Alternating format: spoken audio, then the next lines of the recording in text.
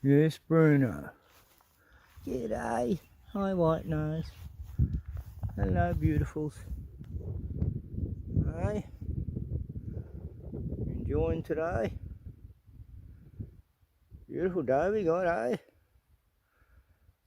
Still not hot, but you know, I've had one hot day, and it's what, the 11th today. And there's White Nose and her little Joey. You're so beautiful, Joey. You are. Hey. Been here all day. Since this morning.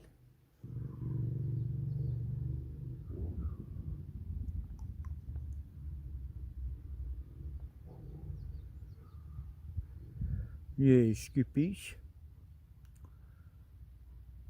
Summer's finally here, eh? There's Bruno. Bruno boy. Behind me. You're so cute. You are the cutest kangaroo. Aye.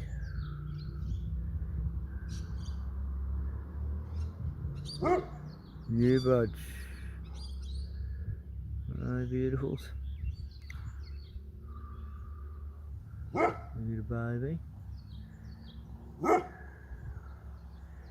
Yes, bro. Aye, the neighbours are home. Wow. Hey, buddy. Okay, White Nose. Yeah, beautiful day, eh, girl? Wish I had some carrots for you. Actually, I got some apples. Yeah. Maybe some apples. Okay. Skips. Skippy. Skips. There's some apples. Yeah. Oh, I think you'll like them. Apples, just there, behind you. Just behind you, buddy. Come on, baby, you're just there. You can see it. The apples are just there. See, just over there, Skips. Just behind you. Oh, the car scared them off. Skippy. Skips. Ah, you were standing right on top of them.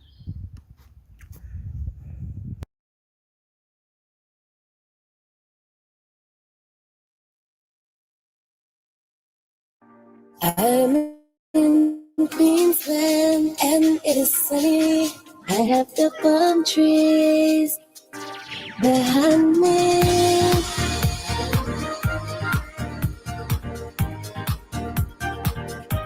Behind me.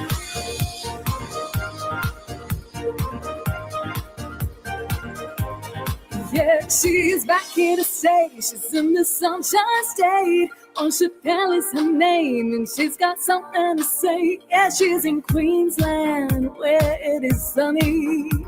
Oh yeah, yeah, yeah, hey, yeah. I'm in Queensland, and it is sunny. I have the palm trees behind me. I'm in Queensland, and it is sunny, sunny. I'm in Queensland.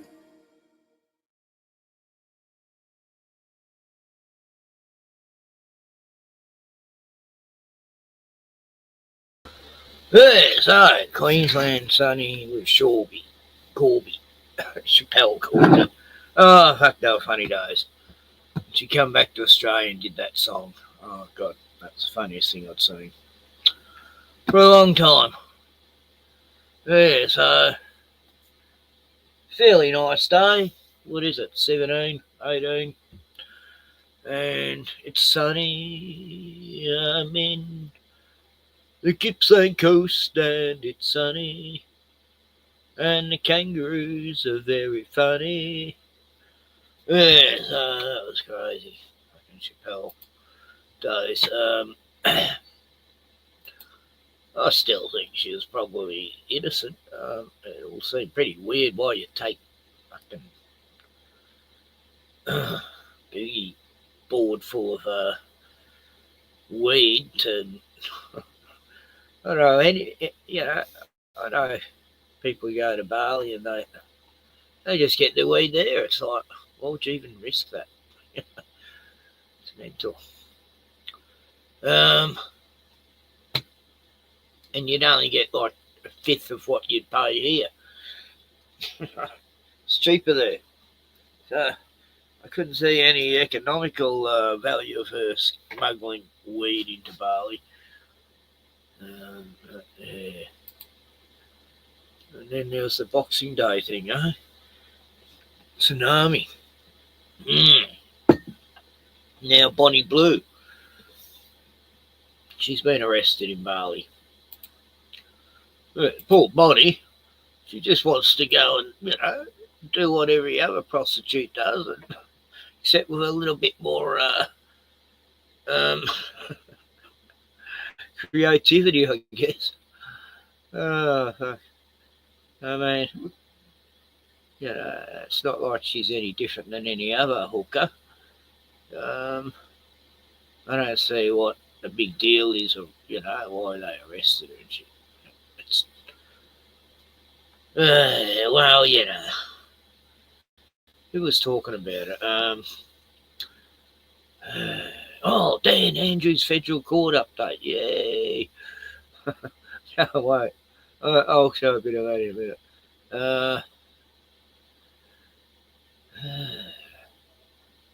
Yeah. Some Muslim woman drowned 6-year-old for being prettier than her at a party, a wedding or something. Crazy. That was in India.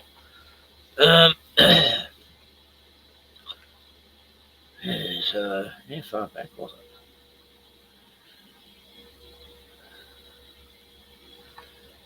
Yeah, so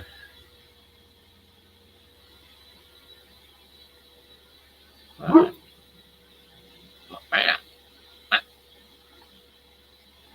so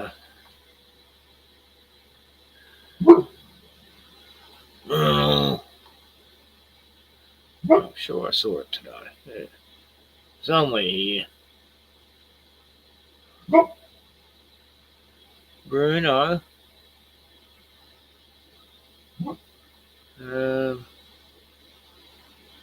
Bruno. Old Dingo Still's baby. That was. We'll go with that.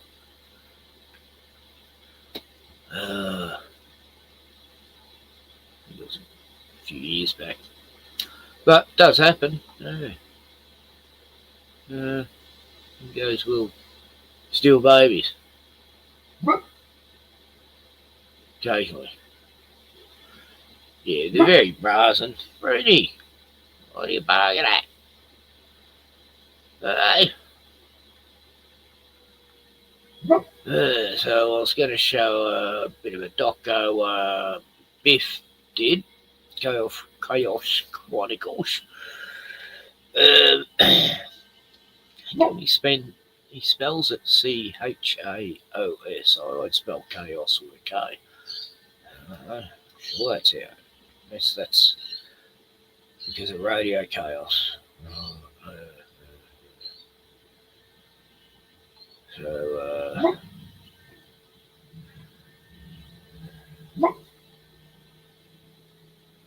that's weird. I can't find that.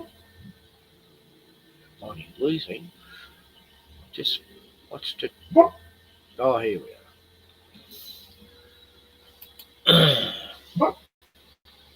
Yeah, buddy.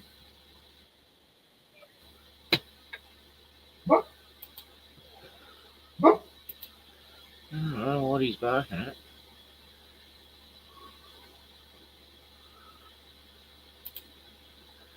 Bruno. So this is Jimmy. Alrighty, guys, welcome back to the channel. We're back on the internet together again today. For all of you at home, you must be Still on the internet. very relieved. The social media ban is in. The under 16s, you can sleep easy at night. The kids are safe. Let's do it. Well, after months of fierce debate, Australia's under-16 social media ban is now officially law. So whether you agree or disagree with the steps taken to protect our kids, attention now turns to exactly what is changing. So for more, I'm joined by today tech expert and dad. Yeah, it's all about the kids. It's got nothing to do with ushering in societal acceptance of logging into a digital ID or anything like that. No. It's all about the kids. That's how you get all the bleeding hearts to go along with it.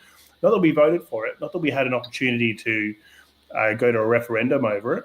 No, it was just done anyway. Just push it through. Good old Labor. Yeah, we don't get to vote for this shit.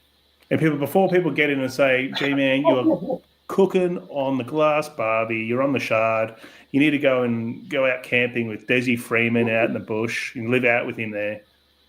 Do you really think it's about the kids? Come on. Let's be a bit bigger picture than that. Because I've been getting emails from people saying, oh, no, it's about the kids. I made a video about it about a week ago. It's about the kids. What are you talking about? The internet's a horrible place and blah, blah, blah. It has to happen. Got news for you. Matey. Sucked in.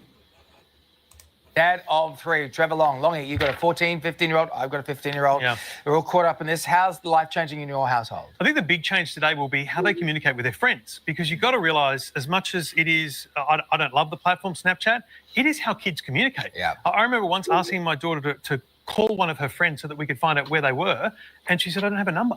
Because they only communicate on Snap. So kids are going to have to find new ways of communicating, and also kind of understanding what's going on in the world, because that is how they get their information. Get on WhatsApp, Facebook Messenger, all good. Discord. They're going to get onto Signal or something like that. Speed it up a bit. Done. Telegram. Is Snapchat really used for communication? I thought Snapchat was used for people who are having affairs and sending naughty photos and all that sort of stuff. Didn't know kids used it. Surely it isn't what's on. What's this Lego play? Never heard of that. Google Classroom, never heard of that. GitHub. No. Discord, yeah. Pinterest. Wouldn't have a clue. I've heard of it slightly. Roblox, nah. Steam is shit. WhatsApp, never would fucking ever go there. YouTube Kids, yeah, well, it's on my YouTube for when your granddaughters are down. I don't see much difference in anything so far. But then December something, 27th or something, they're bringing something else in. With the children now, considering that it's about 10 or 15 years old. I thought it was for Gen Zs, Gen Ys maybe. Good old millennials out there trying to be cool, trying to send naughty photos. Oh, that's disgusting. Come on, mate. It does result in eyeballs on her content. Because you think about it, who's buying her content? Who's buying her? I haven't covered the Bonnie Blue thing. It didn't really interest me. Who's on there watching that and buying those videos? All the people. You got to play a lot of people saying, "Oh, it's disgusting." She banged bloody 1,000 guys in a day. Complete filth. And you're probably one of the guys lining up. You're the last one in the line. Or you're buying her content, watching it. Oh, that's disgusting. Come on, mate. First, Bonnie Blue. For a start, I didn't believe 1,000 guys a day. The maths don't add up unless they're very quickies. What, 3 minutes? Porn star famous for betting 1,000 men in one day faces 15 years jail after being arrested in Bali. She arrived on the Indonesian island at the start of schoolies and made no attempt to hide her intentions. Those that are going to schoolies and those that are barely legal. Cannot wait to meet you. And I'm in Bali, so you know exactly what that means. She should have done her research, I can tell you that much. Should have done her research because those countries don't F around with that sort of stuff. If they want to make an example out of someone, they can. It's a Wild West. Well, I don't think she deserves 15 years in jail for her stunts that she's pulling here, but she's pushing the envelope. She's pushing the envelope in society, that's for sure. And she's being very brash, very bold about it. I think someone's going to have to make an example out of her soon, I think. Yeah, it's rare to find a Balinese prostitute, but then there's all these Javanese that are over there. And the Balinese say they're scum. They think they're filthy. Yeah. But, I mean, that was the 80s. I don't know what's going on there. Yeah. Things have changed in Bali, I'd imagine. But, yeah, it's Muslim controlled, but Balinese aren't Muslims. I'm not saying I support that. I believe in free speech, free will, do whatever you want. But I think that someone is going to make an example out of it. And it could be the Bali government, Indonesian government. Since been arrested along with 17 men while allegedly filming content. Now, as you can see, the men, 15 of whom were Australian, weren't too keen to show their faces. I can't imagine why. It's been reported that Bonnie Blue may be prosecuted for allegedly breaching Indonesia's morality laws. If found guilty, she faces a fine of more than $500,000 and a prison sentence long enough to make her rethink her career choices. And Western Australia. Then again, maybe not. So if I had my way, I would like criminalise most of what you do, and you wouldn't have all this money, right? So obviously, on a personal level, in prison. Bonnie. Of course, you're going to get some women here carrying on about it. I don't want to see some other woman making the bag out of action. Why does it need to be banned? I mean, this stuff's been around forever. Why signal her out? She just does a few more extreme things. She's out there just winding people up. As I said, I'm not a supporter of her in any way, but I do.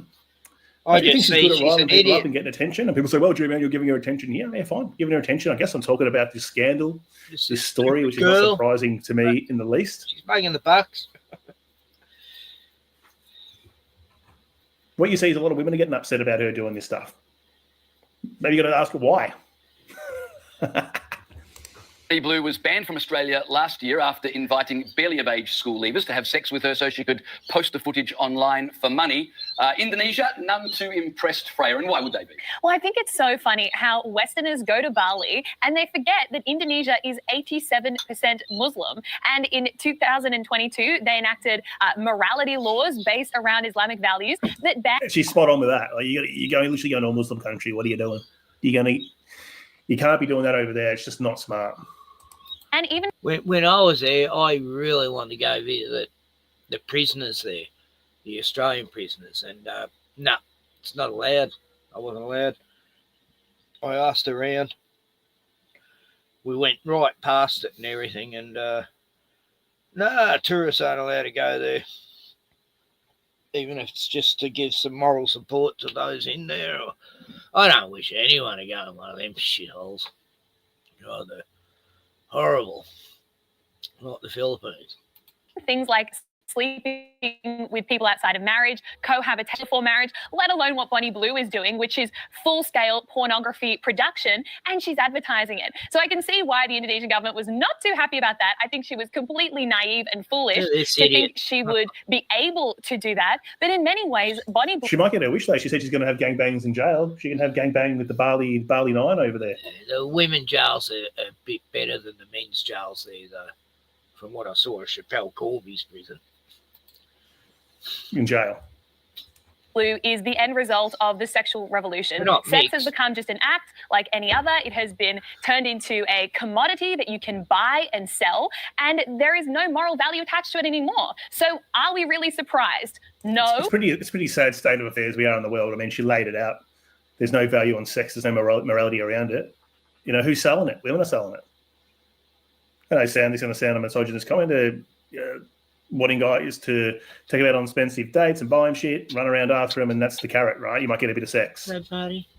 Or you got these women, many of them, younger women, in which stories like this might even encourage. That's on the news. You see on news.com.au every second day a story about some OnlyCans girl who's making 40 grand a month, you know, from her bedroom, getting spread eagled. Sad state of affairs that we're in. I'm not saying the guys who purchase this stuff are any better. But men have been paying for this stuff forever, whether it be dates, going to hookers or what. Who's selling it? Do I support Islamic morality laws? No. But am I happy that someone's finally standing up to Bonnie Blue? Yeah. So you'd like to see her in the slammer? I think it'd be pretty funny, and I think it would deter copycats. Because that's the other problem. All of these young girls are now seeing how much attention she gets. Wonder how funny you'd think it'd be if you were in there. You know? Would you think it was funny then, you silly... Ugh. We're giving her attention right now, which is frustrating, but she makes headlines because she is so extreme. So people have to know this is not okay. She could do it. So hang on, lock her up. She wants to. I don't want her to go to jail. I think that's. I think she's obviously effed around and found out in a Muslim country. But what are you saying? You think it's going to be funny? She gets locked up for doing sex work? You probably got hundreds of thousands of sex workers in Australia. You're suggesting they will get locked up? Go on. You know, Bonnie Blue might be an extreme one. Go on a TikTok. I've made videos about this sort of thing on my other men's channels.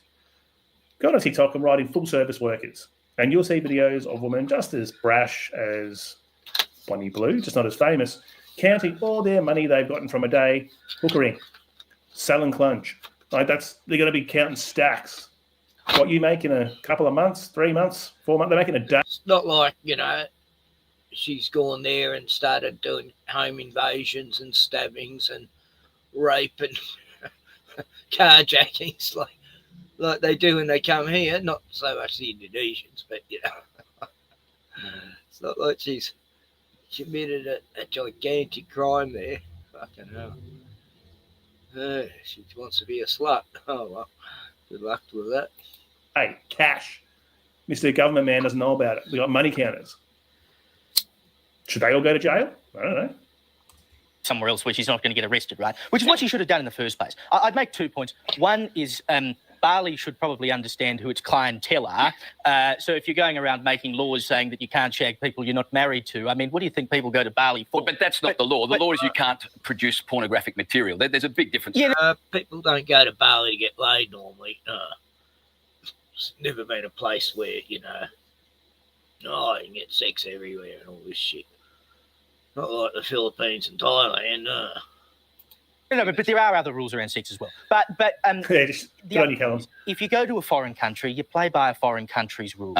You know, Chappelle Corby, the Bali 9. The Bali 9 a bit different there. They were drug smugglers. No, we just haven't. There's City. He's got a polka dot pink handkerchief and a floral pink tie, hot tuna tie. What the?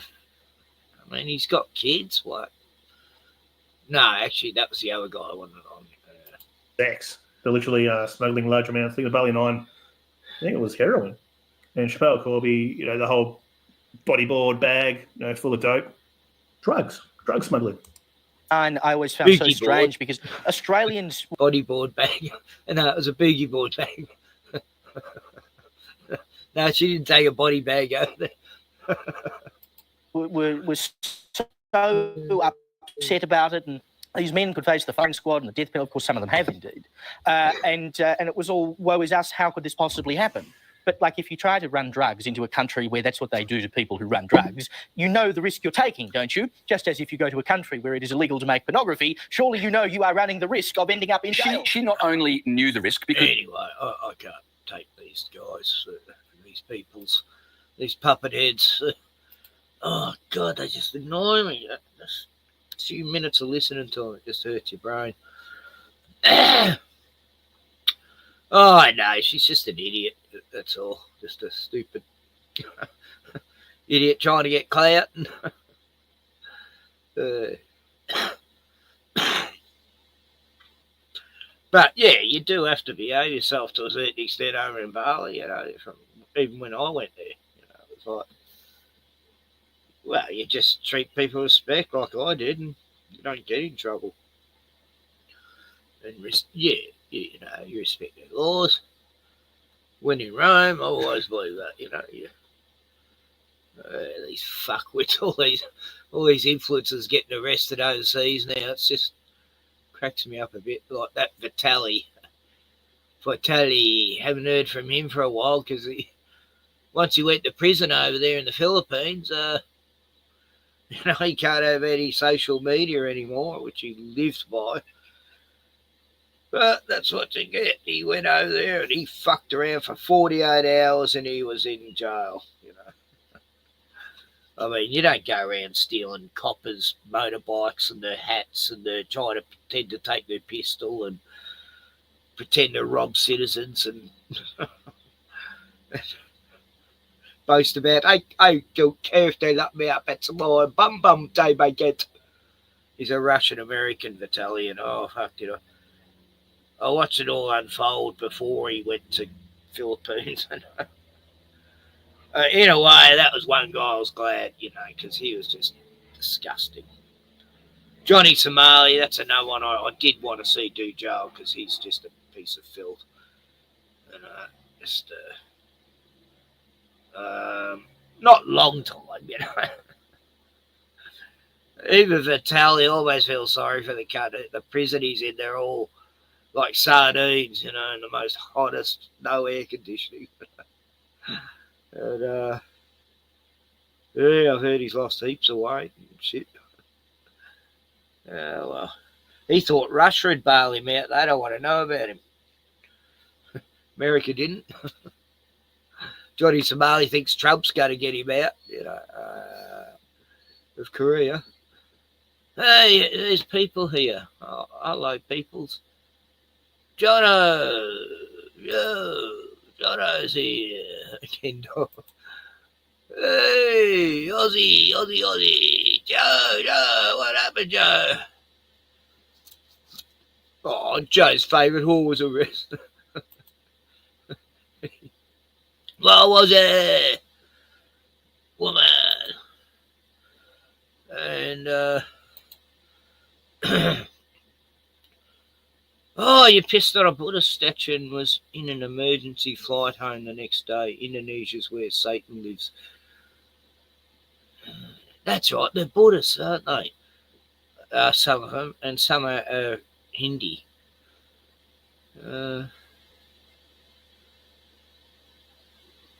Oh, you had to get the hell out of Dodge quick. Yeah, I lost my passport and they wouldn't let me onto the aeroplane. And I'm going, what the hell? And I thought I was going to be trapped there. And finally found it. I forgot where it was.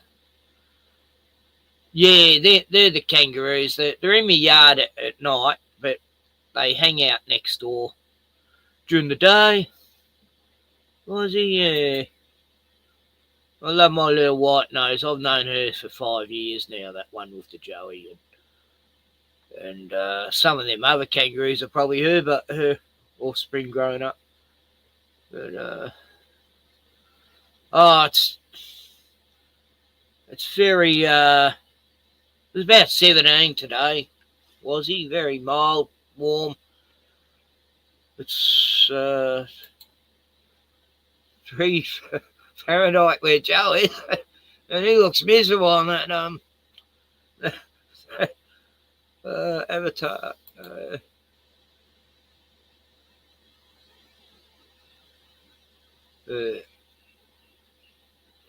Yeah, I know. I mean, that 1,000 men in one day thing, I don't know if that's true. Sounds a bit ridiculous. Hey, skeptic. Yeah, Bali was great in the 80s. I wanted to live there. Those Javan chicks, yeah, I never really got any, but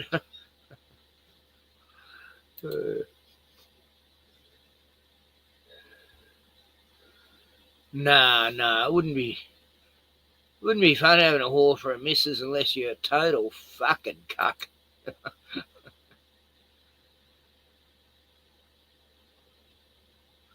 Yeah, so Joe, I don't know, I'm still on, but I pay for YouTube, so maybe that's it.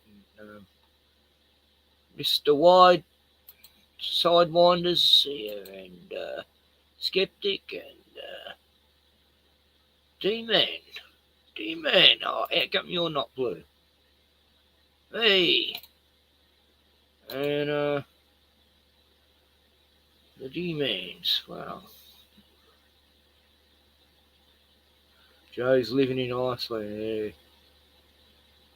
So, yeah, I know, I knew what you meant, Wazzy, you spelt it that way, just to be, sometimes, yeah, the comment will get banned by YouTube and shit. But, yeah, I mean, what are these idiot influencers thinking? I don't know. People die for clout, literally. So, oh God, I found this song just before. A band Kentucky folk song. I'm gonna shoot your chicken. I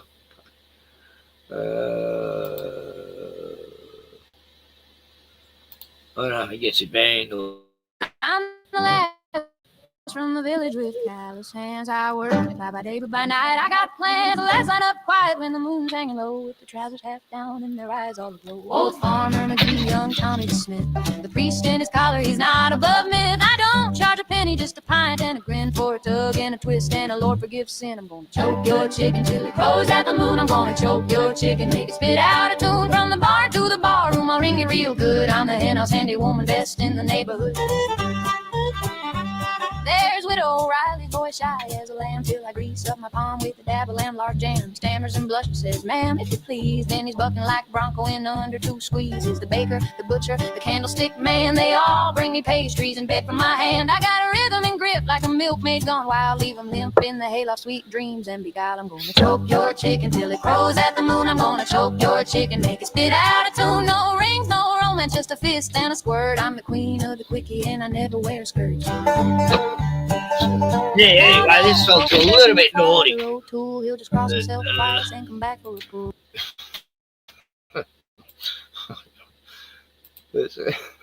I like the clip, it's very old-fashioned looking. So, there's that. That's that when you. That's what they do in Kentucky, I guess. And choking the chickens.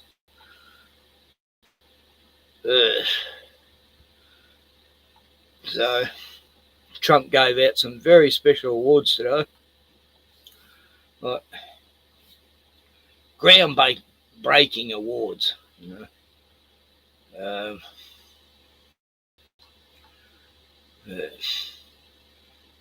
God.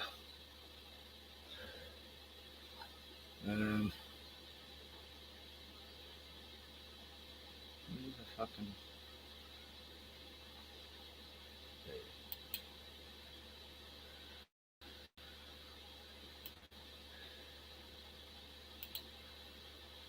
I'll just show a little bit. I might put the link in a minute and come back to it and stuff. But here's Biff on the road. Going on the road, legend. Rightio legends, Chaos Chronicles, and we're back again with another banger. And so, as promised, I said that I was going to head up to Port Punker and take a look around and see what I can find out. And so, firstly, I just want to say a big shout out to JJ. Wouldn't have been made possible without JJ taking me there. So, yeah, thank you to JJ. She was a big help the whole weekend. So, yeah, big shout out to JJ for the big help. But, yeah, to say that we got some good footage is an understatement. And might I add that just today, so I am trying my absolute best to get this video out there, but like it just seems that the powers that be are not letting me do that. So today I've been threatened of being sued if I post certain stuff. And yeah, it's just starting to turn really, really funny. And yeah, a lot of thing has happened in this weekend. So, you know, before I jump into the footage, I just want to let you guys know that, you know, we were 100% followed around the whole time we were at Port Punker. And as a matter of fact, we got told to go to a certain location at a certain time, and we might be able to see some locals around that area and whatnot, as there was a market on. And so, but yeah, me living the life that I have lived. Oh, you've seen this, have you, Ozzy? Going, yeah, no, we're not going to meet up with anyone we don't know in a place we don't know at a time. No way. And so, yeah, we went at a different time and there was absolutely no market on. And so I researched it. The markets weren't even on that day. And so we figured out that, yeah, we were definitely told to go to that place so the people could figure out what vehicle we were in. And then, as you can see, when we get into the video, we walk into a one police officer, another police officer was shot. They're alleging I watched the start. That done it was Desi Freeman, and they are also alleging that he took the police's firearms, took their. Now this is where it gets a little bit not so clear, right? So a lot of people think that the police are looking for him so deeply because he took the body worn cameras from the police. Now there's no proof from that, but let's use something else as an example. So the Wambilla or Wambler, I don't know how to say it, but the police shooting that, I reckon now's the go. The police shooting that Queensland. Sorry, they were really annoying me. yeah, so the police shooting that took place in Queensland. What was I saying about that? Well, you footage. were saying what they alleged, Lizzie, so you said that he'd taken their allegedly. Yeah, all right, yeah. So really heavy rain. So my point is, somewhere and look, it's when raining. the Wambilla or however you say it, the Queensland police shooting. So it was days. We had footage. No, it was the next day. Yeah, well there you go. Well, so and it was the police's camera footage. Yeah, that's right. So now, you know. Yeah, but even that, like, we still didn't see cop camera footage. We didn't see any cop camera footage of that event. We saw choppers going over aftermath, you know, smoke and stuff. So that as citizens of the public, we can request certain public, but this stuff will be. God, those tats look silly. I understand a lot of people are saying, you know, while it's still an active case and all of this kind of stuff, that it can't be. Like it was crawling up his neck. That's what a lot of people are saying. Just stopped on his cheek. Like, well, the other case was still an active case the day after, and they brought it out. Yeah, but because like all their lives were lost, and you know the suspect. The exact same thing happened in Queensland. Like fucking 3 police officers. Yeah. Welcome to sunny Victoria. Like, when was this? He did this just, what was it, yesterday? Yesterday, day before. It didn't rain here. We had an overcast, cold day yesterday. It was like fucking cold. But not freezing, but cold enough. Overcast all day. The wind was cold. But here it was raining that same day. Or was that the day before? No, Wednesday was fine. Yeah, Wednesday was nice. But no one took off. Like they were all there and caught all. But it is up in the mountains. At the scene. The Alpines. Whereas Desi's still. No, of course. But So, they didn't try and run. They just barricaded themselves in the yeah, house. but what I'm saying is, it's like when the police body camera footage came out. When? I never saw it. Yeah. So I mean, look, that could be, you know, like I know a lot of people are speculating, saying, oh, they're not releasing the footage for this reason or that reason or whatever. But my thoughts are that, you know, it could be possibly that could be the case, or is there other reasons why? I don't know. What do you reckon? Well, I'll tell you something. There's definitely something about this case that no one in my lifetime has been through before. Maybe there's been a couple of things in the past that are, you know, similar, but this is the first of its kind, and I just don't know. Like the laws and everything just seems like Seems like they're all different for this case. well, and they've made their own laws also. No, it's all just fucking crazy. To get some. You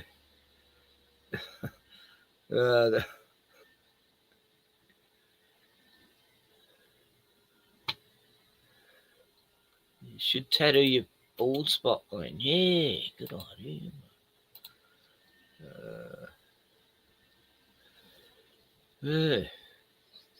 I knew people who used black shoe polish on bald spots.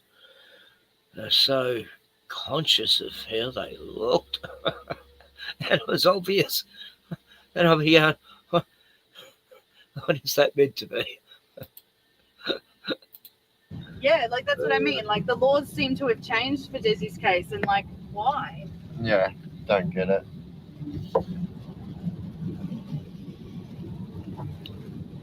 So, yeah, I mean, that's basically where we're at. We're still at the same place we were when it happened. The searchers are still in the same area. But let me just say something. I have not seen one They've been scaled right now. police, but still, you'd think you'd see something. Mount Buffalo Road. Yeah, like at least one by now. 100%.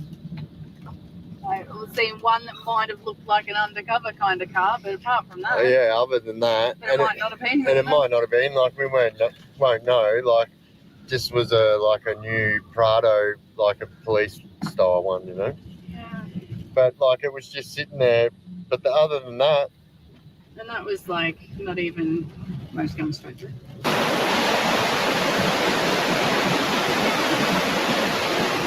I know that's hot. You right there?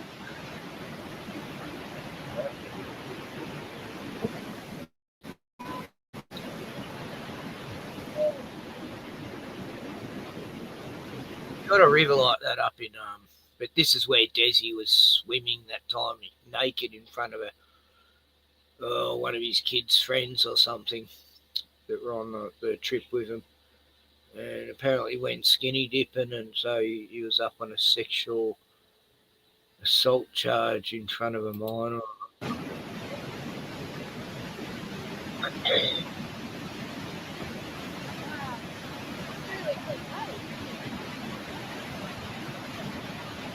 it's a really powerful little waterfall. Yeah, up in the hills, moving north up there, sort of south of here. Beautiful. They got rivers just like this. You know. It's beautiful. Isn't it? Yeah, I'm not gonna do that one.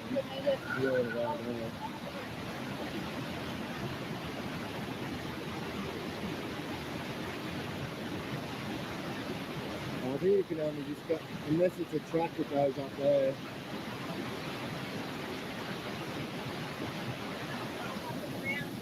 So this is here. I know you probably can't hear me properly now.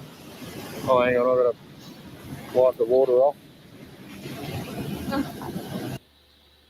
Yeah, pissing down there. Hey, D-Man.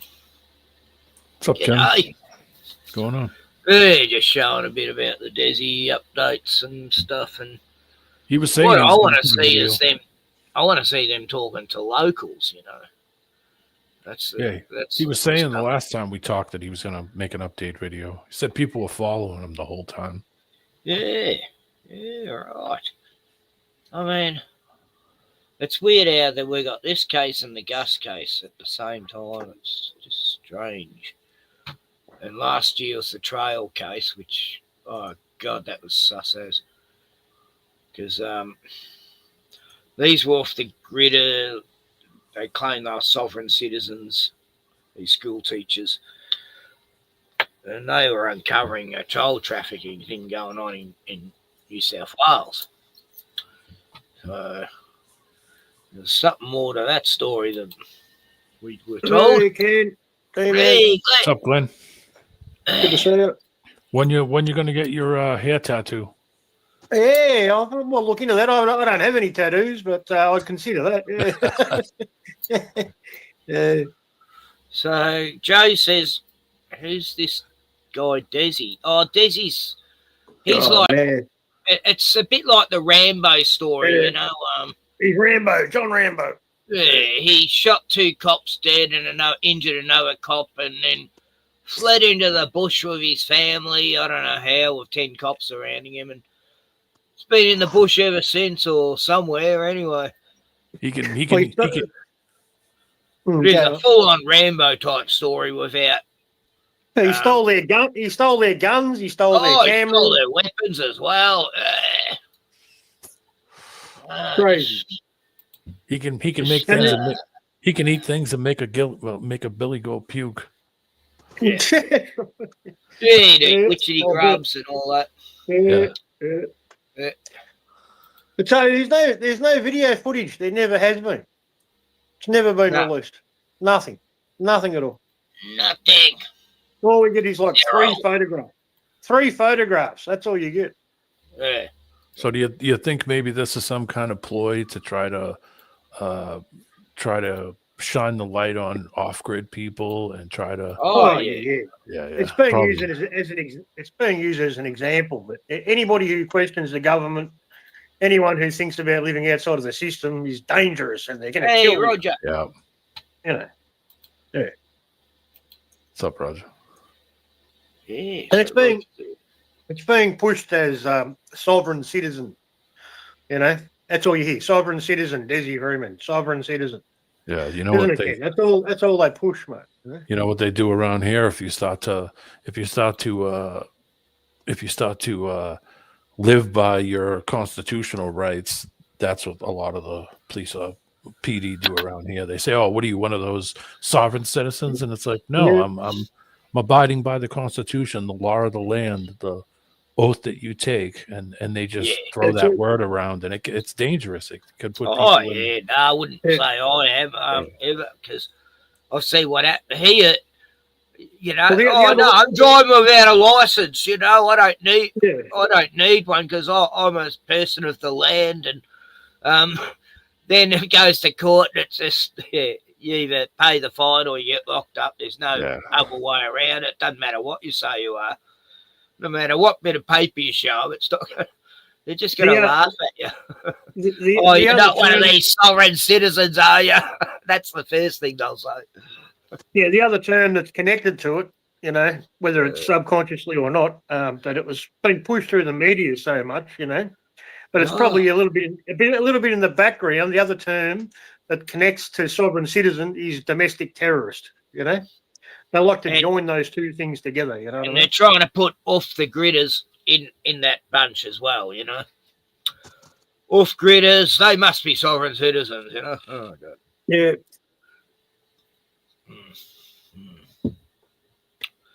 No, it's But there's crazy. Yeah, he's a real person. There's a bit of history to it, but I don't know. The whole thing just stinks, man. Just doesn't make any sense at all. See, he tried There's to no way arrest the judge, you know, a while back. Mm. Tried to arrest the judge and 4 police officers in court. And he was just escorted out of court. They didn't let him arrest him. Not by force. He wasn't going to arrest him by force, but he wanted other police officers to arrest the judge. Yes, the judge has...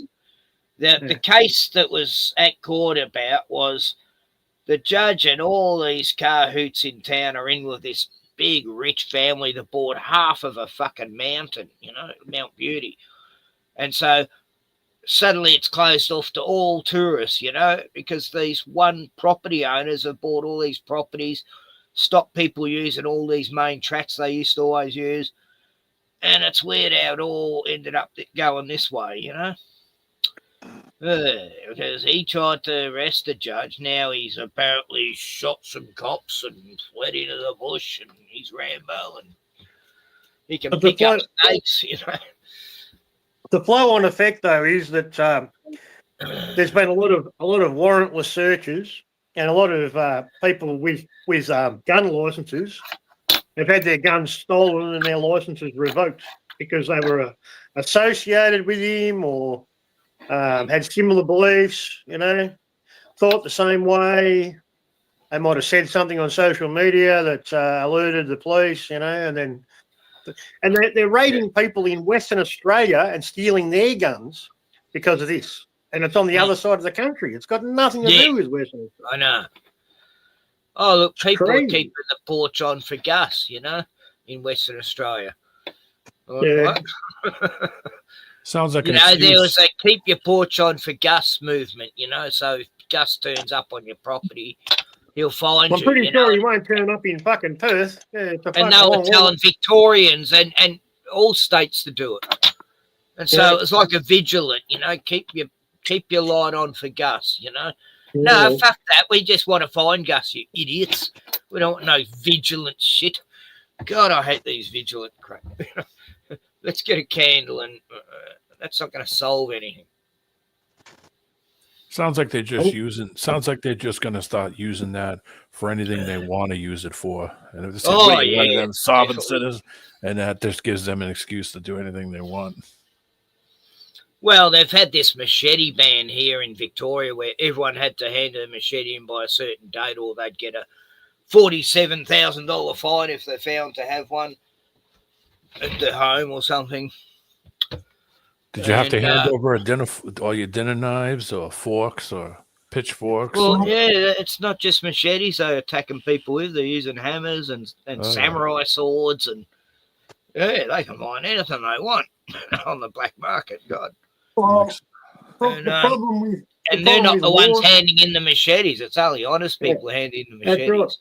That's the problem with laws. Criminals don't care what the law says, mate. That's why they're criminals. Now the machetes have all been pulled up and pulled away and recycled. Cost us $13 million, but taxpayer money, you know, they put them outside police stations, you know, which that's a big deterrent too, you know. Yeah. And no one got their money back on them, you know, and they showed some of the machetes and some were brand new, you know, that someone probably bought them a month before. Yeah. $330,000 per bin. Yeah. That's how much I remember someone putting a camera in one of the bins and there was one sitting at the bottom, and this is weeks after. Yeah, that was TJ, yeah. TJ, was it? Yeah. I got a good video for you to watch, Ken. It's old people doing it. Oh, yeah. I just saw it before I come on. It's on the channel's called Redacted on YouTube. Yeah, I know Redacted. Yeah. Yeah, and the title is Australia is fucked with a star for the U. And it's about digital ID. You know, it's cut. Yeah. If you want to look that up, mate. It's a good one. It's an Australian bird. Her name's Maria Z. She must be big on social media. I don't know. I've heard of her. Yeah, I have. Yeah, but she breaks it all down. Where we're going, how they're going to do it. Fucking, oh mate, it's What good. was she? Whose show did she used to be on? I remember her from like 4 years ago. So Yeah, she totally fucking breaks it all down, man, and shows you, you know, how they're going to get the social credit system going. You know what I mean? Oh, Joe, that was Biff the Chaos Chronicles. That wasn't Desi. No, the guy No, with that's the not tattoo in the car. No. No. No, he lives up that area. He lives in Mansfield, which isn't too far from. Mount Nah, not Beauty. anymore, man. No. I think maybe his friend does. He lives around the corner from me, man. He's in fucking what is it? What's the fucking suburb called? Hastings, man. Oh, he's lived just where I used to live, right? Yeah. Oh, I'm getting mixed up with. Hang on, who is it on in the chat who lives up in Mansfield? Someone I know anyway. Huh? Good. He did live up there. He did live up there before, man. He's lived around Victoria.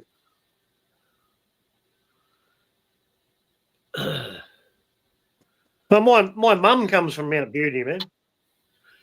Yeah, I've never checked it out. I want to go there. Yeah. Yeah, I had some friends who lived in Bright, you know, which is just down from Mount Beauty. Yeah. Glenn, sorry, I thought you were Aussie Glenn. Yeah, it is Aussie Glenn. Yeah. This guy, Chopper here. Chopper. That's what Aussie girl. She calls me Chopper. Okay. I was in Hastings, like I was on French Island, and I'd go to Hastings to shop. But when I was a kid, I lived at a place called Bitton, just near Hastings, and yeah, wow, has that place grown since I was a kid? But yeah, everyone used to say, "Oh, it's just total Bogensville there," you know, real yobbos, and I didn't find any different than any other suburb, and you know, I liked it actually. Nice food. Food, cool, you know, some good takeaway joints there, Asian foods. No. Because living in Frankston North, I really missed a good Asian meal. They don't have any good food places at all in Frankston North. The food there is just fucking disgusting, and it's just that the people are used to it. They think that's cool. You know, oh yeah, these greasy fish and chips are great. You know, they're not cooked properly on the inside. The batter's still a bit. Oh, and the Asian food was like horrible. It was like, what the hell's this meant to be? Where Ken lived was like, yeah, that was the hood. That's fucking, yeah, it was pretty fucking rough fucking area. I'll tell you. Yeah. No, I found Frankston a much nicer area. But that's near the ocean too. I always like being near the ocean. Yeah, Bitton looks nice. Stony Point. South of Hastings. What's that? Bitton. Is that what it's called? Bitten? Yeah. E-R-N. Bitturn. Oh, E-R-N. All right. E-R-N. Yeah, Bitturn. Funny name, really. Yeah, I went to primary It's only school. just a tiny little place. Used to be real tiny. It had, actually, it used to have a local store, a post office. Yeah. That was it. Yeah, it's near Yeah, back when the Crib Point. Beatles were big, you know, you'd go in the milk bar and there'd be these plastic wigs of the Beatles you could buy.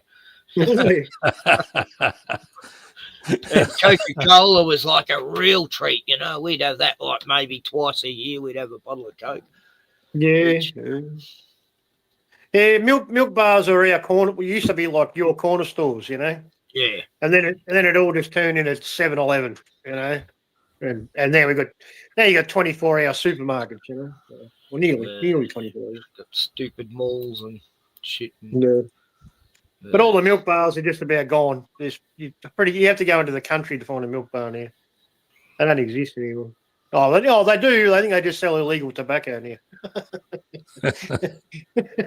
Yeah. There's still a couple of little country towns in East Victoria that have like a local store that still looks like it did 50 years ago. Yeah. But they used to be cool. Like when they first started, they were called, we call them milk bars, you know, corner store, but because they sold milkshakes and fucking hamburgers, and you could buy some groceries and your smokes and the paper and milk and bread and, you know, all your basic shit. And yeah, they were good, you know, and like that was like community. Everybody knew the milk bar owners, and you know, you all got it was good. Yeah. Then the supermarkets moved in and fucking killed it, you know. Yeah, they kill all the small stores. We did the same thing up here. We used to have all the little corner stores everywhere, and it was family owned, and everybody knew who they were. You could, you know, if you were short, they didn't care. They'd be like, give it to me next time. Don't worry about it. Yeah, that's it, man. Yeah, I robbed this store once. It was owned by these Lebanese. And I went in there with a gun and everything, and they handed over all the stuff, and I ran out of there. But it was actually a movie I was making. I got them to go along with it. It's, you know, we were good friends, you know. Okay, can I do it? You know, Super 8 days, you know. Yeah. I went in there, they played it along with it. It was funny. And I was in a skin diving suit, pretending I was an alien, you know, robbing a shop. And, crazy movies I'd make. Ken's crazy days. Yeah. Take me The to things your I corner did back store. then would be criminal now. Take me to the milk bar. We'd Take me make to up the milk a bar. dummy, and we'd throw it over a tall building and make people think someone had just jumped from a building, and silly stuff. Oh, yeah. I saw that on 9/11. Yeah. They got some towns down there that are like smack right on the ocean. Sorrento and Port Oh, Sea. yeah, man. Yeah, beautiful places, man. Rye, Yeah, those are really nice. yeah, nice, man. You got to get out of the bay. We got 2 bays. There's a lot of suburbs around the bays, but the bays are shit. You don't want to be in the bay. It's not real, you know. It's like there's Port no Phillip waves. Bay, and then there's Melbourne Bay, and then There's no waves, man. You can't surf. There's no fish. It's all polluted. You start going down the peninsulas, and then you start seeing like proper sea, you know, proper ocean, you know. Yeah, beautiful. Yeah, Port Phillip. Yeah, the ports suck. Port Phillip Bay, yeah, I liked it. Well, I grew up in that area, so as a kid. So yeah, 90% of people who go to the beach in Melbourne go to the That's bay. the old stomping ground. We're up all We've all around got that we've all got our we've all got our local beaches, Merricks you know. and Redcliffe and Tremana, you know. Yeah. You got to drive an hour. You got to drive about an hour to get to a nice beach, man. Yeah. Where from? No matter where you are, probably no matter where you are in Melbourne, you have to drive about an hour, unless you're living in those places, you know. Yeah. Not really. No, I'm saying if you're living around the city, you know, if you want to see a nice beach, you know, a proper beach, you got to go. Oh, you mean a surf beach? Yeah, a proper beach, man. Yeah, with waves and fucking ocean, not fucking bay shit. Well, bay is a proper beach too. You know, nothing wrong with a bay. Yeah, beach. it's a proper beach, but the fucking You're ocean. being discriminative there, you know. Yeah, I am, because they suck. I'm getting triggered by this. Yeah, it's all right. It's all right if you just want to have a dip, you know. But Not as many sharks in the bays as the ocean. Yeah. Fuck the sharks. Someone else got killed by a shark the other day. Happens every Yeah. week. Yeah. No, you know, I'm not swimming in the where ocean Ken is, anymore. where Ken is, he's probably got the best beach in Australia. It really is. It's fucking amazing. It's fucking ocean. It's the nothing but second longest beach in the world. Yeah, beautiful. How's that? For boast of it. Well, we even had our own serial killer here once. Yeah, back in the 90s. There was a serial killer here, killed about 8 people. Not always only a couple in this town, maybe 1 or 2, but most of them were out of town he killed, so that was nice. That was nice. He got caught, but only got done with half the bodies. They still haven't found the bodies, you know. There's about 5 bodies at the beach missing still, buried somewhere. Yeah, right. It's a bit like that at Rye Back Beach. There's a lot of bodies buried there by the underworld. Where did Harold Holt go missing? That was Rye Back Beach too, wasn't it? I know it was a back beach. Was it? It could have been. I know it was a I black used to- beach. That was our favourite beach, all the big sand dunes and stuff. Mm. Used to constantly come across skeletons in the, oh shit, I found another fucking skeleton in the sand. No. But that happened to people. Yeah, they'd play it down there in the sand dunes, and then suddenly there's a hand skeleton uncovered, and another mafia hit.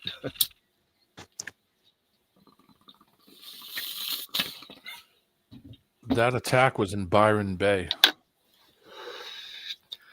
Oh, Byron Bay, yeah.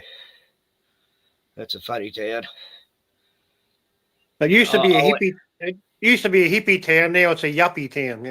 Yeah. I was there in the 80s. Just stayed there a night. I was doing this DJ gig with a mate. He was hired to do some DJ work there, a wedding and a nightclub at the same time.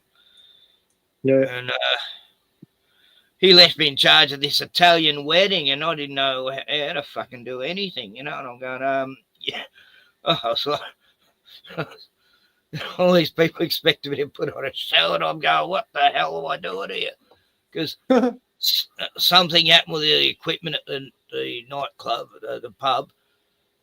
And so he said, oh, can you take over here? And I go, I don't know how to do this record stuff with the swap over shit. And fortunately, there's some Italiana woman who was quite good at working that shit out, so she helped me out. So playing all these Italiana songs, No, I like Italian weddings. I was best man at a big one. 500 people.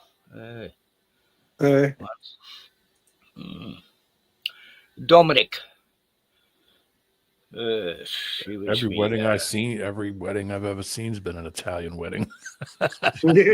Every one of them. All Yeah, no, they're good. They really put on a good, a good. Yeah, they're fun. They're fun time. Yep, they go all out. You pin the money on the what is it? Something. You pin money on something, and the bride. Is it the bride? The dress? Yeah, the dress. Yeah, that's right. Yeah, you give them an envelope with a little bit of money. Oh God, they'd be trying to marry me off every time I went to them. Look, this is my daughter, Ken. I think you'd get on well with her. Oh shit, no. Rula, mula, and agape. Oh, yeah, she would have been good, loyal, and good cook, and get in the kitchen barefoot. Remember Con the fruiterer, Ken? Yeah. From full trouble. Good day to you, gentlemen. Yeah, we all liked our fruit and market guy, the old Italian fruit and veggie guy. They really hammed it up when they were selling stuff, at the markets. It was who could yell the loudest. My friend Vicky, you remember Vicky, Glenn? Yeah, mate. I reckon she'd out anybody, mate. Fuck. Well, her family used to work at the Vic markets, and she used to say everyone congratulate her being the loudest. Come and get the everyone! She's loud, believe me. And now I think she's got throat cancer now. All her family ended up getting throat cancer from yelling it too much. It's really a thing. She said that last night. We fell out a bit over Gaza. She loves the Jews, and I love the Gazans, and we disagreed about that. And a few other things. And you wouldn't check her links. She's always sending you links, but you'd never fucking watch them. Watch this, and I've already seen it. Share this. Who too? I don't know. Yeah, check that video out. Streaming soon, Roger. Oh, okay, buddy. Have a good stream. I'll try and get over there and get See on. you soon, Roger. Yeah, good to see you, Roger. Yeah. You go on there quite often, don't you, D-Man? Yeah, I'll probably hop on there. I got to go to bed in a little while anyway. I got to work tomorrow. Yeah. I'll have to check his channel out, man. You don't come over. Yeah. We do the same thing, you guys. We sit around and just shoot the breeze. Yeah, that's I see that. Yeah, that's how it should be, eh? Yep. Just have a rave and Tomorrow I got to drive, so I'm going to be outside for a while. It's crazy cold out. Tomorrow shouldn't be bad. Yeah, that's not good. But it's like 0 right now Celsius. Yeah, can't imagine it. That's as cold as it gets here, man. Yeah, that's as bad as you'll see. A couple of nights ago it was -8, so it'll probably get worse. In another month or so, it'll probably be minus, probably for at least 2 months straight, and then it'll get back in the single digits, and then eventually it'll go to like 10, 8 Celsius. So you don't get the crazy -20 degrees that other places get. Oh, we do. Sometimes, yeah. A couple of years ago, it was it was -10 Fahrenheit. That's got to be. Does it snow in Florida and? Occasionally, yeah, but most of the time, no. No. It has snowed here a few times, like not down at the beach, but a few places I've lived, we had a bit of a snowfall on the ground. That was nice. Just at the foothills of the mountains where I used to live. But yeah, not very often. Yeah, there's a lot of Australians they've never ever seen snow, man. Lots of Australians. A couple of years ago, it was -10 Celsius, which is -10 Fahrenheit, which is -23 Celsius. Yeah, -20. That's bad, man. Yeah. It was like 2 weeks we went. It was minus 20, 22. Yeah, that's bad. I mean, that's Alaskan, Russian weather. Yeah. Yeah, I remember watching the Canadian truck blockade, man. Remember that? Yeah. During the lockdowns, all the fucking seabed bullshit. And they were like protesting for like a month, man, outside, and it's like -20, -30. Oh yeah. God, they are tough. They are tough, mate. Canada gets even colder right now. Canada is probably 5 or 6 degrees Celsius colder than we are right now, because they're just further north. Yeah. They're just further away from the sun, where the sun is high over you guys. They're even further away from it. You're making me feel warm now. It's only it's only like 16 degrees. The older I get, the more I hate the winter. So I hate cold, man. I hate the cold. I think I never worried about it when I was younger, but as I got older, like last 20 years, it started to really hit me, I guess. Stiffens you up. Yeah. You start cracking and creaking, and your bones stop making noises. Oh man, tell me about it. Everything starts hurting, man. This hurts, and something else hurts, and but it's so easy to put your back out, just by lifting something or twisting the wrong way. That's what happened to me last week. We had those 2 snows in a row, and I went out and shoveled, and I knew it was coming. I said, a couple days I'm gonna be bed. So I did. Yeah, I laid in bed. You got to do it if you want to get out the front door, man. Once I get through the first 2 or 3 storms, then it's okay. Then it doesn't bother me if I don't overdo it. But I heard salt will keep the snow away, but I suppose it can only do it to a certain extent. And you need a lot of salt. Yeah. I mean, I'm right on the Atlantic, so the coast gets a lot of. Especially up here, the coast still gets a lot of snow, but their snow freezes real quick, so it gets real nasty. Yeah. I'm a little bit inland, but I'm still right on the Atlantic coast. I'm just further up. I'm more towards Maine, up on the border of Maine. The snow is still fluffy, though, is it? Or the first time it snowed, it was like artificial. You could kick it with your foot. It was so fluffy. And then the snow after it rained and snowed. So it compressed everything down, and it was like picking up cinder blocks. That stuff was so heavy to move. Wow. Oh, yeah. Have you seen these Yeah. videos of people getting snow, and it's sort of very icy snow, and they're burning it with a lighter, and it's not melting; it's just going black, and they Yeah. say it smells like plastic. Yeah, I mean, man. That's that shit. what the hell is that? Fake stuff that they're fake stuff they're Something in trying there. to dump all over the place. The problem with that is what ends up happening is it compresses, and then it becomes real hot, and then at night the temp drops, so it freezes. So you go out in the morning, it takes you an hour to get all the crap off the car, because they have laws up here that the car has to be completely cleaned of all snow, no ice, no nothing. Otherwise, they pull you over. And Yeah, what a stupid fucking rule.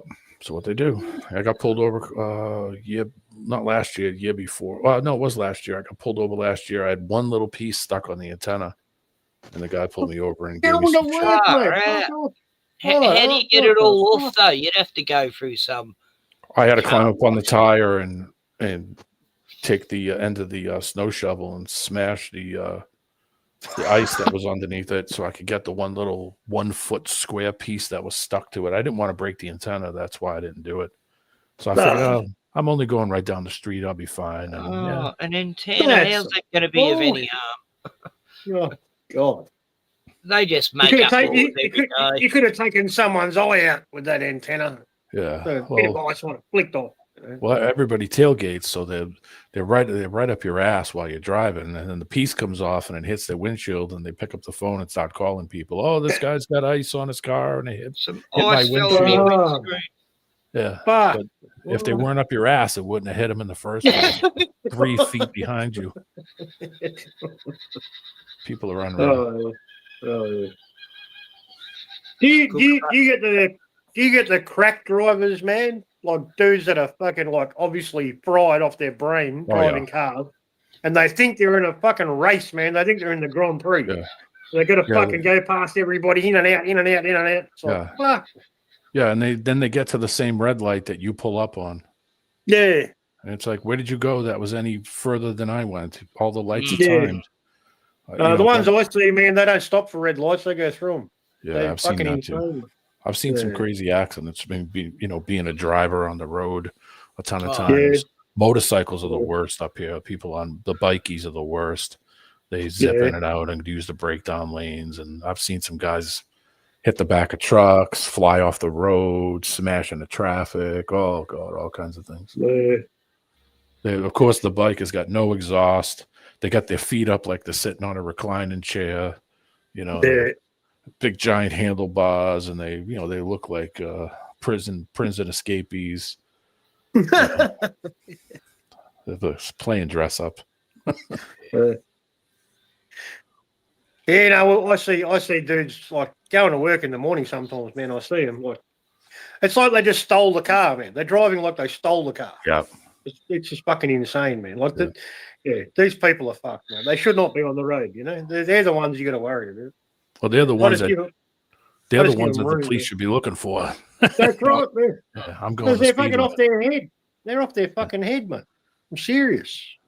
We had to drop the car off at the dealership to go get the service. Oh, you heard the kookaburras, was he? Yeah.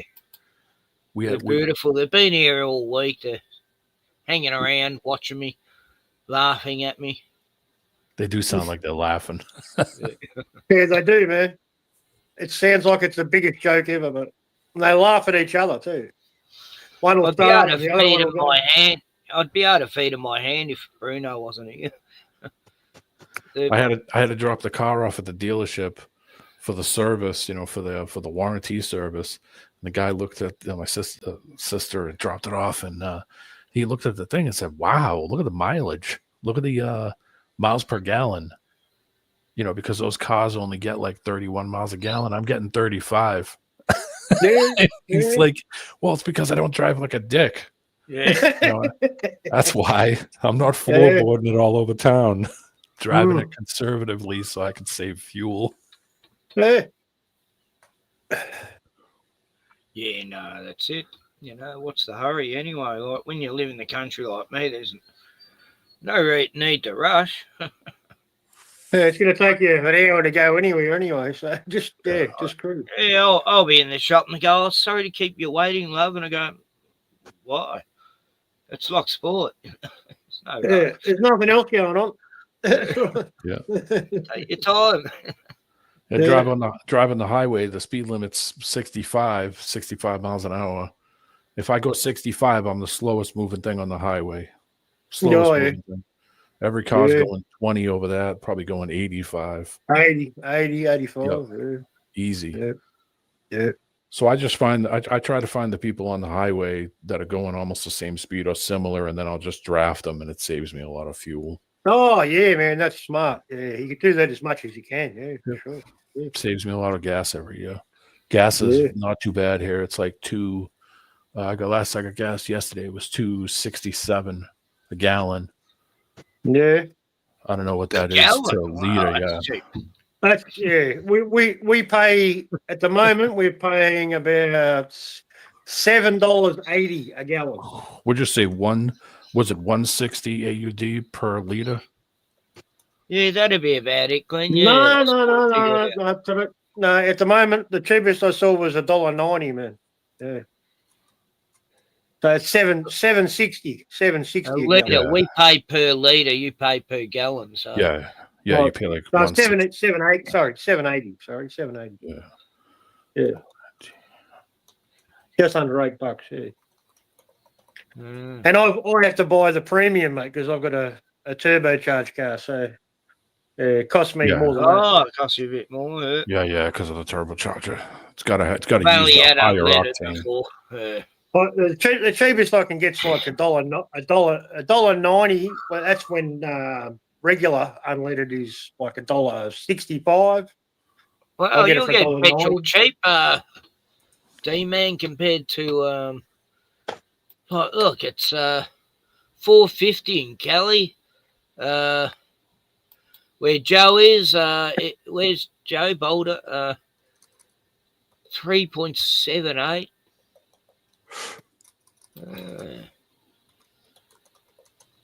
So it varies a lot, doesn't it? Where you are.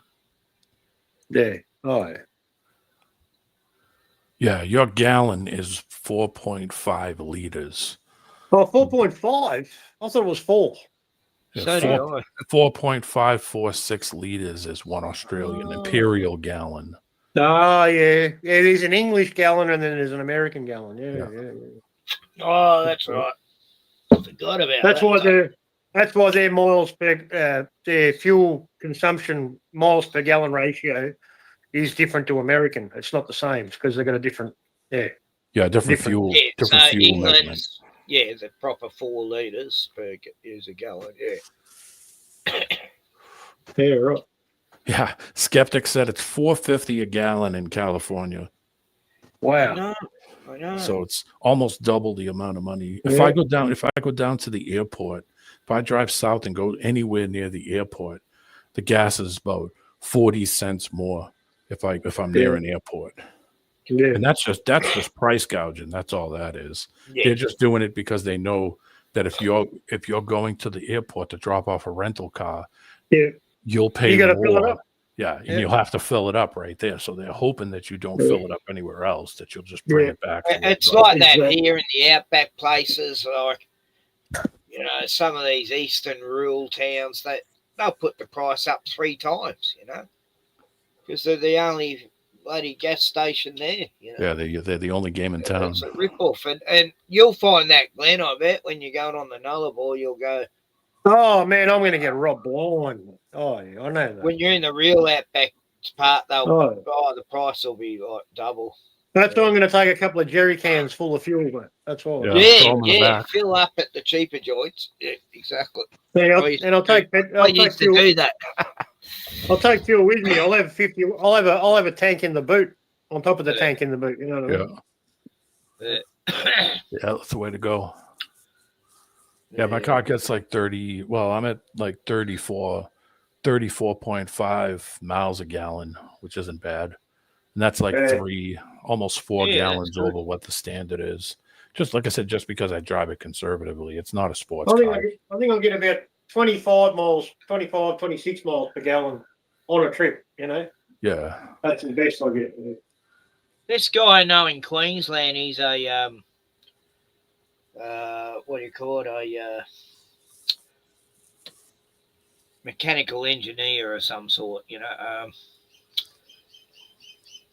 Yeah, works with motors, and he made his four-wheel drives into hydrogen, and he runs on one hydrogen. He says he gets like 200 miles per whatever, you know.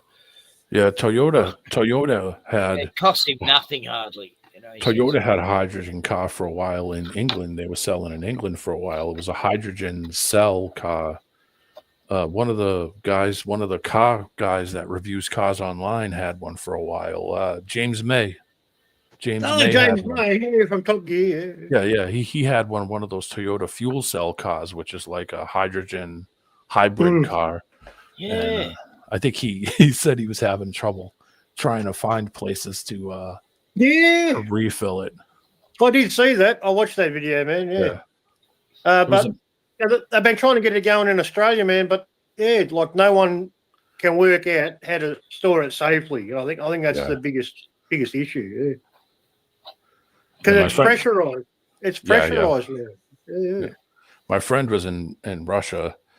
This is probably 4 or 5 years ago, and he said you can get that liquefied propane, liquefied gas cars. You know, where they have gasoline, they have diesel, and they have this liquefied. I had 2 of them. Yeah. They're getting rid of it here, man. They're getting rid of it. You can hardly find it anywhere. It was like costing 3 times cheaper to run it on gas, even more, and now they want to do away with it because they don't want people.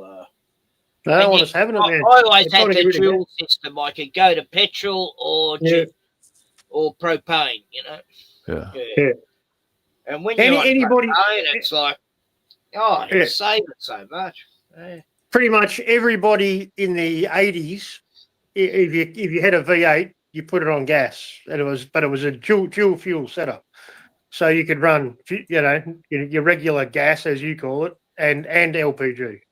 Yeah. You know, But the gas, it was like the LPG was like 20. It was like 20 cents a liter, and you were paying like nearly $1 for petrol. You know.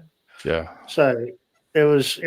Well, it's not as efficient, but you're still saving. Yeah, probably. Yeah. We have 70%. the alternate fuel that they sell up here in the Northeast is what they call E85. And it's 15% gasoline and 85% ethanol. Yeah, we've got that too, man. Yeah, you have to have a special car that uses what they call flex fuel. Yeah, that's right, man. Yeah. General Motors and I think Ford does flex fuel and Cadillac and a few other ones.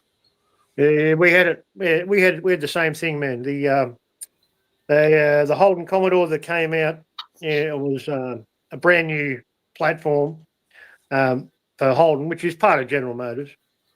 I think the second generation they came out with E85, flex fuel enabled cars, you know, as straight from the manufacturer. Yep. But for performance, man, like people are all over it here, man. Like, you get that. You have to have a special fuel system. You have to have steel fuel lines. Yeah. You can't have any rubber hoses, you know. Yeah, because you have to have. That bigger alcohol's fuel corrosive. injector. Yeah, that's right, man. Yeah, you got to drain your tank every time. You know, it has to be empty. You can't let it sit. There's a lot of complications, but you get maximum performance. You know, like people who've got turbocharged or supercharged cars, even old cars. You know, with carburetors. Yeah, you can convert them. Yeah, you get more performance. You know, there's more octane in it. You know. But you use a lot more, and there's issues. Yeah, you got to have a proper fuel system to make it work. Yeah. Fuck. But it's worth it. With a turbocharged car, you can make so much more power, man, on E85. Yeah. Well, methanol or alcohol burns cooler, so it keeps the engine runs cooler because of the alcohol or ethanol. The same, man. Same thing. Yeah, it's corn. That's what it's for, man. GMO corn. That's why we're growing GMO corn, mate. For fuel, not the food. Well, it You goes know into the how- food too. But yeah, both. You know how far Albury is, the New South Wales border, Albury to Melbourne, Glenn? Yeah, it's about three and a half hours, I think. What, Yeah. from Melbourne to Albury? Oh, from the city, probably 3 hours. Probably less than 3 hours from the city. Yeah, 2.5 maybe. What state are you living in? Victoria. Yeah, it's about 8 hours away. No, not Albury. No. Sydney. You'll get to Sydney in 8 hours, man. Yeah. Since they rebuilt the roads, Ken, it's like three hours from the city. It's not that bad, man. 3 hours. Yeah. Yeah, 3.5. I remember maybe. it used to take 4, that's right. About 4 hours. Yeah. It's far from here. Yeah. I used to get in my little Morris Minor, first car I got. You still had a thing to crank the motor if the battery was flat. Yeah. I'd go to Albury from, where Ringwood is. Yeah. From there to Albury and back on $3.50 it would cost me. Oh, yeah. Oh, in yeah. fuel. I mean, Yep. Yeah, I remember when petrol was like 35, 40 cents a litre or something. I remember, man. I remember that shit. Yeah. Yeah. I had a Datsun 1200, mate. I used to put $20. I reckon my car ran on like $5 a week, man. Working back, fucking whatever I wanted. I could go everywhere, Here's nothing. E85 here is $2.76 a gallon. So Yeah, it's pretty a little more money than gas. Yeah. No, it costs more here too, man. Yeah. And it's hard to find, man. It's not everywhere. Yeah. There's only selected servos you can get it, and they're not even big ones. They're smaller chains, not your regular ones, Yeah. They want to just get you on the regular fuel. What do you got for a turbo? What do you got for a car that's turbo? It's a Ford Falcon from 2003. Oh, nice. It's called a Ford XR6 Turbo. It's a Barra 6-cylinder turbo. Oh. And it's still original engine. Just got bigger injectors, bigger fuel pump, been tuned, new turbo core, and it makes 300 horsepower at the wheels, about 400 at the crank. That's a nice car. 7.5 pounds of boost, maximum boost. So I've still got potential because I've got a bigger fuel pump and bigger injectors, and I've already had a tune with this software. Once you've had you've had that tune, they use the same software company, but even still, I have to pay. If you go somewhere else, if I go back to the original guy who tuned it, it'd probably cost me like $300 because he's already got the tune right in his computer, in his laptop, Yeah. But if I go somewhere else and I have to set up the bass tune again, it costs like $1,000 to set it up, and then every other time every other tune you want after that's like $300 or something, I think. They even made that car in a Ute. They made a Ute version of that. Yeah, and a station wagon. That's awesome. And an estate, yeah. But not in turbo form, only in sedan with my model. But it's got potential because I've got the original engine. The original engine of the series, of the Barra series, had the thinnest con rods, so it's not optimal for maximum boost. So you're only good for about 15 pounds per square inch of boost, 15, 16. Otherwise, you're going to blow your engine up. So you'll start breaking parts. Yeah, so I've still got potential. I could turn it up, and I'll probably end up with like 320 rear wheel kilowatts, which is like 450 rear wheel horsepower. Wow. That's the potential. Along. Yeah, that's the potential. Yeah, it's a good car, man. I'm happy, man. Yeah, I'm pretty happy. Yeah. Good. Very interesting. The only hot rods I ever had were real old cars. I had a Torino from the early 1970s, a Ford Torino. Oh, and it was this big full-size car. Yeah. Had a small block Ford in it. What was our equivalent, Glenn, at Tirana?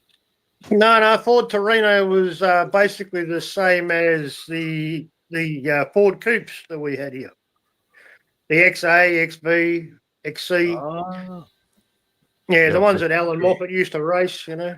Big full-size car. There's a coupe though, yeah, Torino? Yeah. Mine was a two-door. It was a 72, I think.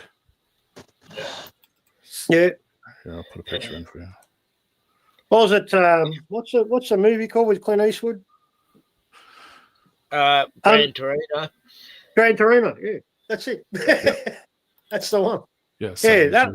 Yeah, our version was basically a copy of the Ford Torino, our Ford Coupes. Just not quite as fancy, a bit more, but basically a big coupe. Yeah, with big, with I big remember we had fat a car that looked similar. I quarter couldn't remember what it was. Yeah. big fat I quarter do- panels. You could fit like a fucking huge fucking wheel and tire on the back, man. Standard, you know, heaps of room. So Yeah. you could get traction, you know. Yeah. American style, yeah. Yeah, big cars.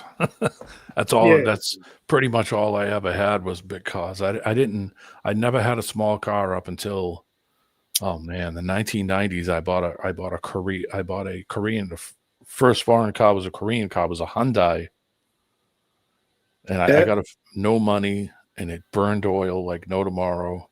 Oh, and it was horrible. yeah. The early ones were crap, man, weren't they? They were crap. It was a Hyundai Excel GL. It was horrible. It was a stick. Whenever I would sit in traffic, it would get a smell out of it. You know, from we had them here. Yeah, we had them here too, man. Yeah, they were rubbish cars, man. Yeah, poor Wildaussiewoman. She's the only chick in the chat. Here, I threw a picture of the Torino. It's not my picture, but it's a picture of the same car. Have I lost weight? No. Have I lost weight? That's a fancy car. Mine was just a regular one. It had 351 in it with an automatic. Hey, 351, girl. Yeah. The when I got it, the engine was blown out. He over revved it and it blew the connecting rod out the side of the motor, and we put a 302 in it, which was a little underpowered for it, but that's all I could get. Yeah. But it still ran all right. No, yes. I should go with you, Glenn, to Perth, and me and Bruno, and you can drop me off at my friend Julia's. I'll stay there for a while. Yeah, we can do that. But then again, I've got friends in Perth too, so Scarborough. Yeah, that's a nice place, man. I heard about that place. That's nice, man. Yeah, known for years. Belinda and they used to own a health farm, whatever that is. People go there to detox and get healthy again. And yeah, no, it's a journey, man. For an American man, it'd be like driving from fucking the East Coast, like New York to California, you know. Oh yeah. Yeah, that's what I'm doing, man. 3,000 plus miles to go from New York to it's like 3,500 miles to go from New York to Los Angeles. Yeah, it's probably not that far, a bit less, but yeah, not much different. Probably about 2,000 when miles. you're leaving? Probably the 20th, I reckon. Yeah. Oh, yeah, this month. Yeah. Yeah.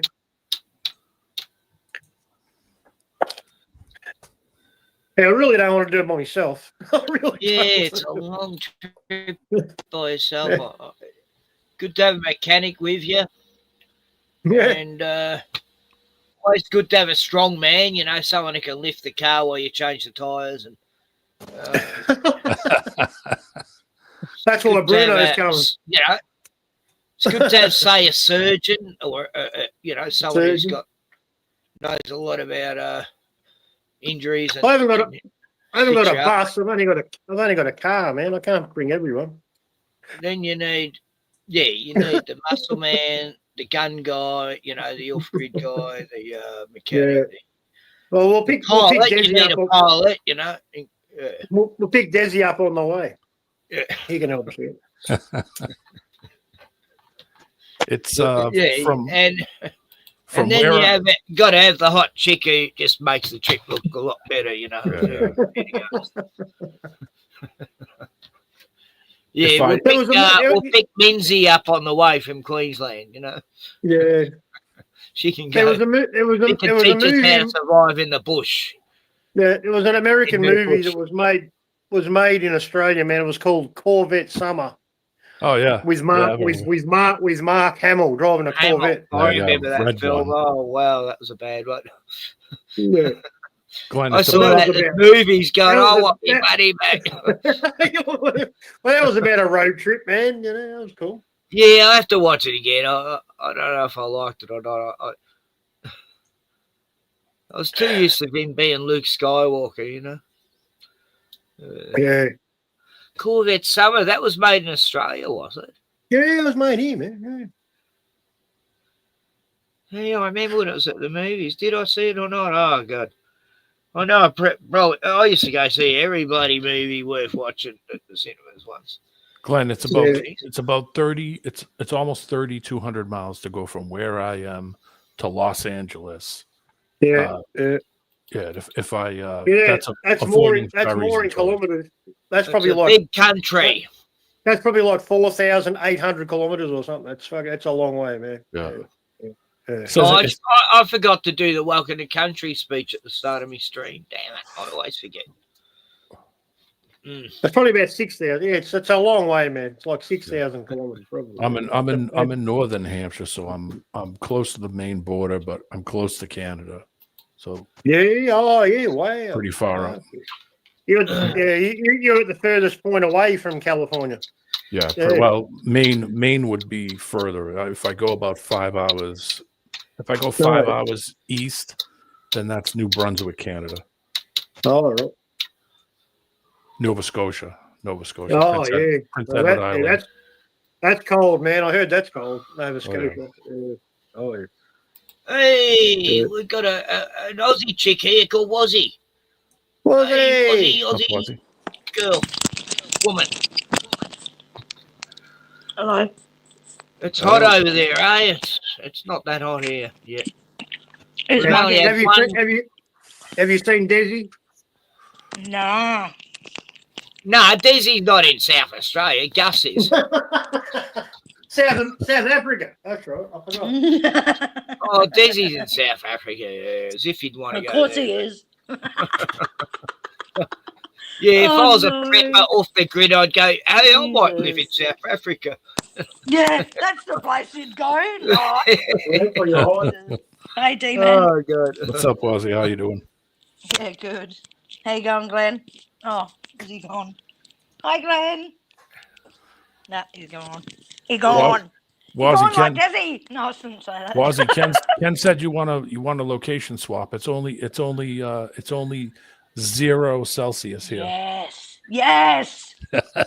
Oh, you're 100. mad, was he? Like, I want to be in the snow. Oh, that would be so cool. what is it there? 30? It's 29 now. Oh, that's mild. But it's cloudy. It's muggy as bleh. Oh, it's humid. Yeah. Mhm. Yeah, you get that real humid, steamy heat. We didn't used to, Ken, though. I know. And now it's like fucking Melbourne weather. Because I remember when I was mid-90s, I went to Melbourne to see Guns N' Roses. Yeah. And Oh, it was muggy. I remember that concert. I didn't go, but I Whoa, remember wow. all the people who did. Yeah. It was at Corley Park. Everybody's got a story, mate. That was a huge day, man. Oh, the rip-off with the water and everything. Yeah. Yeah, it was yeah, a fucking and then dust storms, hot as fuck. It pierced down. And there was Yeah. like hills, mudslides and shit. But I was Oh, I did it. Yeah, right. Yeah, I it remember was when they were here and wild. everyone was saying it. It was wild. It was It was a shit horrible show. weather. It was a good band. It was a good show, but the best band that was there, guess what it was? Rose Tattoo. Rose Tattoo. Oh, Rose Rose Tattoo. Tattoo, bloody Yeah. what's his name? We can be beaten. Angry Yep. Anderson.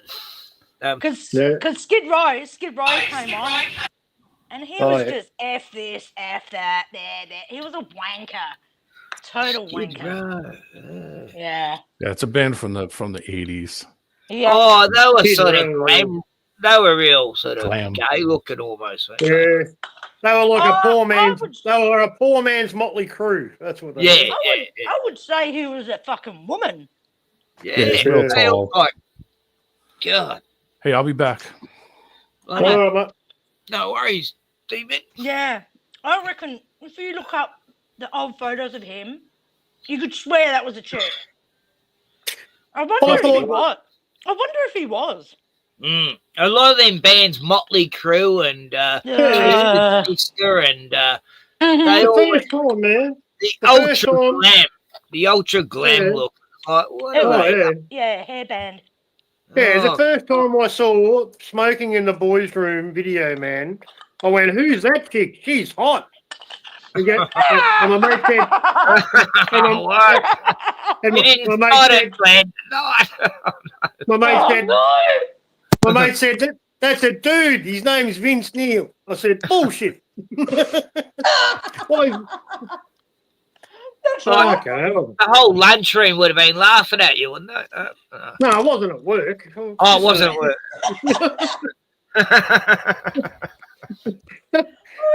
This is when I was like 14, man. This is fucking going way back, mate. 84. Between a woman and a man.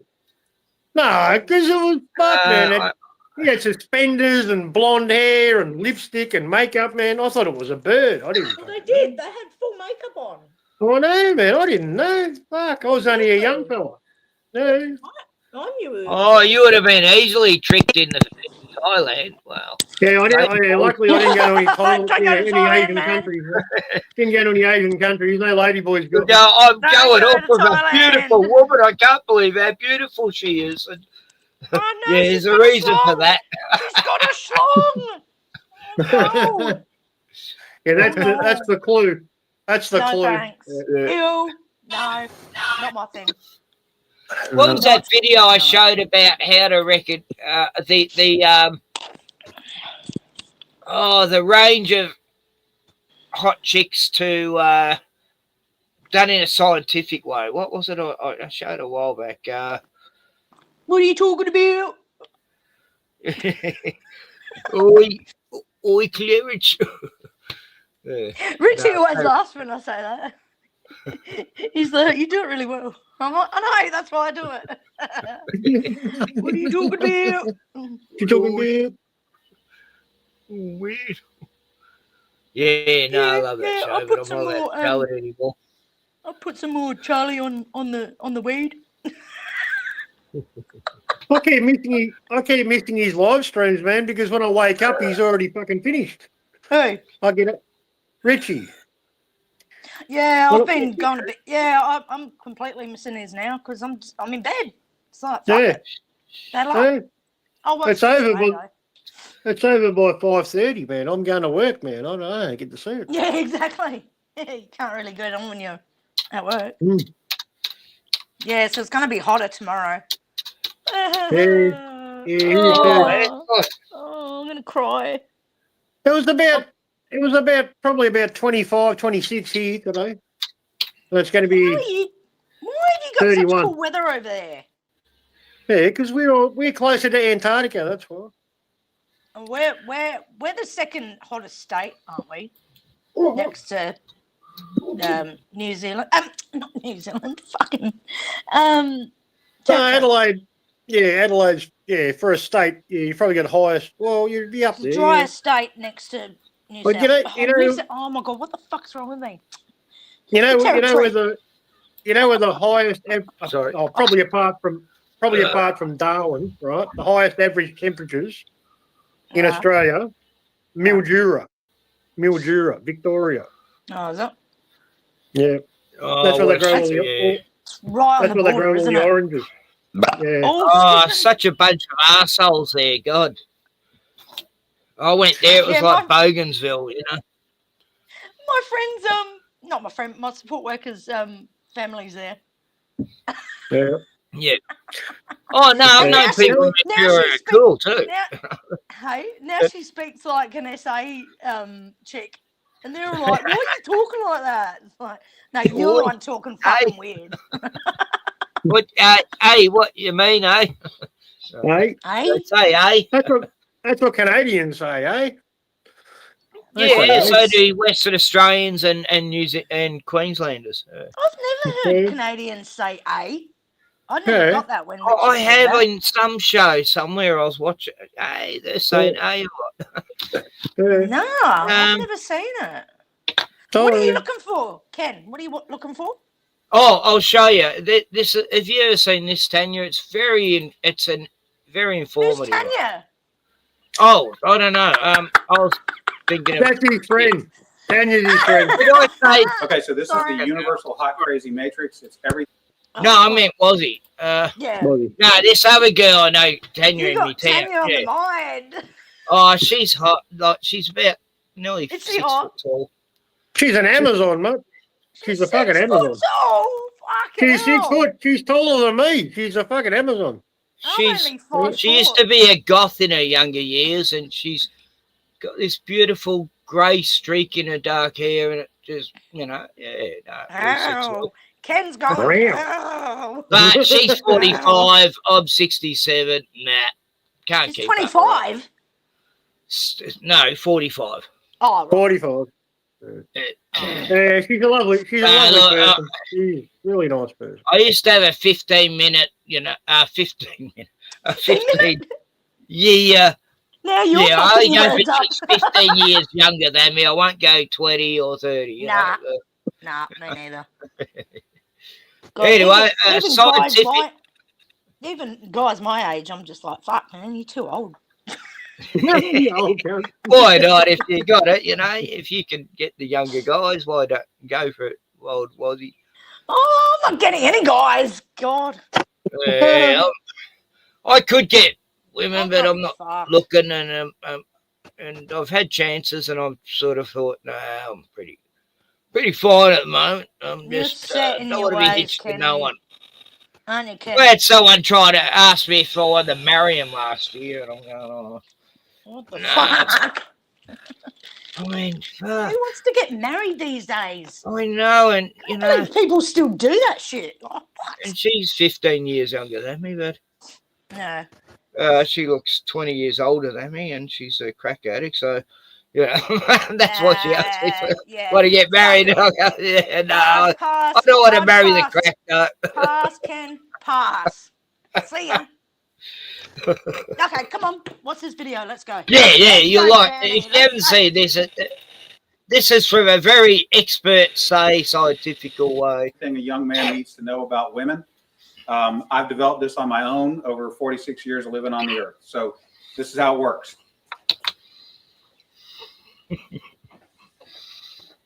You have your crazy axis and your hot axis.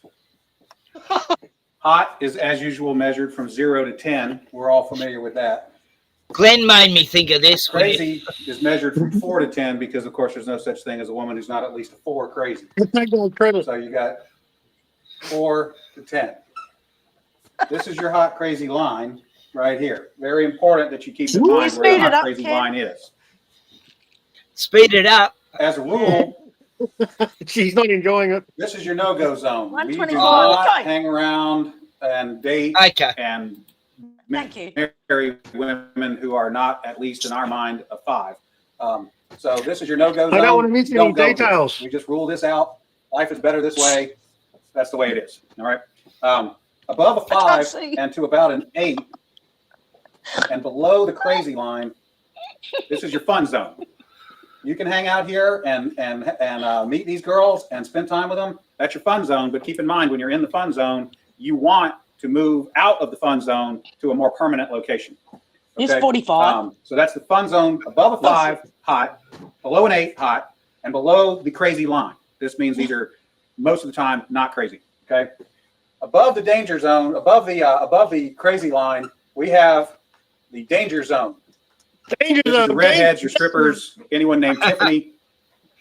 This is hairdressers. This is where your car gets keyed. You get a bunny in the pot. Your tires get slashed, and you wind up in jail. Now we have some of the chart filled in. We got a couple more pieces to put in, but at this point, understand something. This is not a static environment. This is a situation where you have got to use this matrix over time to develop some reliable data. It's like a dope chart, okay? Because at any moment in time, any woman that you have previously located on this chart can vanish from that location and appear anywhere else on the chart. So what you have to do is over time collect some data. And once you have a cluster of data points, you can begin to consider that reliable. Yeah, I've lost complete interest in this. Moving on, you have this zone here. This is below the crazy line, above an 8 hot, but still about a 7 crazy. This is your date zone. Too much for my brain right now. You can stay in the date zone indefinitely. These are women that you introduce to your friends and your family. Are you sure? They're good looking and they're reasonably not crazy most of the time. Okay, so this is you can stay here indefinitely. Now, above an 8 hot and between about a 7 and a 5 crazy, this is your wife zone. Okay, when you meet this girl, you should consider a long-term relationship. This zone is not scaled to size. This is a representation and not an actual. This is not a pie chart showing you how many of these people are out there. This is simply a representation of what you're after. You want to be 5 to 7 crazy, above an 8 hot. That's your wife zone. Okay. Now, below a 5 crazy and above an 8 hot, this is your unicorn zone. These things don't exist. If you find a unicorn, please capture it safely, keep it alive. We'd like to study it and maybe look at how to replicate that. Okay. So I was explaining this to a guy one time, and he said, "Wait a minute. I met this girl, and she's like smoking hot. She's like at least a 9, and she's chill. She's totally cool. She's like not even a 3 crazy." I said, "You're telling me you've met a girl, she's a 9 hot, and she's like a 2 or a 3 crazy?" He said, "Yeah, man, I like her a lot." I said, "You should be careful. That's a dude. You're talking to a tranny." So you got to be careful, because down here below a 4 crazy and above an 8 hot, you're probably talking to a dude. That is the universal hot crazy matrix. It's probably a dude. All right. I love the last bit.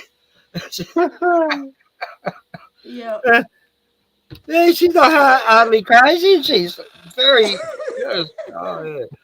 Oh, shit. No, that video is about 15 years old, but it never ages. That's good. He's talking Transformers too. That's what Well, you're saying tranny. You're not allowed to say tranny now. It's trans. I didn't even want to say that. In case. My trans friend told me that. Oh, Ken, it's because I'm trans. We found out you're not allowed to say tranny anymore. No, you're not allowed to say anything. No. Fuck's sake. Let alone that word. Jeez, you can't I'll say just the call you a retarded transistor. word. You can't say bloody fuck all. Oh, like someone got arrested for calling someone a moppet, a muppet. A muppet? Because muppet's sort of a name they use for idiot. Yeah, so it is an idiot. Oh, yeah, muppet. And yeah, you got arrested. That's hurt speech. You know, the person got offended being called a muppet. I called my PT a muppet because of her last name. God. I'm like, I'm going to call you Muppet now. And she goes, shut up. I love her. She's a Oh, God, these people get triggered over words, you know. But she's leaving.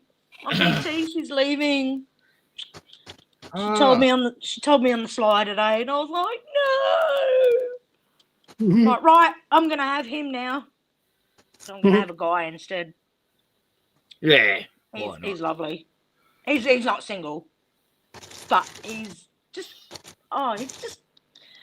you know, you go in there and he's like, how you going? Fucking rah, like chats with you and stuff, and like he's done a few sessions with me. And yeah, no, he's really cool. So, and hopefully I can get him closer to home. So I'll only be 10 minutes up the road. Fucking sweet. Even better. I've got more time to do some stuff afterwards. You know. But he's single. Is No, he's not. He's married. No, not quite. Oh. Not quite. Anyway, that's I don't know. That's all right. He can ask. Yeah. No, he's heaps young too, though. So I wouldn't go that young. Yeah. They're both in their 20s, so I'm like, nah, not fucking likely. Oh no. No, my niece and nephew are that age. Ew. Ew. It's They're like babies. I've got my youngest brother. He went when he was about 32, 33. Ended up going out with a chick who was 20. 21. When they got married, no, they never got married because of me. That's right. How old was he? He was about 33, 34. And she was 25. She was about 20, 21. Anyway. Nah. I'm going, what do you have in common with her? He's listening to all this daggy chick music, And my God, we used to go around there and we'd be playing music and she'd go, "Can you get that shit off for a second, eh? What are you doing?" And it's like when you do, when all you you can angry... play, all shit you're allowed to play there was her chick music, whatever woman band. Oh, he's screwed then. He's screwed. And then chick flicks, he's doomed of an existence to that now. So that's the price you pay when you get young Fluff, my younger brother. I'm sorry to say, but he's doomed to watch. Ken, is your hearing? Fuck, is your hearing not good? In one ear, yeah, it's same. Yeah. I think my right ear is more effed than the other.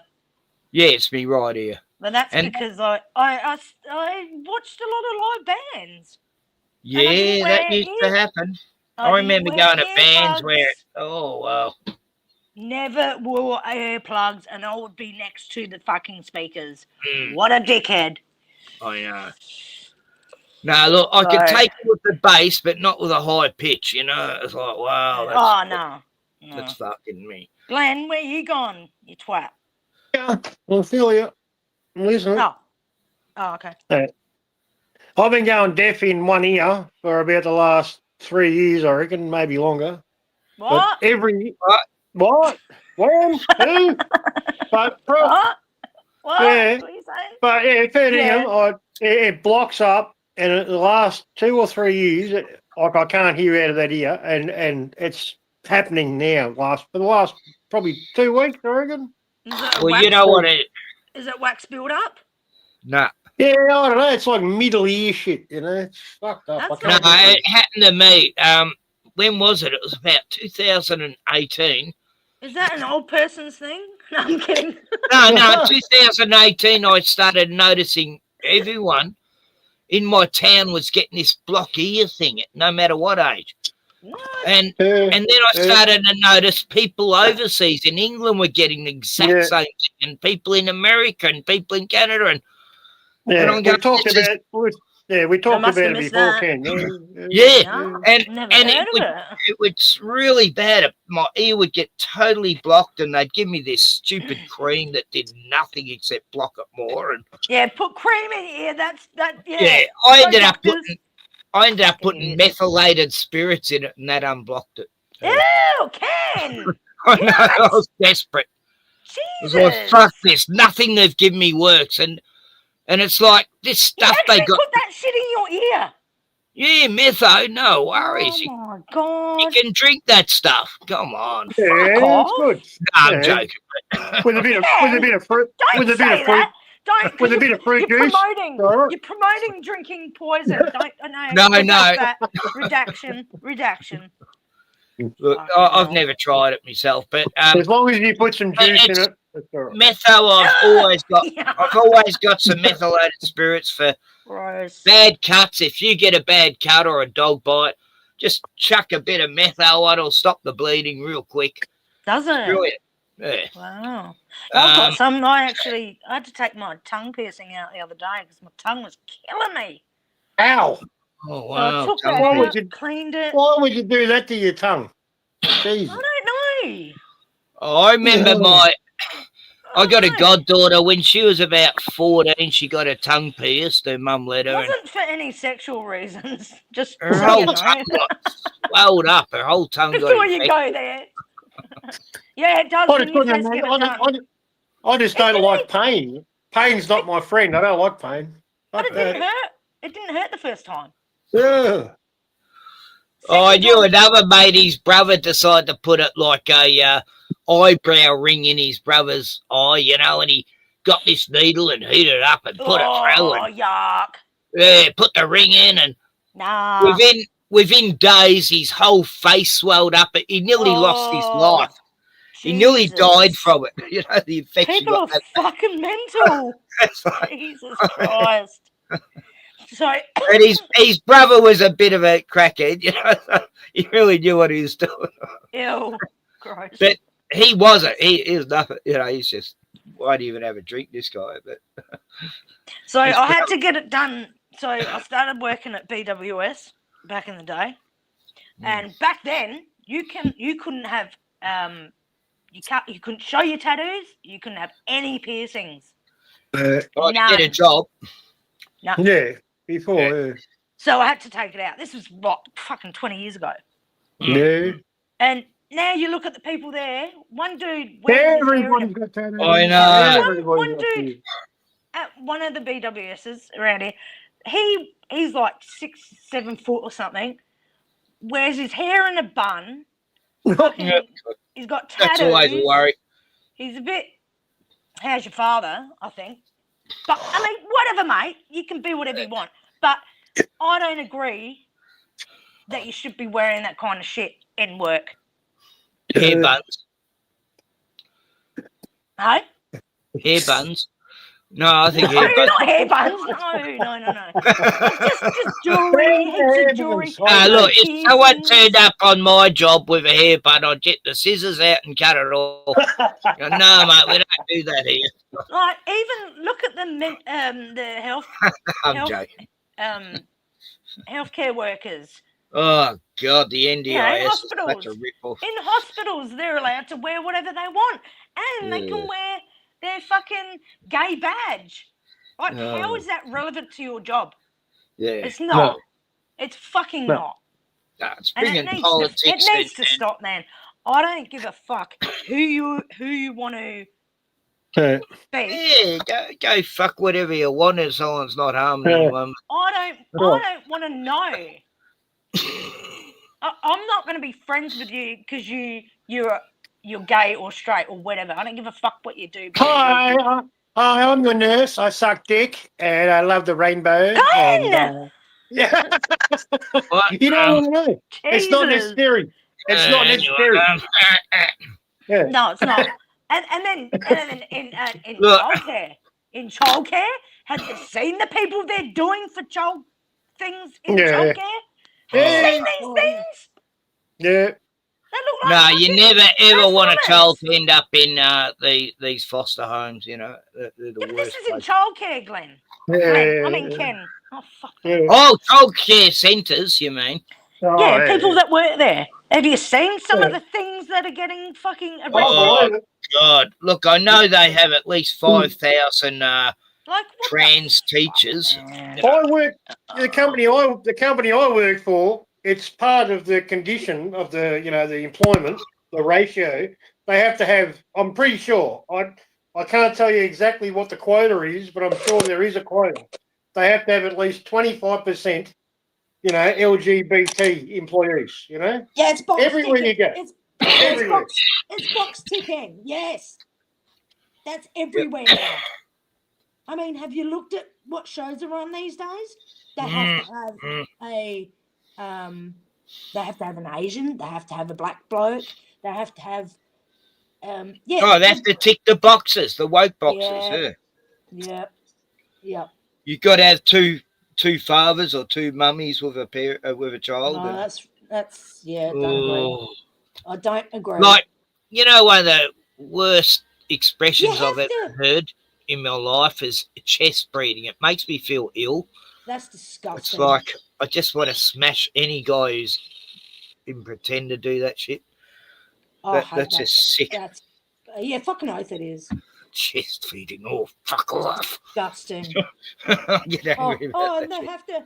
They have I to get look. I've had gay friends and that all my life, you know, because I, you know, just the people I've known, musicians and that, but they've never been pushing this horrible shit that they are now, you know, ever. And, you know, if anything, they try to stay out of the spotlight, not try to be triggered too much, you know. Yeah. The ones I knew didn't get triggered over it, you know. They still had a sense of humour and shit, you know. No, because they love to Yeah, put it out. They love to put somebody it out there. can. Don't do that. They love to put it out there, but if they're fucking look sideways or they're all like, fucking, what are you looking at? And they have a fucking moment.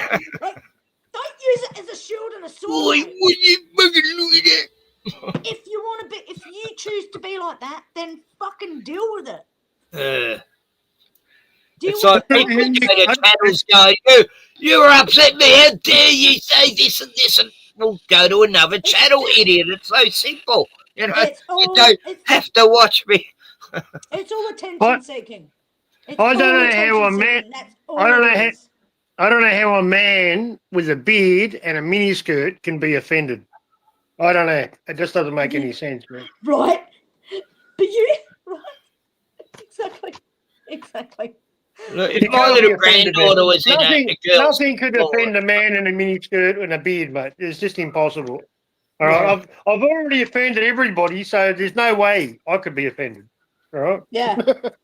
Yeah. Look, if my little granddaughter was in a girl's toilet and then suddenly I saw this big hairy fucking guy with a skirt going in there, I'd be dragging him out of there, you know. No, mate, you're not going in there, fucker. You and me both can. I'd go up against the bloke. Fucking Get freak. the fuck out, mate. You Get deviant. I lived. There's I lived in- unisex toilets. There's unisex toilets have always solved that problem, you know. And guess what, Ken? The handicapped toilets, you know. That's the only reason they're fucking going in there. Because they're getting their fucking jollies off. There's no other reason. Yeah, There's exactly. no other reason. Mm. You know, It's the- if you've you know. watched anything any more from Kelly J. Keane, you'll fucking understand. Oh, did you remember that fucking rotten creature? Oh, where was he? Lived with his mother, and he used to go around just triggering people by being offended and taking people to court, you know, and setting them up and everything. Who? So A this Transformer? fat person. Was that a Transformer? Yeah. Oh, yeah. Who said Which who looked one? nothing like a Ken, you know. Ken, which one, mate? There's so And, many. oh, God. This one was going to court every fucking year. In the end, Did he go to he was talking to that. Do you know Blair White? That Yeah. yeah, Like, he was that talking bloke? to her one time. You know, I should say she, but it's like at least Blair White Gender them, looks like Ken. a woman. But But he's still he got was his- there threatening to get his taser out and taser her. And he's showing these weapons, and he's in Canada, and you're not meant to have these weapons. And he got arrested for having illegal weapons. That prick. But yeah, he's been in court about over 100 times against people for triggering him. What about that dude that Saying it's a him, you know. He goes to he's a Transformer. He goes to Disneyland and shit, and he totally rorts him, and he's like, you misunderstood. Oh, that. Oh, You yeah, go- I know what you mean. You go, the meal's on us, and he's just what the fuck, bro? Doing sick things in front of families, you know. Do you know he actually took photos in the toilet, and he's going through a court case now because the chick's like, hey, I didn't ask you to, you didn't ask me if I could have my photo taken in a fucking toilet. Not even women do that. And is this in California? They let anyone get away with anything there, but He's I can't think of his name. Anyway, but I know who you mean. Yeah. I don't want to talk about him. Oh, anymore. he's Make me like feel a sick, man. Oh, a horrible person. Yeah. Make me feel sick. Anyway, let's talk about something else, please. We're talking about the worst of the worst. Yeah. Um, And people, but the thing is, people are like, oh, they're not all like that. It's like, fucking what? Have you seen these dudes online? Have you seen the Green Party? Just look at the photo of the Green Party themselves. Oh. It's like, oh my God. Yeah, right. No wonder the kangaroos and the koalas and the brumbies and all these rare animals are getting slaughtered by them. You know, look at these people. They've never been in the bush in their life. No. Fucking freaks. Yeah. Green No hair idea. rings. I know. Things. That Keen guy, the Keen guy's the one who's been getting all the brumbies and genocide in Australia with AK-47s and you know, the snowy mountain horses. Yeah, I've been banging on about that for 5 years. Ken's been on it. Or brumbies and farmers here go, oh no, they're a nuisance, and they go, but the farmers there are saying they're not. You know, the farmers here think they're a nuisance and they don't have them on their property, but the farmers up in the snowy mountains are saying they'd live alongside our cows, no worries. They've never been a problem. Yeah. And then they bring in these mercenaries who shoot them with AK-47s from helicopters, you know. Yeah. And they did the same with koalas recently, you know. And that's the Green Party, making way for these stupid towers and you know, electric grids and I'm just bulldoze down billions of trees to make way for green power, Unsustainable fucking new energy, yeah. Yeah, net zero by 2030, which isn't going to happen. Oh, you know what I heard today, man? I was watching a video. I was talking about how the net zero plan in Australia, right? The fucking federal parliament, right? They're fucking proposing, right, to minimise the speed of internal combustion engines, right, cars, petrol or diesel, right, to 70 kilometres an hour. Oh, right, wow. We're going to go in rural areas because they emit too much fucking CO2 over fucking 100, right? So they need to go slower to fucking lower the fucking CO2, you know? So you can imagine going on a fucking long drive, fucking somewhere fucking hours away, right, in a state or whatever, and you can only go 70 kilometres an hour, you know? I agree with that here after dark in a certain areas on this road, yeah. For the kangaroos and the bats and the wallabies. You know how long it's going to take? You know how long it'll take me to get to Perth? Yeah, but on those big long roads, you can see whatever the hell's coming. Yeah, no. Yeah, it's all about CO2. Better drive your mental going 70 for 1,000 miles. You go insane. You go fucking insane at 70, man. Fuck. We'll never get there. An extra day on We're the never trip. going to get there. You'd be stopping. Oh, mate. You do But half I a day. believe that they should have a speed limit here at night for 70 where the wombats Oh, yeah. Just, oh, yeah. Everybody knows the exact areas they cross. They will be crossing there no matter what. They've been doing it all the centuries, and it's their territory, and they will cross that bit of road no matter what. And every tourist season, you know, you see like 10 of them slaughtered along there, you know, wombats and kangaroos. And yeah. What I'm saying is, man, the other day. I'm just saying, I want to bring this in, man, to try. It's also going to convert people to go to, or they're trying to force people into electric cars. Because if you're driving an electric car, you can do 100, right? But if you're driving a fucking petrol or a diesel car, you can't go faster than 70. And guess what? The state's going to make a lot of fucking revenue because people are going to get caught speeding all the fucking time if you can only do 70, right? Hey, maybe have these special little cars that you can only go 60, 70 around the city and that. And no, then I'm just saying. Then when you get outside the city, you transfer into your proper car that can go 200 kilometres an hour if you want. Yeah, no, that's what I'm saying, man. Like it's a war on the fuel, you know. They don't want you to use the fucking petrol or the diesel, you know. Oh, it's some idiot woman talking about how electric cars are so much better because they use We only don't get make any emissions. 30% efficiency out of our petrol. So when we pay for petrol, only getting 30% of our value for that petrol.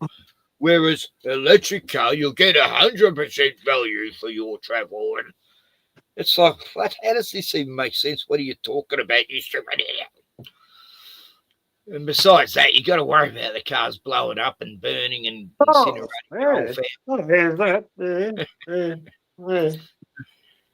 Oh, great idea! You know, they had a fucking electric bike on an aeroplane the other week catch on fire on the aeroplane, and nothing they could do to put it out. It was in one of those compartment things above them, and like, imagine how horrifying that is. One of those electric e-cars. Yeah, actually, I heard on a plane. I heard on the radio too, man. Like, I haven't looked into it, but apparently, airlines within Australia have banned fucking the chargers. You can't take the battery, the power station. You know, fucking up. You can't take them on planes anymore. Man. That's over.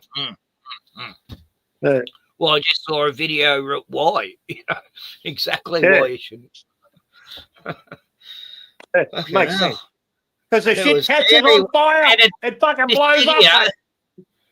This video, I don't know what airline it was. It wasn't an American one. It was all a bunch of foreigners on there, but they were all running. The whole cabin was filling up. I think they had to emergency land or something because they could not put this fucking thing out, and it's burned. No, you can't. You can't put it in. A giant passenger plane, you know. Yeah, it's not good. Some idiot's got some charge or whatever it was. I don't even know what it was in there. But the battery, what do they call them? Battery banks, I think they're called, or fucking charging stations. Those fucking things. Yeah, you can't take them on planes. It's like 2 or 3 airlines ban them. That's what I heard. Yeah. That was just within Australia. Yeah. Because obviously one of them caught on fire, you know what I mean? Remember it was, what was it, Nokia? Was it Nokia or it was I think it was Nokia phones. I don't know, I can't remember, but no, it would have been an Apple iPhone, I think, some shit like that. Some smartphone a couple of years ago, they kept catching on fire. Well, a couple caught on fire on planes, and then they banned all those phones. You can't charge that phone, or there was a certain phone that was actually banned. I think you can't actually take that. Yeah, they were catching on fire in people's pockets. I remember. Yeah, remember that? Yeah. Well, it is official. Social media is now. Is this the one you're telling me about? Redacted. Yeah. Yeah, man. Yeah, it's a good video. Yeah, this is on. Yeah, this is it. Yeah. Breaks it all down, man. This is all 100% truth. 16 minutes. Okay.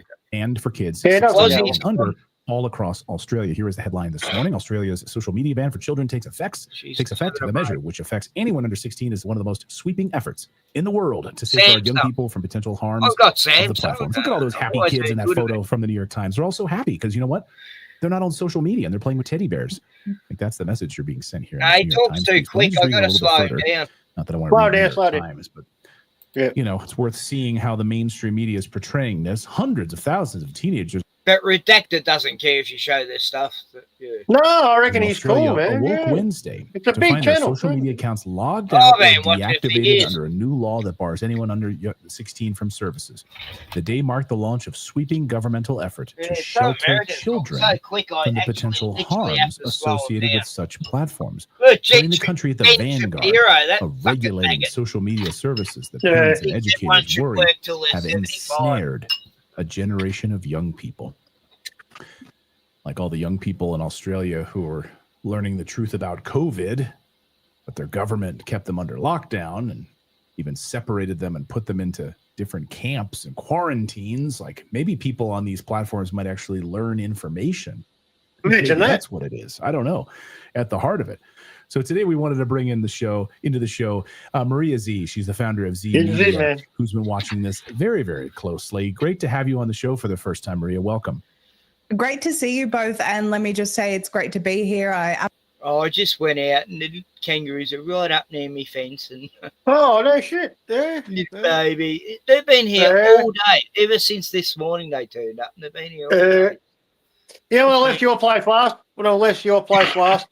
time on the way back, man, I saw when I was driving out of Locksport, I saw a group of a whole family of kangaroos, right? And there was a Joey in the pouch, man. That was nice, man. It's good to see that, man. It's cool. Yeah. Love it. Yeah. I've watched this Joey when he was in the pouch a few months back. He's out now. Yeah. But no, I'm going to go out and film and talk to him. Yeah, you should, man. Yeah. Absolutely have a lot of respect for everything that you do, especially cutting through the left-right nonsense that we are force-fed, because this is actually about much more than left and right. So thank you. Oh, my pleasure, and thank you for saying that, because often when I see these types of stories, right, it requires us to go multiple layers deeper here to see what's really going on. So on the surface, they're selling it to us as we're even the words in the New York Times, they're sheltering our children. They're sheltering our children, protecting them from the evils of social media, which, to be clear, yes, there's a lot of evil on social media. But what's really going on here? Let's be very, very clear and explicit about what this is. This has absolutely nothing to do with protecting children, especially from a government that thinks it's just fine for them to be mutilating their genitals while they are under 18 years old. So they are not interested in protecting children. What this is really about is digital ID.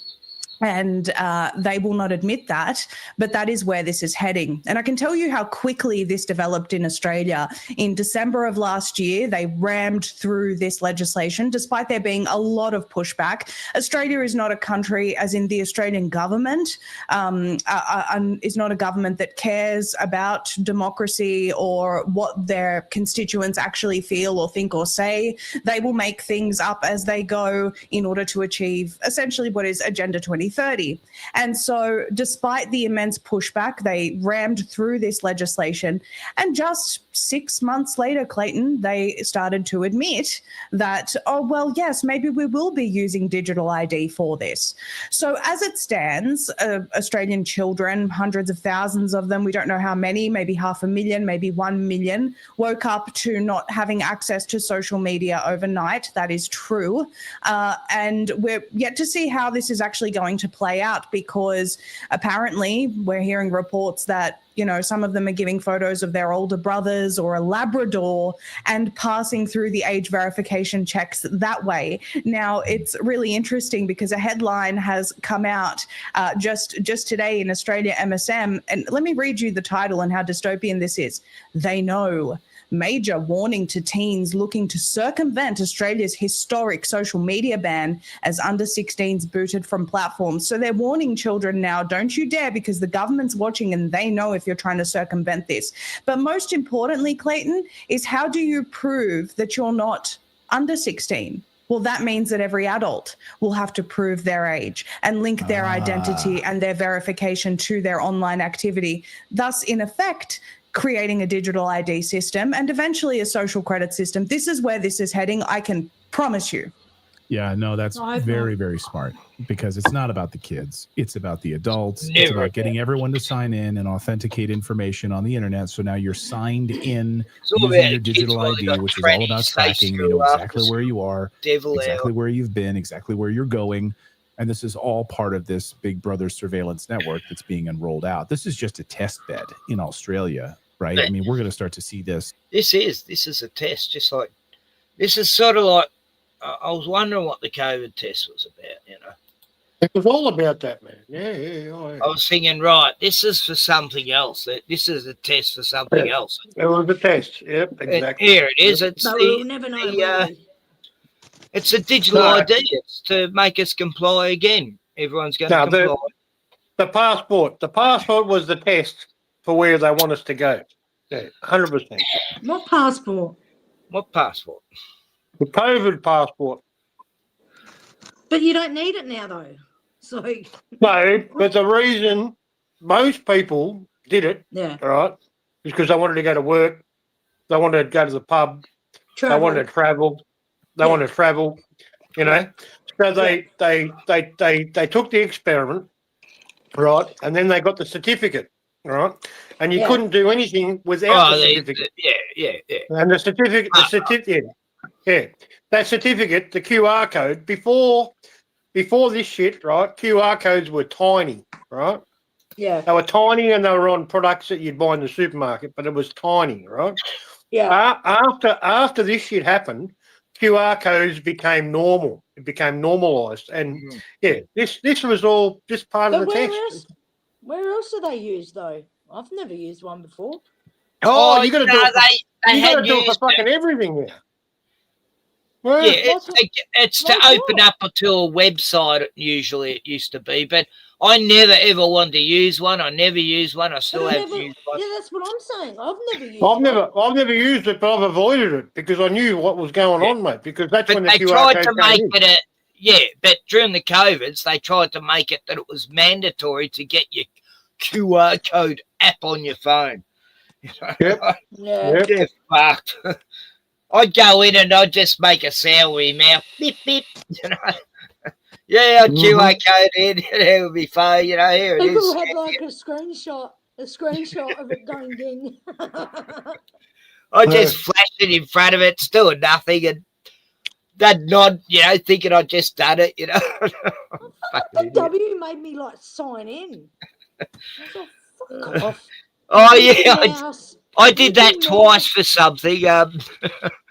Number 6, Sesame Street. Fucking Yep. I think I put 666 Satan Street, Canberra. You know. I wrote Daniel Andrews 666 666 666. Oh, I can't remember what I wrote, but yeah, I wrote something. Yeah. Fucking ridiculous. Now, most stores that stop me, unless you QR code, you can't come in. I go, well, I guess I won't ever be coming in again, you know, because I won't be forgetting this shit what you have done to us. Yeah. Can you play the rest of it, Ken? It's good, man. There's not much longer. Yeah. Yeah, cheers, man. No. We're not doing that. No, I'm kidding. I didn't ask you. I know. Hey, we've got another Aussie in. It's all Aussies tonight. It's the Aussie night. G'day, Ken. Hey, Brandon. Hey, yeah, man. Aussie. Aussie. Good to see you, mate. Aussie and Wazzy. Are you really Aussie, Wazzy, Glenny, Kenny?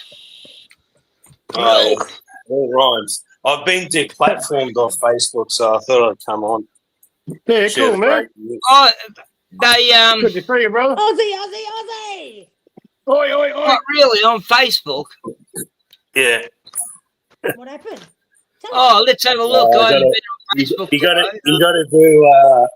got to do selfie or something, video selfie. No, I'm still fucking there. way. Oh, what? Mine's I just looked up No, Facebook. No, because I was sending a lot of hate messages to politicians. I didn't like them, so I just kept bagging them. But it is what it is, I guess. Oh, so they booted you. Yeah, and the fact that I post up memes every day. I've got a beautiful picture here I want to show. Hang on. You sound dangerous, mate. I don't know if I should be able to talk to you. I'm a bit scared.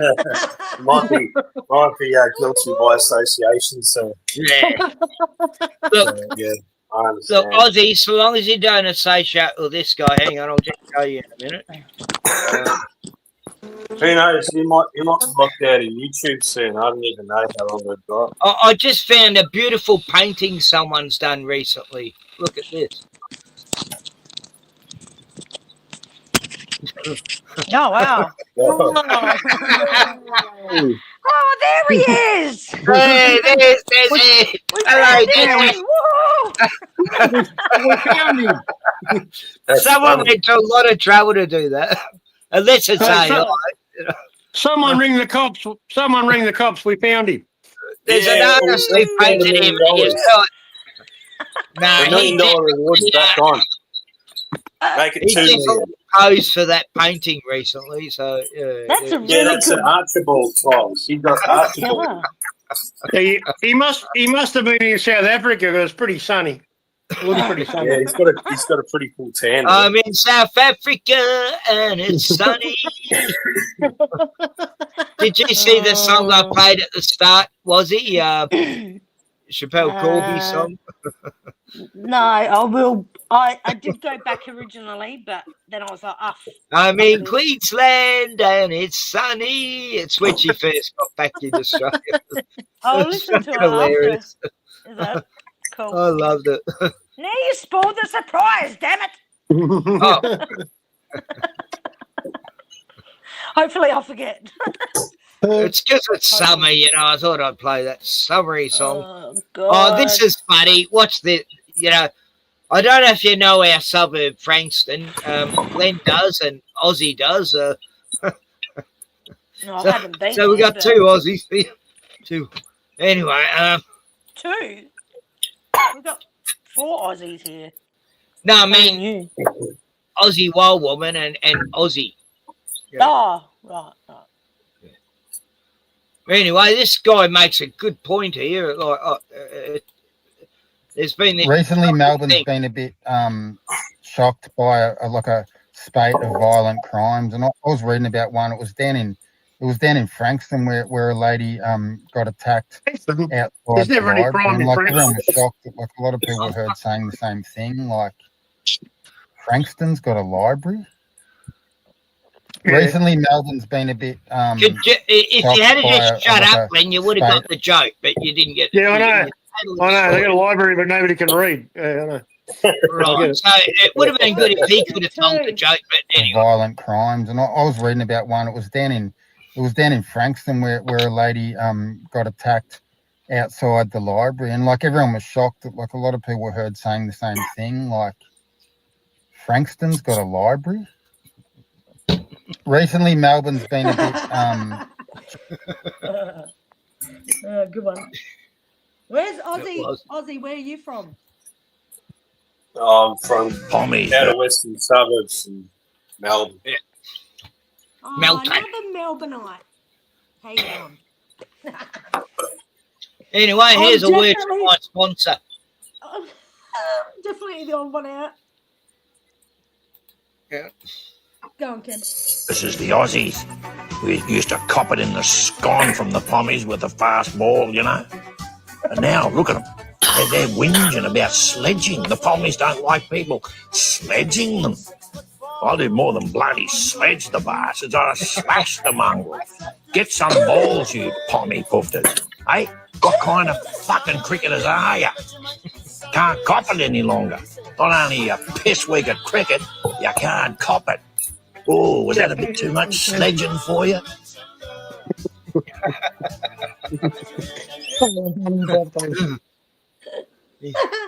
was good. He looks like John. Not gonna lie, just into the bottle and Loki think I'm in the middle of a heist. This is Melbourne. Not Loki. Free for all. Like actually 100% in the middle of a heist. They're just stealing it. Bye, see you. Bye. Bye. Holston out. That's Whatever just they what you want. expect to see every day. What the fuck? Are they stealing all that? Yeah. Just walking out. The guy's on the phone, the cops, but you know, too many of them. I've seen it. Yeah, I've seen it happen, man. I would. I've seen like a whole gang of dudes just walk in, take shit, and just walk out. I've seen it. I would not fucking put a fight up. I'd be like,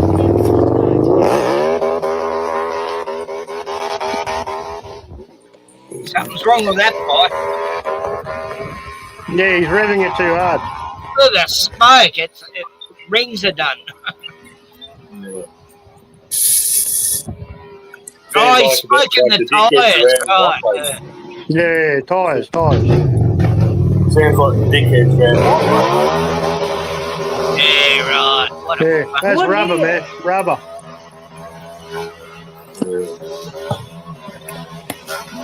Could have taken out a car anytime. You know?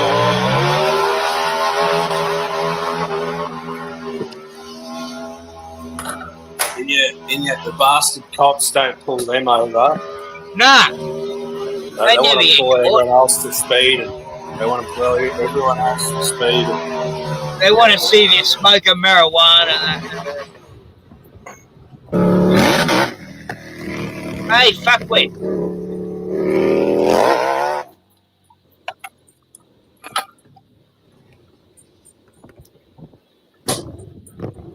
Every time I see those motorbikes, those big bobber ones, they always do the gorilla in front of the people that are riding them.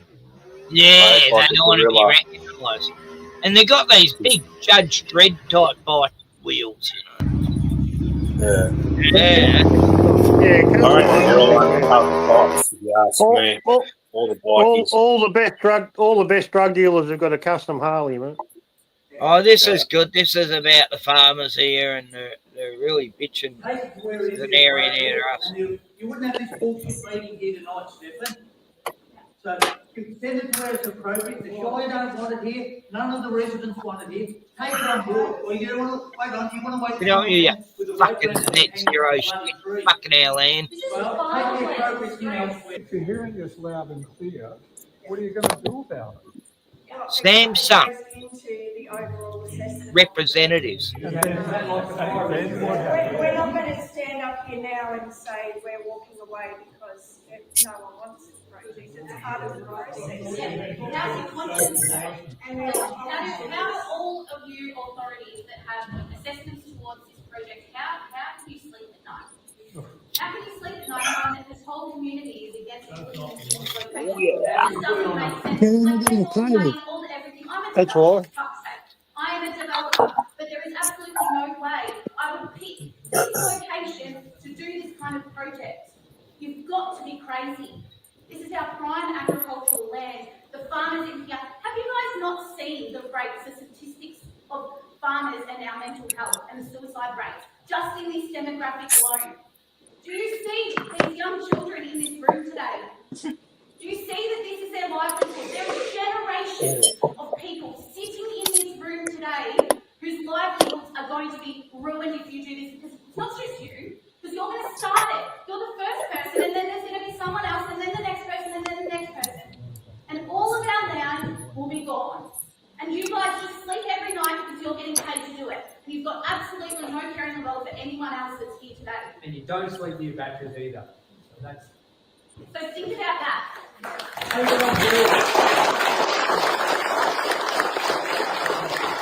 A farm, and you're trying to feed the state and the nation. What is it? We produce 61 million litres of milk every year. 63.5 million litres of milk from 50 farms in this area.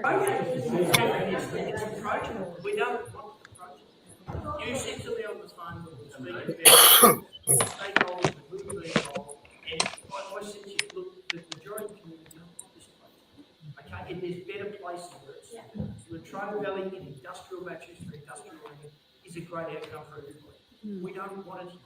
It's that simple. You run a farm if you're mentally ill because of the noise. How can you run a farm if you're concerned about what the impact is on your animals? What does it mean to our society if a prime farming area can't be a prime farming area anymore because nobody wants to buy into the land? People, we heard someone at a council meeting saying that their child, excuse me, I'll get upset, big dairy farm is looking at property things to say, where can we move to, Dad? You know, what happens to the food of our state and our nation, and how can it be that if Vic Grid is saying West Gippsland is not suitable for renewable energy zone, how can you even be thinking about trying to build one here? That's my question. Not bigger than us. You're not bigger than Vic Grid. Start to learn that. You're not bigger than us. We have done nothing wrong. Let's go. Take it on board, mate. Don't just come here and you get a free sausage because you're bloody not. You're not getting a free sausage, cunt.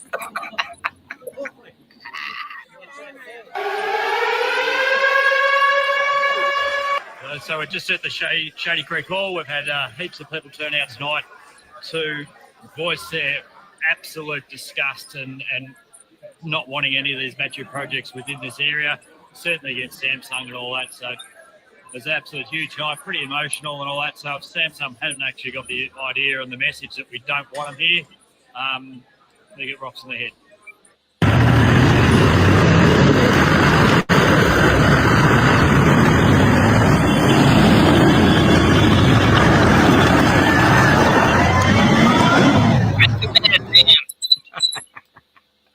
I love it. You know, it's good when communities get together like that. You know, fucking. This is a good idea. I love this idea. Carpet snake delivery service. 3 over here. Where'd old mate go? Underneath there, did he? Yeah, right. Now we just released 4 carpet snakes to eat the rats around the hay shed and compete with the brown snakes. Because when there's no carpet snakes here, there's brown snakes. And you'd much rather have carpets than brown snakes. Carpet snake delivery service. 3 over here. Great idea. Pythons they'll eat them. How about just leave? Fuck that. I don't want to see any fucking snakes. Fuck that. Oh, look. Oh, no, these snakes. I love carpet snakes, pythons. The bigger, the better. Yeah. Oh, this was hilarious. This happened about 2-3 years ago. اوفيسر داخل الزمن. It's very راح عارف البوليس ديال الانجليز اخ. كيفاش احتلوا النص ديال العالم بهاد الحومه قادومه. دير عينك. This guy. هما جاو يعاونوا. This poor cop tries chasing a guy over the fence and his pants gets caught and he's stuck. بوليس ولا Yeah. It's like his most embarrassing moment in his life. واقع حماق تما غا يحتلوا النص ديال العالم الحومه قادومه بهاد الحومه. هي البوليس. I can't even reach my phone. السلاك والسلامة كوميديا الضحك والسلامة. كيفاش باقي ما جات حتى واحد يعاون اخر والله تعذب السيد تماك. احنا ما كنعاونو. I know the situation. I couldn't stand by and watch the guy hang like that. I just said, no, come on, I'm going to let him off. I don't know. Unless I knew he's an asshole cop, yeah, then I go, oh, fucking stay there, cunt. واش الحمار صافي هذيك سمعتيني. سلاك. If he's an asshole. لا الحمار ما جاو عاونوا هو. Oh no, this is terrible. البوليس هذا مسكين تعذب في الدنيا قبل ما يتعذب في الآخرة. بوريسيتا. لا ما تقولهاش ما بغيتش تعاونوه. Try to climb up but he's مرض الحرام هاد الكنز هادو ما كنعرفوش. هذاك بوليس هذاك واحد الحرام كيتعدى على بنادم هنا في هاد الجهة هادي. I'm pretty much fucked here. تحلوا هذا حقين واك البوليسي. شي واحد ما جي يعاونو منا هنا حتى واحد. الناس ما جا تعاونو. البوليسي ما جا شي واحد يعاونو. هما كيعاونو هو هذا الكنزة. Oh fuck! Oh, don't help him. إذا عينك أصاحبي وهذا الكنزة احتلوا العالم بعد هما يستو بيضون خا.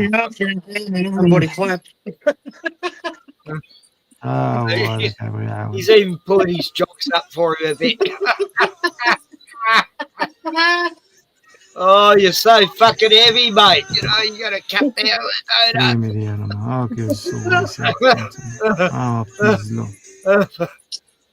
Humiliating. الانجليز اخر كان شي بوليسي مغربي ولا جزائري. This is like a bad dream you have, you know, when your pants got no pants on.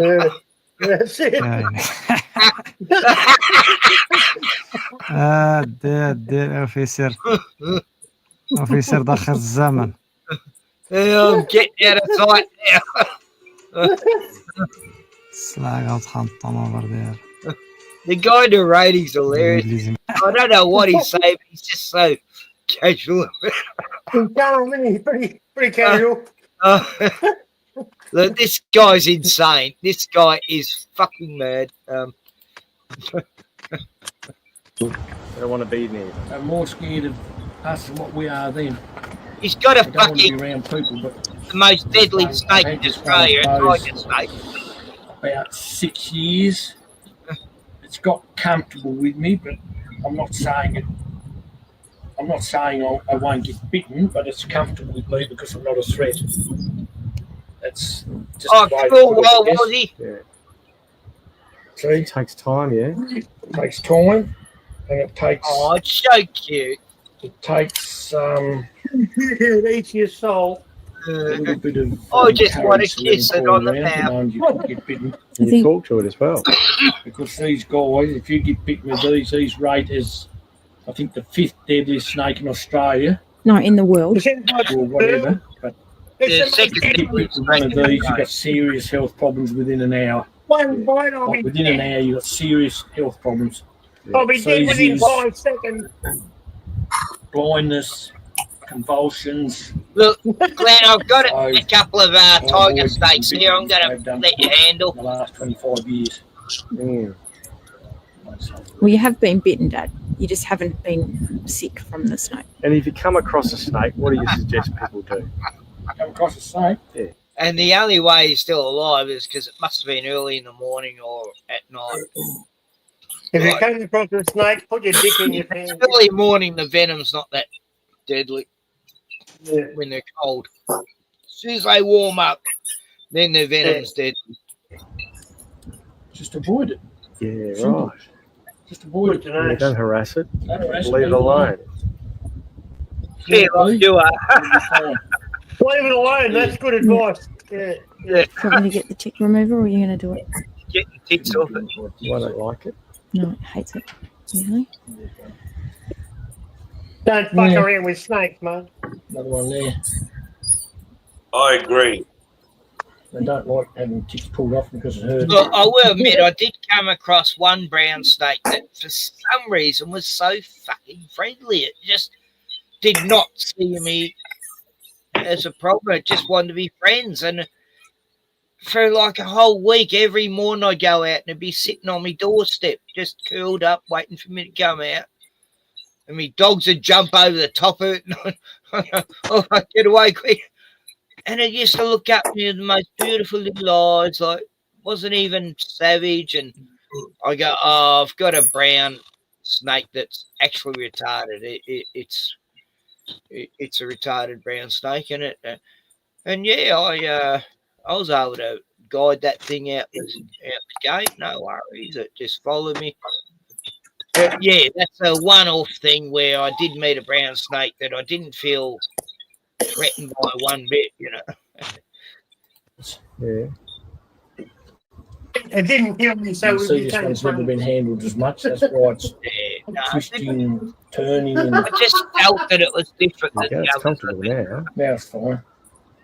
And a snake can go backwards, I've noticed. Backwards? Yeah. Oh yeah, it can go backwards nearly as quick as it can go forward. There you go. Yeah, that's an old fallacy saying they can't go backwards. They can. What? Who said they can't go backwards? I've seen them go backwards. Yeah, they can go backwards really quick. I like it. Kiss, give me a kiss. Are they social? Do they like each other? They hang Tigers out? will. Or Tigers they- are quite social. Copperheads are a bit more. He's picking them out with his fingers. I've seen tigers in groups of 4 or 5 living in stone heaps together, and they'll live there for years. Yeah. Yeah, they're quite Right, social. right near his tigers. cock. Right. And you're a lot likely less to get bitten with one of these than you are with a copperhead. Would you do this, Ozzy? Why are the copperheads different? What is he doing? I don't know. He's They getting just ticks out of the copperheads tiger seem to stuff. want to bite at everything that moves. But these will put up a bit of a display to holding start one. with. Flatten Wow, the heads no. and put the head up and sort of like No way. scare you off. That's a Once tiger. they settle, They're quite docile, actually, once they settle down. They'll Very docile. to die. That crap's not ideal either. But anyway, I think why they don't want to be near them. are more scared of us than what we are them. They don't want to be around people, but I've seen a video of him where it's getting through all his clothes and everything. It's wrapping, and it's going around his neck, and the daughter's going, "Dad, you're not worried? Like, you know, it's getting a little bit." This was a little bit of a storm the other day in Gippsland.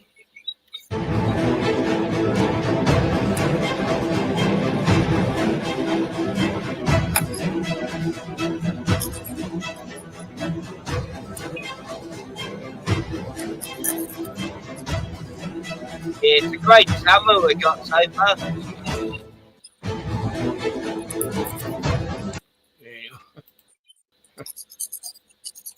Just a bit of always like to show a few snakes on my videos and a couple of kangaroos and make it real Aussie and shit. So, what have you been up to, Aussie? I haven't heard from you for a while. Yeah. Had a lot of things on at the moment, but yeah. A few things happened to me that I probably weren't really so great, but you get over it. I know that feeling. I know what that's like. I had a very nasty neighbour take me to court. It's all over now. So she accused me of that's the trouble living in the burbs. Doing a lot of bad things, and the cops they jumped my fence without my permission. Yeah. So that's why yeah, Victoria Police, They're ruthless. Everyone's favourite. No, they're all. It's like they got this special training a few years back by the IDF when Dan Andrews But was in what happened was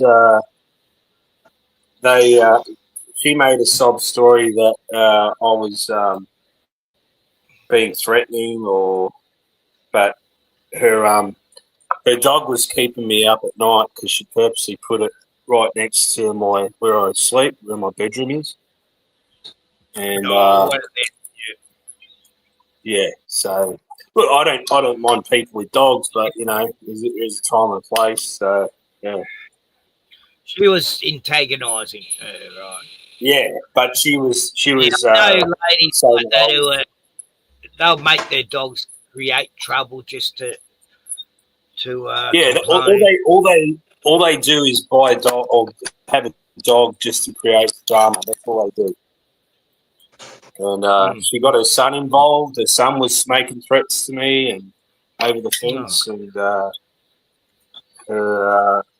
yeah, like I got dragged into court and like several times. I had to go to court over the last 5 or so years, and yeah, been pretty rough. Nah, sell up Aussie and shift to you. No,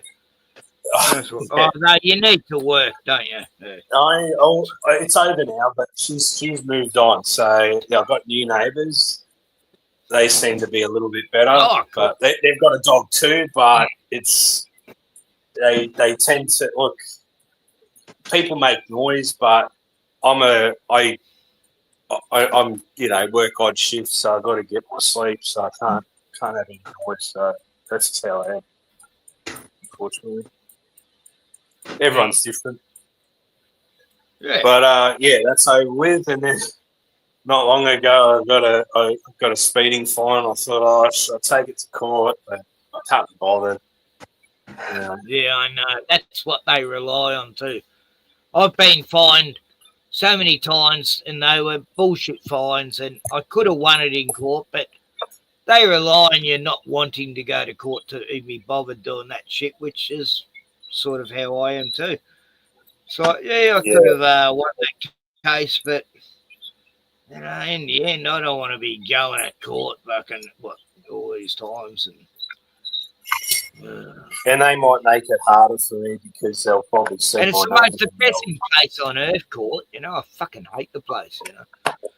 Every courtroom I've been in, they purposely make it some old, dirgy building with dirty, filthy, yellowy, brown paint, and it's like it hasn't been renovated for 30 years, and they're always old, I went to my local courts, and I said to the guards there, I said, "Why don't you get some painters in and put some colour in this joint? Because it looks boring." They laughed at me, and they all agreed. They all, yeah, you know, but they're just joking with me. I'm like, no, I'm being serious. The courthouse in Sale, it's an old build, probably 150 years old, and they can make it look really nice. You know, there's ancient wood, you know, banisters going upstairs, and it could be made into looking like a grand building to go into, and you go in a court and at least it looks nice, you know. But no, they want it to look bad. They want people to feel depressed. Ken, you know our court building, right? They've turned. You know what they've turned it into? They've turned it into an ice creamery. That's hardly ever open. Ice cream shop. Ice creamery. Yeah.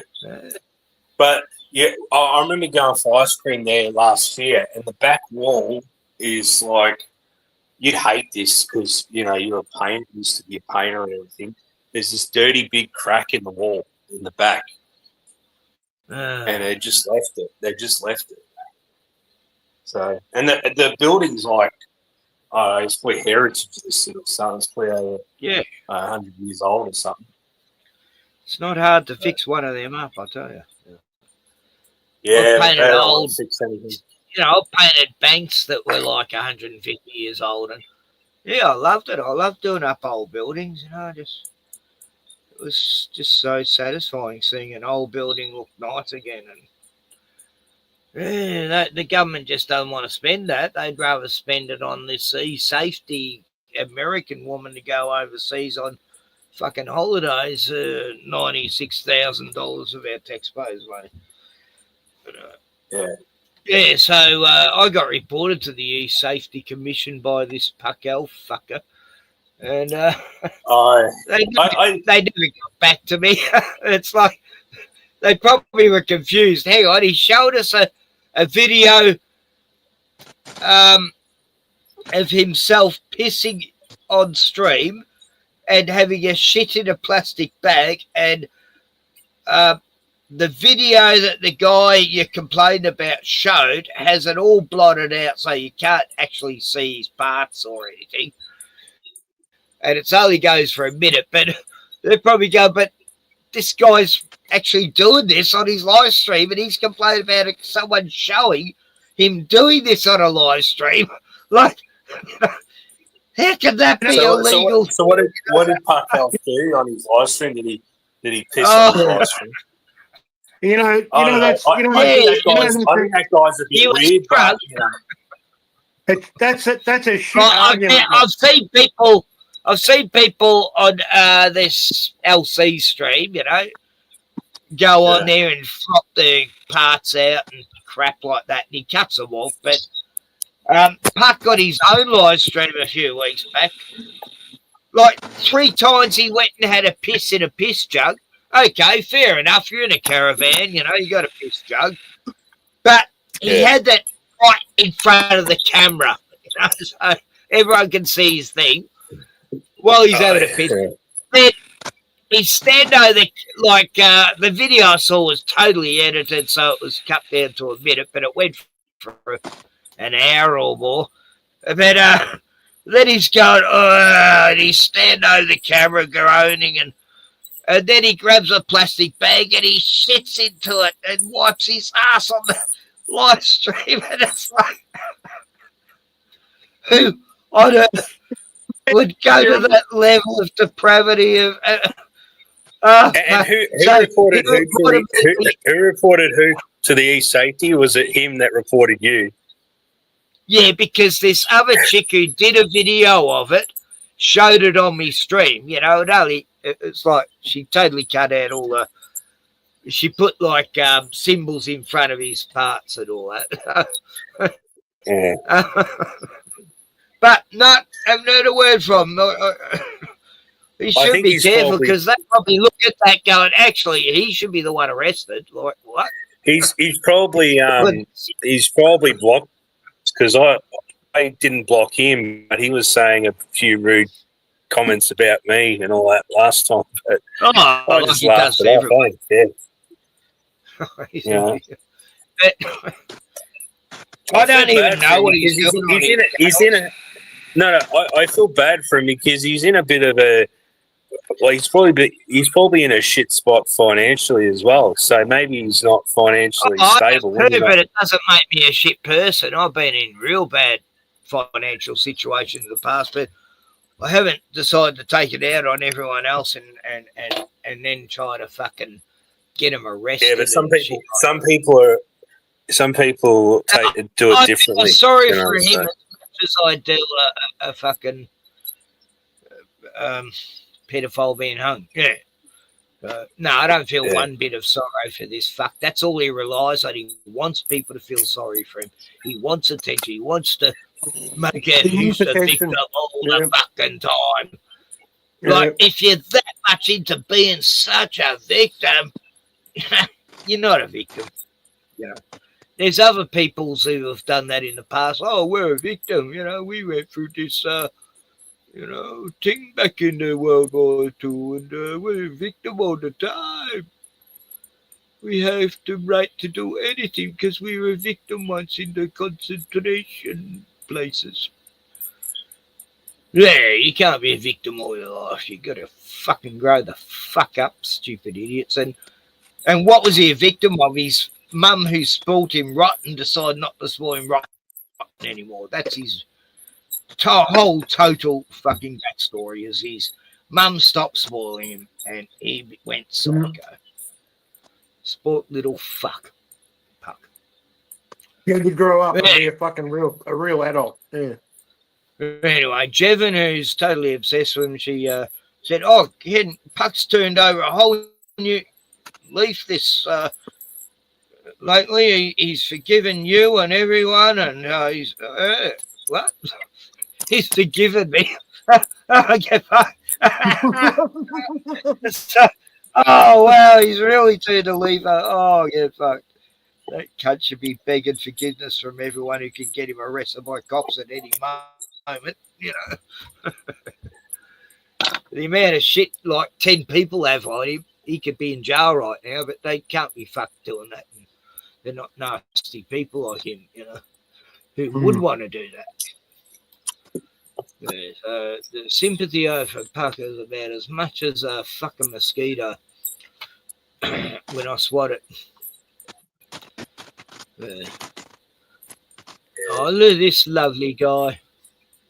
4 p.m. at Coles. An ex-pro basketballer, Terry Treepoint, can't believe the specials. After giving himself a cool, refreshing yogurting, just $2, he sachets back to check out the monster drink fridge, but has difficulty with the door. Then a cheeky dance with the Frito-Lay display as he roams around the chips section. All half price this week at Coles. Terry Treepoint is loving it, and the fans love him. With a celebratory pat on the back from staff, he heads to the fruit and vegetable section. Terry tries the tenderness of Trust tomatoes and the freshest taste of Queensland bananas. Down to $3 a kilo. Taste those organic seedless grapes. Just $3 a kilo. Lettuce leaves, also a super hot price. So hot, you could work up a sweat. Normal. Oh, Terry. Roma tomatoes down to $1.37 a kilo. 4 p.m. at Coles. An ex-pro basketballer, Terry Treepoint, can't believe the specials. After giving himself a cool, refreshing yogurting, just $2, he sachets back to check out the That's monster. Compton-ass Terry from Compton. He's straight out of Compton, and he's in. Have you seen Viva La Bam? Remember the show Viva La Bam with the skateboarder Bam Majera? He had MTV. He was on MTV, and they had Roger. They had a character on there. They called him Compton Ass Terry, and he was like a guy from this random bloke from Compton, and he was black, and he'd always wear his jeans baggy and all that. That was funny. Yeah. I remember that show, man. Yeah, he's come back now. I think he started skateboarding again. That bloke. What's this? And they done like a documentary as well. Oh, it was pretty good. And they're on trail. They didn't look Like his parents are still alive and everything. So, yeah. Even his dad. What's Yeah, his dad. Yeah, he's funny. This is, when horses race, right? Yeah. They would race a lot better if the jockey wasn't on them. They'd be lighter. They could run faster. And this proves Yeah. it. 100%. Oh, jockey gets fucking king hit by a horse next door. Oh, you get knocked out. Oh, there on Blue Horse is off without him. Horse is gone without him. oh yeah, it's light. I got this. Nobody shot.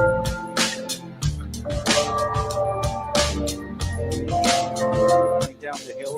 Also Taja Lola, who veered off a true line. Grenoble further back, and Hula Baloo. And it wins, doesn't it? It wins. Then one for the gaffer on the inside box. You have to win for sure. Behind these, they head now inside the final 2.5 furlongs. Mr. Big Stuff trying to 4 horses running on. Why am I running so fast with my mask on my back? Hey, man, on my Yeah, back. it's a photo finish. It's almost a week. Look at that clean finish. Yeah. Oh, big fucking headbutt. And You don't fuck with horses. so William Hewitt was ready. Nah, that was beautiful. That's good. That horse. Yeah, every horse race should be like that. I'd actually put a bet on if that was the case. If some jockey lost it, and I'd put a bet on. No, did it? Won. He won. Yeah, but if more horses were like that, I'd put more bets on. Yeah. But they had to make him the winner. I mean, he went past the finish line despite the jockey. There is no law whether the jockey's on or not, I don't think. No, yeah. they don't need a jockey. Yeah. Greyhounds. Well, if they don't need a jockey, then what's the point of having a jockey then? I know. Greyhounds don't need jockeys, I'm telling you about the money, man. The jockey wants the money too, Yeah, and then the trainers want money, and then the people that own the racehorse, they want the money. Well, most involved in racehorsing are fucking gangsters. I fucking hate horse racing and greyhound racing. I mean, but that was a good one. I love that. Yeah. That's something different. Yeah, so, anyway, enough of Facebook. Jono! Well, wildaussiewoman's not a victim either. Yeah, we're being very shit, but we don't want to claim it and go, oh, that's my ticket because I went through some bad stuff and that. And feel sorry for me. I found a cool off-grid, Aussie off-grid channel, Ken. I think that's what it's called. I think it's called Aussie off-grid. So have I. I found another guy who... He's an old guy. He looks like Santa, and he lives in Western Australia. I think it's I didn't know Santa lives in Western Australia. He's a cool channel, man. I think I got the same guy. I think you'll like him, man. Glenn, I think I found him the other day. Hang on. Okay. Yeah. Off-grid Aussie. What is this? Off-grid Aussie.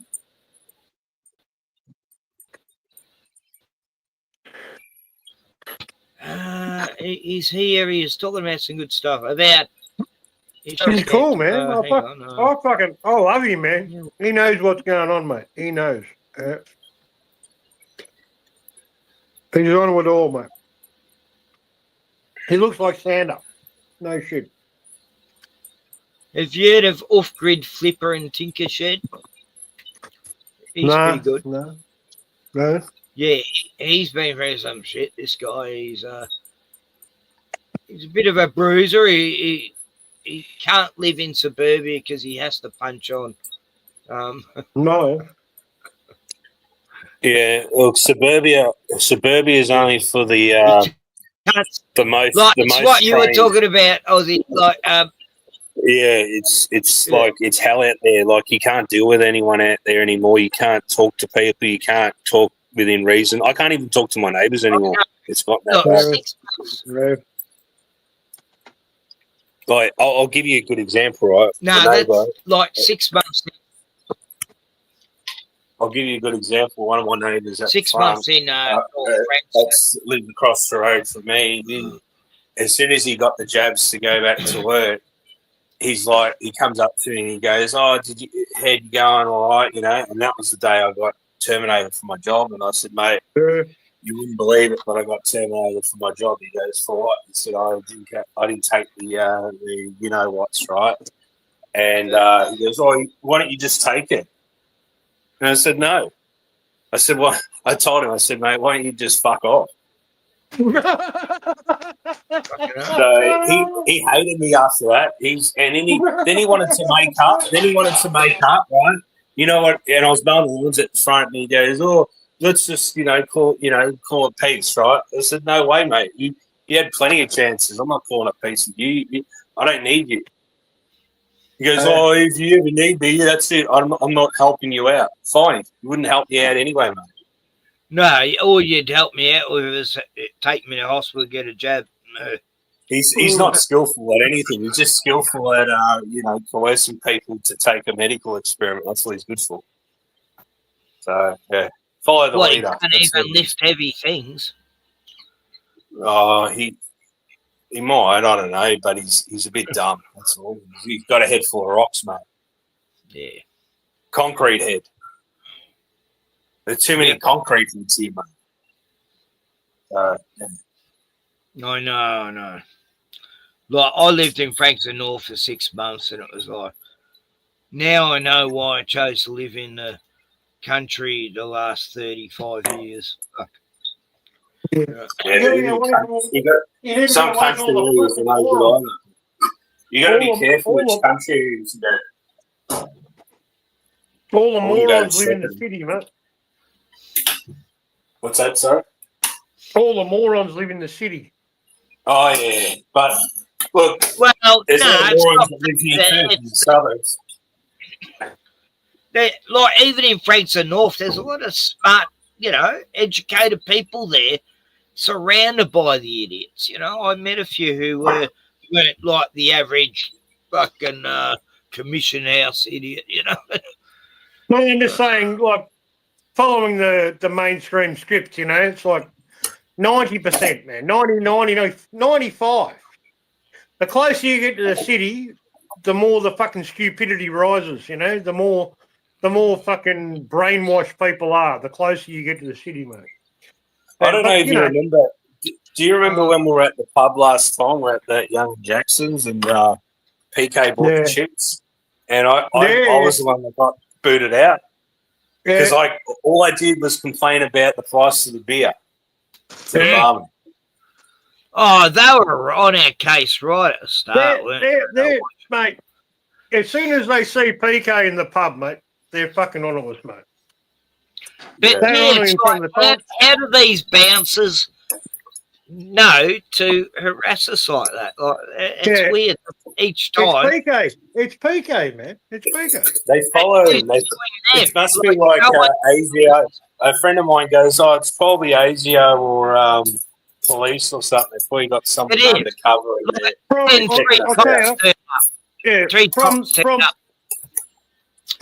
the very first meeting. Yeah, from the very first meeting they ever had at Young and Jackson's, right? There was it was undercover cops, mate, watching, listening. It was a female too. Yeah, but It was an when I undercover was there female. last time, my friend that was there, he noticed that there was a few people that were like looking at us and they were sitting down at the bar and they looked a bit weird, or they were just staring Yeah, at there us was or a writing woman down there notes. last time. There's a woman Yeah, but there. the woman, there was this old woman there, and I'm thinking, why would you be here? This is a dive bar. This is usually for men, Yeah. Why would you be here on a I don't know if it was a Thursday or Friday night, or I think it was Friday night or something. Friday, yeah, I think Friday. But why would you be on your own in a bar by yourself on a Friday night? That doesn't make sense. Unless you're meeting up. In Melbourne. In Melbourne, yeah. I don't get it. Nah, that night I went there, like that last meet up I went to, it was it was like definitely they were picking on us, they were like, this guy comes up, this bouncer, and just snatches me beer out of my hand, and I just paid for it, Yeah. You go, what are you doing? And I went mental about that, And then the cops. You didn't like it when you called him Harvey. That's what happened. Oh yeah, Harvey. We called him Harvey, and he didn't like it. He knew who Harvey was. I know, and he looked like Harvey, but he was actually a Muslim, and I feel bad about but that. But he knew who Harvey was. That's what's the most strangest part of it. And I even said to him, look, I did not mean to call you Harvey, like, don't be upset, you Harvey. obviously hate him as much as I do, Because I fucking... Oh, Bruno's back. He's been out there looking at the kangaroos. So, Glenn, did you talk to PK much, or is he doing something for Christmas? Or? He won't answer the phone, will he? No. I just haven't talked to him for, I don't know, maybe a year and a half, some shit like that. Yeah, it's been a while, man. Yeah. I caught up with his son. I think he's can't remember his name, but he I think his name's Lee or something. Lee. I caught up with him in the city last year, I think, because they had a thing on, but I got there late, and my friend we caught up with my mate later on because he didn't want to go to Young Jackson. So yeah. He thought he was a bit weirded out from last time we went, so he was thinking that there was going to be spooks there again. So yeah. He just dropped me off there, and he went somewhere else, and then he came back. So we rendezvoused somewhere else. I want to catch up with you, man. I do. I do. Yeah. I just had a rough time, man. The last couple of years, I was fucking homeless and. I annoyed the fuck out of him, and then he didn't want to talk to me, and then I don't blame him. Were you drunk? In a bad place. Hey?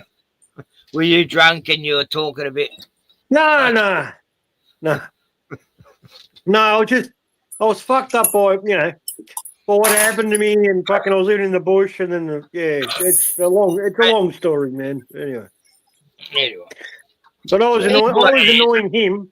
I was annoying him about a woman while he was fucking trying to seduce a woman, So it was a bad situation. Yeah. Yeah, nothing worse than listening to a guy who's just split up with a woman, and it's like, oh no. I was the annoying cunt. I understand it, but I never got invested. Like when I was split up with a woman, I never take it personal, and unless they tried to. But none of the women I split up with tried to fuck me over in any way. Most of us, I'm still good friends with, So, I haven't had any luck, mate. That's a good thing. Luck. No luck. Yeah, I always had a good separation thing, where didn't take it personal, like you probably start I might have, a few women I'd take it personal. I want to smash the new boyfriend up or something, but in the end, it's their choice, and I can't do anything about it. You're You got to probably get up. you're Grow probably up. better off. Yeah. I used to think you're lost. Yeah, I'm a No, much you're better probably cunt you you're chose. probably you're probably better off alone, because you save a bit of money and you can work on yourself a bit, and you don't have That's to it. worry about a second wheel, and you got to pay for her. You got to buy drinks. You got to love her. You got to buy gifts every birthday and Valentine's and Christmas. That's right, mate. It all adds I've up. only got to worry about my own stupidity, mate. No one else's. That's right. It's not about buying her drinks. Hey, Derek. Hey. But think of all the money. Think of all the money that you save from not going out with chicks. Like, chicks cost you money sometimes. So it's like, Cost you fucking heaps. No, That's all I look, care about, mate. the girlfriends I had, we always paid our own way. Like, 1 week it's my payday, I shout, and then the next week she's shouting. Yeah, that's how it works. Those days are long gone, Ken. yeah, they've been gone for a long time. Look, I've never I'd say been at ripped least 20 years. by a woman, so, I haven't got that anger that a lot of guys do when they have a bad separation-ish thing, and I'm glad. Yeah. I've been ripped That's off. why apparently all the nightclubs. Have you seen all the nightclubs? They're going bust because only women are going out, but the men aren't paying for the drinks anymore. They're not going out, so it's nightclubs are going broke. Yeah. So, they don't want us to get down. but it was the men that propped those places up. We were buying all the drinks every time we went out. We'd be buying all the drinks. Yeah. That's right. Have you heard of the G-Man show, Ozzy? Yeah, I watched that a lot. It's probably why I probably kind of overflow of what he says. Yeah, man. Yeah, It's true. It's gonna keep you on the straight and narrow, mate, because he speaks truth, man. He's good. I wouldn't say dating someone, but I was seeing someone that didn't get the shots. But she lived out near, I think it was like Morwell or something. It was a bit far. What? And mate. but I was meeting her in the city. Like, we had a lot in common, but it just because she wanted to have a baby, and then she wanted to have it with me because I was, supposedly unjabbed, and then we went on a couple of dates in the city, but it didn't work out. She wanted me to move over there. I said, look, there's no work opportunity over there. I have to sell up everything. And you're paying a house off in fucking in your place, yeah. But she had her place paid off, and I said, mate, why don't you go? Why don't we sell up both our houses and buy something together? And she's like, no, I don't want to do that. So. I just found out about the real estate values in Melbourne, man. Like your side of the city is the fucking lowest, man. The lowest values, man. Yeah, but like, everyone's coming here. Like, it's good value. You can get, like there was a guy up in Bacchus Marsh, who's up in Darley today, and you can buy a house for 400,000, mate. Fuck me dead. Yeah, there was a dump in Darley today. This guy's gutting everything, and he's going to live in it. And he goes, it was better to renovate, right? Get all his mates that were all tradies to renovate and sub it out, than to buy a new house that's made out of shit, balsa wood. They probably put biscuits in the concrete. Oh, everywhere, man. Every new house has got all the new houses are shit. There is no concrete. There's no concrete in your slab, mate. It's all fucking foam. Yeah. That's right. Yeah. So, and then that's why I decided to buy something already existing, because like my house, I think it's about 20 something years old or something, but Oh, yeah. it's pretty solid for what it is. It's fairly new, but it's pretty solid. You know, I don't have to do much to it. It's like a big caravan. If you think of a caravan, it's like having 3 caravans or 4 caravans. No. It's not big, but it's something. Yeah. It's livable. It's yours, man. It's your own. Yeah. No, as long as you got your own. That's the best you can hope for. Your own place, mate. Yeah. But it's a lot of hard work, you know. But the thing is, you got to buy low. You got to really buy at the low end. Like if I was to buy a house now, forget it. I wouldn't be able to afford it.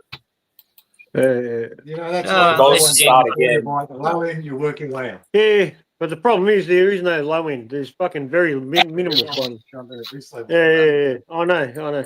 I remember there used to be more than one. It used to be more than 2 levels. You know, it used to be, 50 grand, 100 grand, 200 grand, 300 grand, 500 grand, $1 million. You know what I mean? It was all different areas before. 70, yeah. No, 80s, 90s, even into the 90s. Bought mine for 63 and 86. Yeah, even in the 90s, you could still buy land. You could still buy a house for 60 grand in the 90s. Yeah. I think I got a newspaper from like the late 90s, and I think it was like even where I live, it was a local paper from here, and there were houses selling for 60. So I think you are right. Yeah, that's true, man. I know it. That was on the lower end. I think that was on the lower end. I think back then. Yeah. 2000s or 1999. I think average house cost for you 100 grand or something. Yeah, it was 100. It was 100 by 2000, man. Yeah, the cheapest. Yeah, that's true. Yeah, but there used to be, poor areas, middle class, rich. You know what I mean? Now it's just all the fucking same. Everywhere's the same price. You know? Yeah. There is no poor. There is no cheap. There is no medium. There is no rich. You know? It's just, there's rich. Like still. sometimes There's still rich, when I but do, there's no cheap. There is no cheap anymore, man. Sometimes when I do my job, I get confused if I'm in a new area because every house or street looks the same. Yeah. I feel like I'm in one of those like when they have those people that they're in the back rooms. I feel like I'm in the back rooms and I'm like I'm lost and I'm trying to get out. Yeah.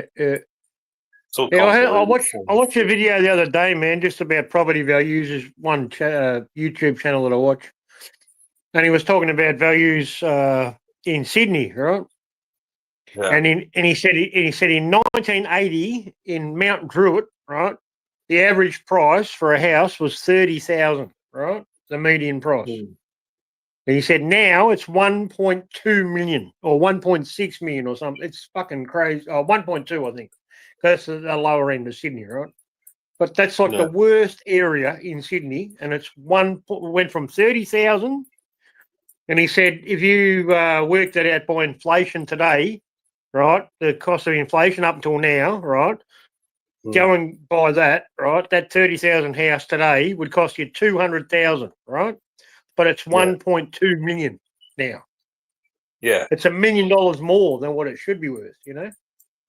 Yeah, Going that's back, what I say. That I was working on a Saturday and they had an auction, and I yelled out to the bloke. I said, "Hey, how much do you selling this house for?" And he goes, "Oh, 800 or what." I said, "Mate, it wouldn't even cost price of this house to put it together for like a builder would probably only cost." I told him, I said, "It'll only probably materials alone would cost probably 20 grand to get the materials for the house." Yeah, it's the land. So why is there all this markup? What's this markup for? And he's getting all confused and everything. And yeah, no one's buying. It's all about the land, man. Because all the value's in the land. That's where it all comes from, man. Not the house. Yeah, but you can't mine for oil or dig for gold underneath the house. No, it's all inflated. It's all bullshit, man. It's all bullshit. Of course. It's like that. It's like that Meatloaf song. Yeah. There's a Meatloaf song that he goes, "You can't drill for oil on a city street." Yeah. There's one guy that I watch, man. Yeah, he said it's not that the property's worth, increased in value. It's actually, the more the property increases, it's actually the lower that the dollar is actually worth, man. The value of the dollar is dropping, right? So everything costs more, right? But it's not worth more because your dollar, it's got less value. That's what's going on. It's being debased, The A value family of the friend dollar. of mine, is much older, and he goes, "Oh, if you were to buy a house, or what you should do is buy another house and rent it out, and then sell it in 5 years." And I said, "Look, I can't. I'm on the pension. I don't want to disrupt that and have if things turn to shit, then I don't really have a safety net, Yeah, But he that's goes, right, "Oh, man. you can make money out of it, Yeah, I know that, but in my position, it's a bit difficult. Like I have to try other means, Yeah, as long as you get a But roof over it your head, doesn't man, matter. It you're doesn't okay. matter anyway. We can't take it after we die anyway. Like money, like that's what have enough to survive, and that's it. Like I don't know. Yeah, who cares? Who cares when you're dead? Doesn't matter. Yeah. Take it, cunts. I don't But give a fuck. my mate, he passed a couple of years ago. He died like he was just, I think he was 40 something, I think 42 or something. Passed away Yeah. suddenly. Died of a heart attack. So Died suddenly.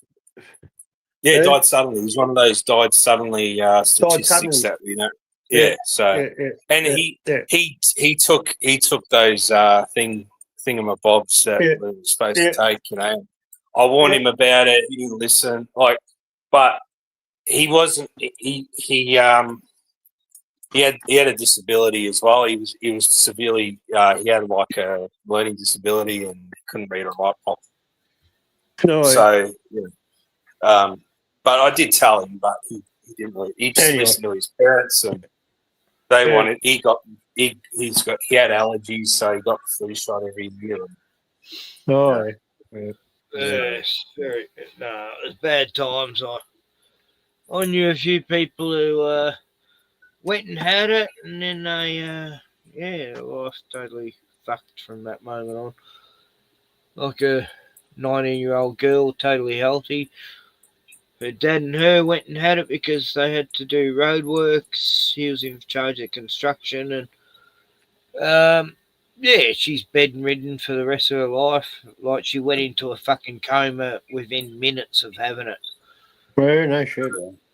And while her dad's telling me this, I'm with these friends of mine who are all, and I say, guys, after hearing that, are you still going to go have it? And they go, oh, yeah. So, what? Did you just hear what Simon said? Fucking idiots. Oh, my God. Anyway, I do think there was a lot of placebo shots. Oh, they had to be, mate. They had to be. Yeah. They couldn't just like put a bad shot of evidence. No, I think it was like 10% got the real bad one. It was like they didn't want the whole experiment to look obvious, so they could only make it test a few people. Anyway, Bill Gates, Fauci, and all them. They're sitting pretty now. Bill Gates is still bringing out new programs to dim the sun and fucking make us connect with AI and fucking that evil. Yeah, Ken, I don't want to be a pain in the ass, but I really want you to play the rest of that video when you stop. You kept interrupting. The good part. The good part was coming, mate. Yeah. Okay. Oh shit, that's not it. This one's why I'm opting out of society to live in a ghost town, right? Move away from society and opt out of society and live off grid completely alone, almost like like a hermit, or potentially Okay, life on the road I'll indefinitely. I haven't really made up my mind about that yet, but I wanted your guys' input on this. Yeah, this guy's. Yeah, he's What's the got name a of the lot channel, man? Is he? Oh, yeah, American. No. He sounded a bit. He sounded What? Australian. A bit. Oh, Yeah, he's that guy. he sounds Australian. Oh, He sounded Australian. he's pretty Aussie. Yeah. Yeah. Off-grid flipper. Yeah. At Tinker Shed. Did you find the? You know who the? You know who the set? You know who the Santa Claus looking dude who's? I was telling you about. Aussie off-grid or off-grid Aussie. Yeah. Yeah. Yeah, I only found him yesterday, man. Hey, I'm sub. He's cool as, man. Start to And see he lives this. in We're already starting Western to see, of Australia course, in too. Europe. We're going to start to see it more prominently in the United States. Make no mistake about it, right? I hate to break everyone's heart, but it's already passed in Texas. As of the 1st of January, 2026, every single adult in Texas, per Bill SB 2420, will have to submit to age verification to use basic services like Apple or Google. Yeah, just like in me. Australia, they said that eventually they admitted that adults would have to even verify their age to conduct a basic Google search. And of course, this wasn't immediately told to the Australian people once it was introduced as an under 16s social media age ban. It was later revealed to them. So this is how this goes. Oh yeah, I cancelled my StreamYard account today. You go. For some reason, I didn't have enough funds for the money to go into their account, and I go, oh fuck, I was going to cancel it anyway. So I went and cancelled it, so they can't take that fucking, what is it, Yeah. $44 a month or something. What? $40? Fuck. 44. And that's cheap compared to what it used to be, you know. So what's going to happen after that? Are you going to lockstep across multiple. Sorry, Ken, are you going to just keep streaming, or what's going to happen? Well, I think because I pay for YouTube, I'm on premium, that I don't have to prove my age to YouTube because they already know my age. Because I've used my credit card, you know. We'll see what I happens got after. sick of We'll see what ads. happens after. We'll see what happens after the 27th of December, mate. That's good. Yeah, 27th is when they're going to start trying to implicate things and shit. Yeah, I don't know. I think it's all going to fail.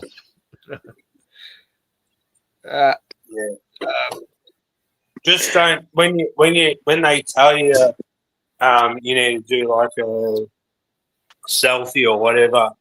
I'm just going to wait. It says that I've got 180 days to save my account, so I'll wait until June next year. Yeah, I'll reconvene. No. So I'll just do a selfie of Clint Eastwood or something. Now, apparently, I all was you need is a thinking Labrador. I was thinking of buying a burqa and just doing a selfie in a burqa. Get a burqa. No, I'm serious. You get a $5 burqa from eBay. I'm sorry. I'm sorry. I'm sorry. No. But I'm Islam. I'm Islam. No. You have to understand, right? If you're going to use a burqa, they're only going to identify you as Pauline Hanson, so that won't work. Yeah, maybe not. I was thinking it. I was seriously considering. So it's one of the ideas. Anyway, we'll find out, mate. 27th of December. I don't give. Look, if we don't get VPNs happening, man, we're all fucked. It's over. You know. That's it. You actually have to pay for a VPN now. I can't. No, there won't be any free ones anymore. Oh no, there won't be. No, they've already done that. Yeah, they've already done it. Yeah, I believe that. Yeah. I can't get one. I have to use a special. Well, I shouldn't say really, but I've got a special browser where I can do the stuff that a VPN will. It's I've got Brave browser, but you can get a Brave VPN for like $10 a month. But I don't know. Like I think we will have to pay for that soon. Yeah, we're gonna have to. We're gonna have to, man. Otherwise, it's over. Yeah. We'll find out anyway. Yeah, we'll find it's out. all about the children, protecting them and that. Yeah, we're keeping the children safe. Yeah, we all know. We all know that. It's always about protecting the children, even though they got these Yeah. safe school, after school training sessions. going on. And apparently all under 16s can go to this site called Blue something. Blue Sky, and it's a total wokey, lefty, traddy, inclusive of everything that's to do with the filthiest thing you can imagine. Yeah, children are allowed to go to that site to chat You on. can go there. Yeah. Like, Absolutely. how fucking hypocritical is this, you know? We don't want you going to all these other sites, TikTok and blah, blah, blah, and YouTube, Facebook. But And another thing, go like, to our do I look under 16? Do I look under 16? Why do I have to be banned from? I've been locked out of my Facebook account. Yeah, I've been. That's what my screen name is. Been deplatformed from Facebook. Oh, yesterday they said, you got to do a selfie or something or a 10 second. They haven't done it to me yet on Facebook. I just checked. And they said your account's been deactivated until You better verify your age, you young I whippersnapper. don't really use Facebook anyway. Well, it'll get to the stage. Does this face look I'll 16 send a years old photo. to you? I'll send a photo Oh, of yeah. me face, and they'll go, No. "How do we know you're that age, though? You could have that. What's that disease people get where they age real quick? You I could don't have know. that for all we Yeah. know, and you could be like 14. You know? Yeah, Go, yeah. No, I'm actually 67. You fucking. Well, I identify as something else Yeah. older than 16. Yeah, teenagers can say, you know, If we hang all on, identify as 17-year-olds, we'll be all right. I identify as an adult, even though I'm a 14-year-old, okay? Yeah. And to be right, you know, because you should be allowed to identify as whatever you want. You can So identify as any all age. these kids under 16 can just say they identify as someone older than 16 for that week, you know. Cool. And I'm a teapot next week, you know. Yeah, that's right. Yeah, play the rest of the video, Ken. Play the video and we'll talk about it after. Yeah. Where is he? Yeah, so There's a bit more, man. Anyway. It gets better. It gets better. You gotta play the whole video, man. Sorry, but yeah, it's good. Yep. No, it's good because we won't get well, he doesn't copyright anyway. No, you won't be. Yeah. Okay. So this is what's her name? Mary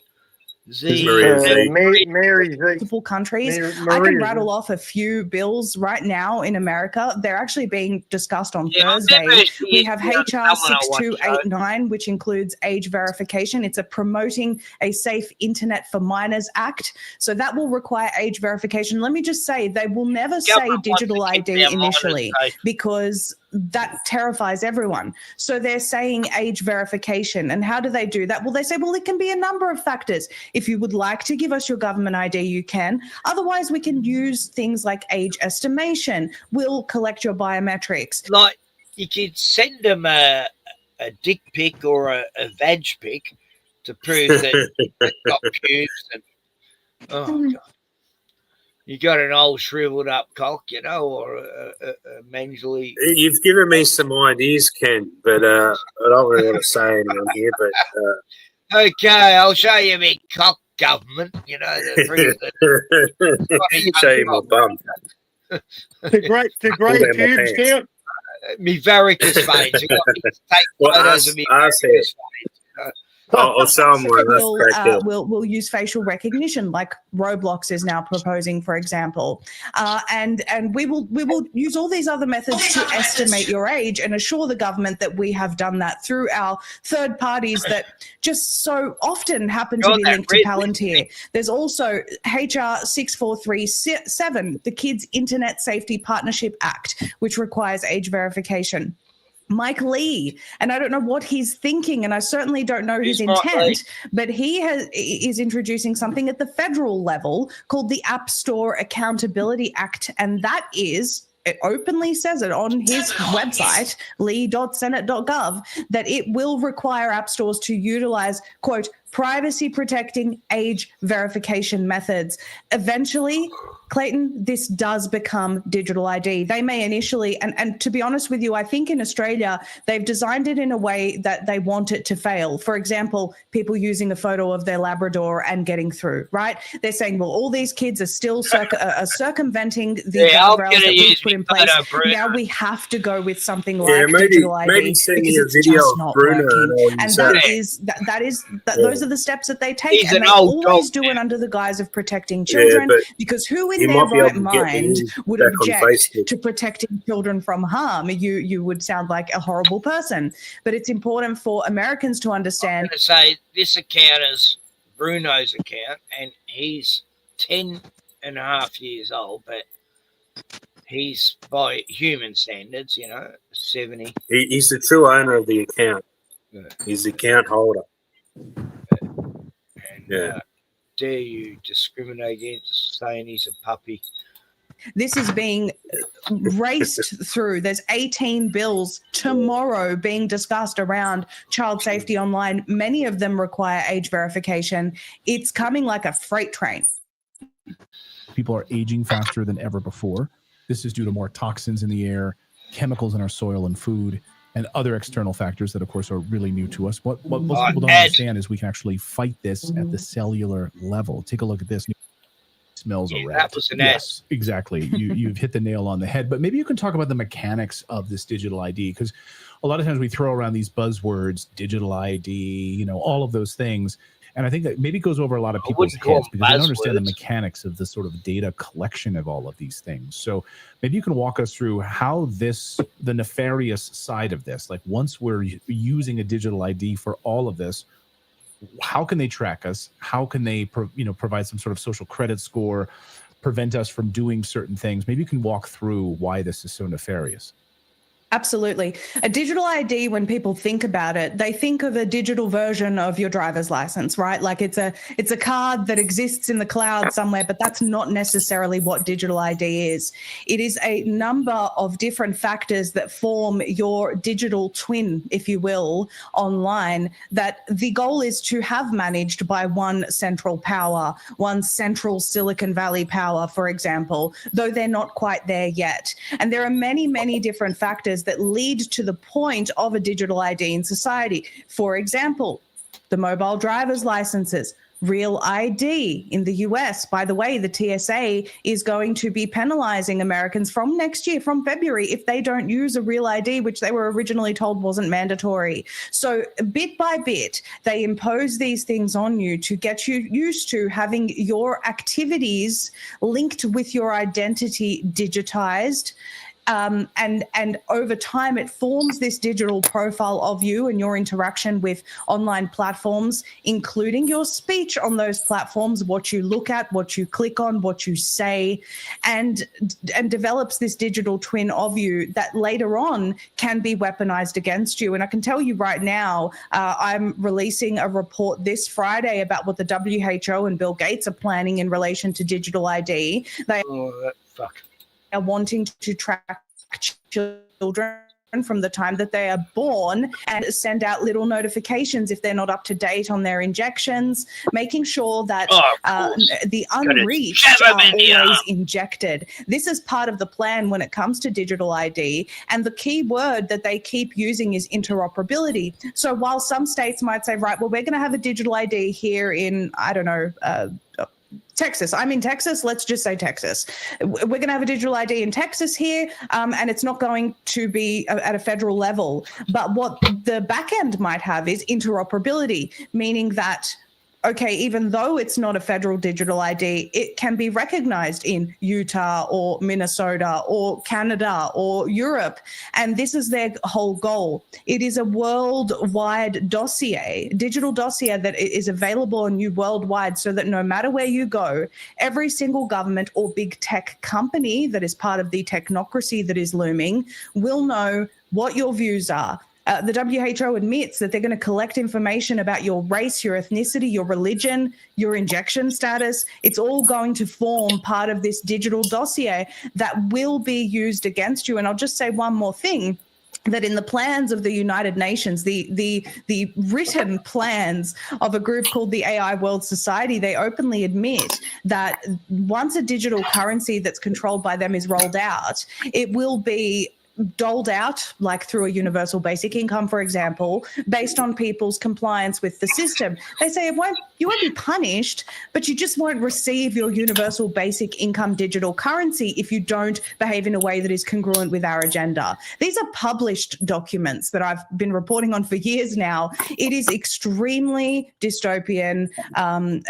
Again, Australia is not the only country that is doing this. I'll just rattle off a very quick list to you. You have Denmark, France, Malaysia, UK, Germany, Spain, the European Union, obviously, Greece, Brazil, and of course the US are all working on what is going to form digital ID, the ultimate control system. And once a digital ID is in place, it is impossible for you to stand against any agendas. The conversation you were just having with your prior guest, Natalie, you wouldn't be allowed to have it with a digital ID because all of a sudden it's linked to your banking, your ability to pay your bills, your ability to travel. Everything is linked digitally, managed by Sauron at Palantir. Sauron, that's a good way to put it. Exactly. I'll get you out of here on this, Maria, which is, what are the kids saying? I mean, in Australia, 16 and under, I mean, not that they're like an organized group that are out there taking to the streets, 12-year-olds and so forth. You took away our Snapchat or whatever, but what does the backlash in Australia look like?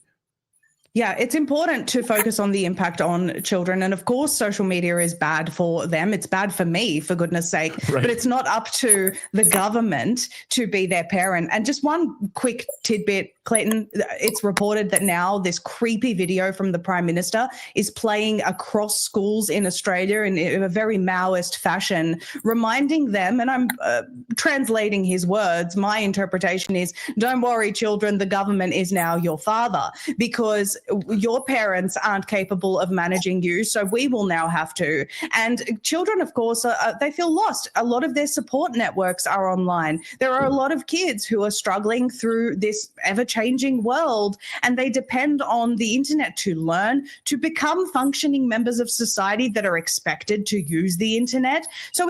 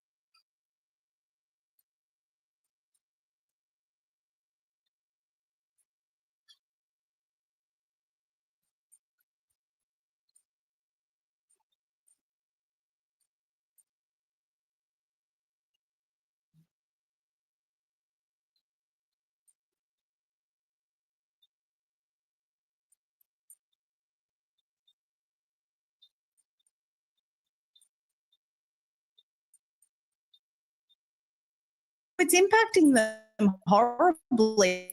And there is, I will say one other thing, there is a high court challenge where 2 children are actually involved in that, because they've said that the impact on them is drastic and very damaging. And so that's set to go ahead next year, I believe.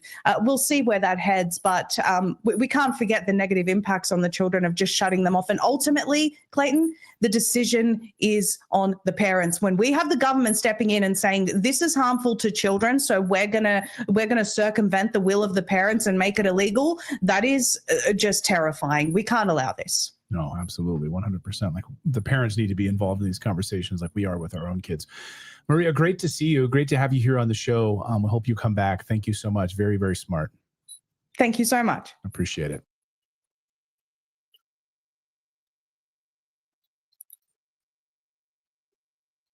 Yeah, so I don't know what VPN is going to do if all these other countries are involved. So if you set your VPN to Denmark or We're able to get away I from don't that. know, And Yugoslavia or look, something. you can't or- get away from it. It's coming for all of us. And the Yeah. problem is no one pays attention. Yeah, but so what do? We all sit here and whinge about it. No, we say fuck the government and we say no. The answer is no. The problem is everyone said yes. That's why we're fucked. Well, I agree with the ban Yes. on under 16. Well, it's the problem is there's many sites that under 16s can still visit and still use, And right? they'll find ways in. Right? They And can they'll still find no. ways in. The government's allowed the other sites, and the other sites are fucking pedophile networks. The ones they're allowed to use. So they can't use this one, so they'll be sent to that one, and those ones they're going to are fucking dangerous. So you're saying just let them all use it the way they're using it now. Is that what Yes. you're saying? Yes. Right. When you got if you got bullied at school, that's got nothing to do with it. No. If you got bullied That's at an school, excuse as soon for you. as school was over, you weren't bullied anymore. Did you get bullied at school? No, because I told Do you know people who got bullied at school? Plenty. Did they have the internet?